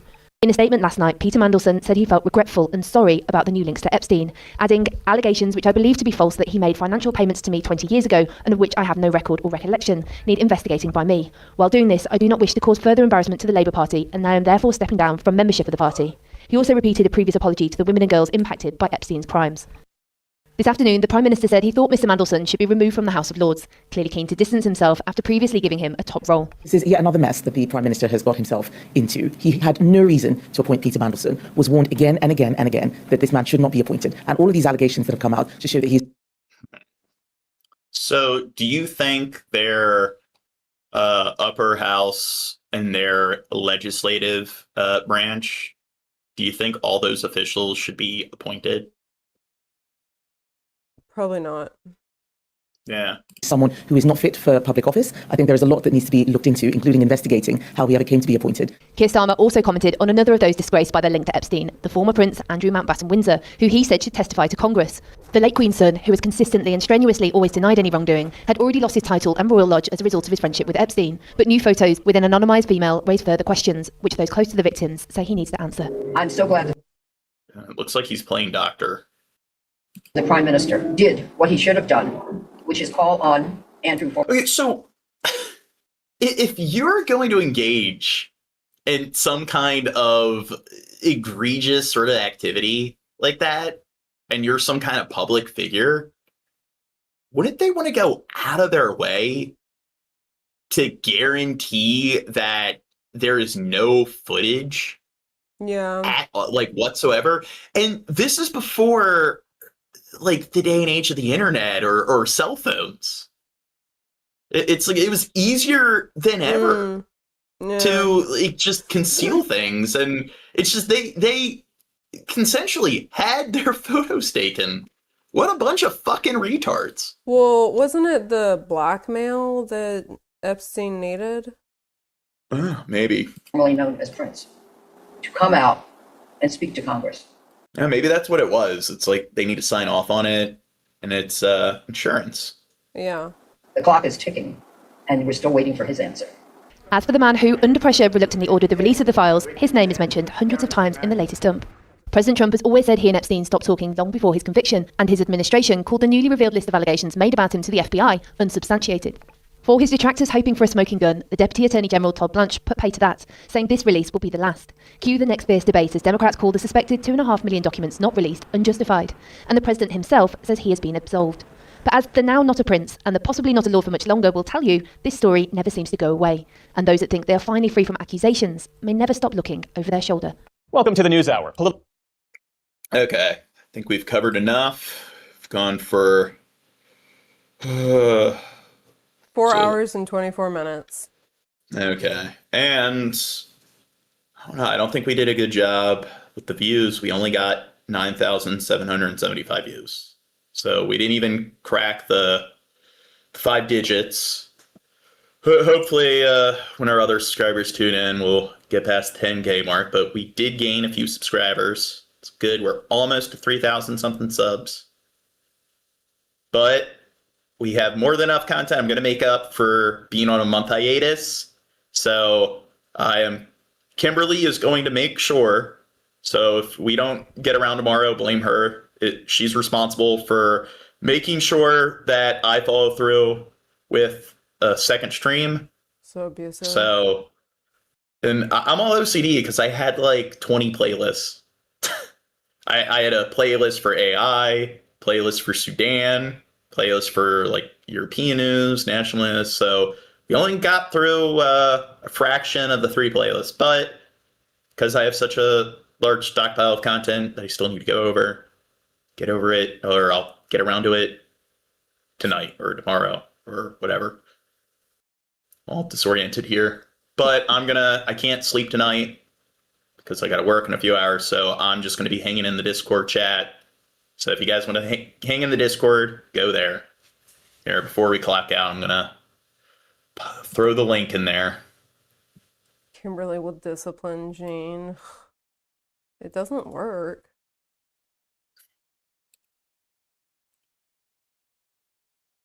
What the fuck's it doing? Yeah, you can tell I'm crashing.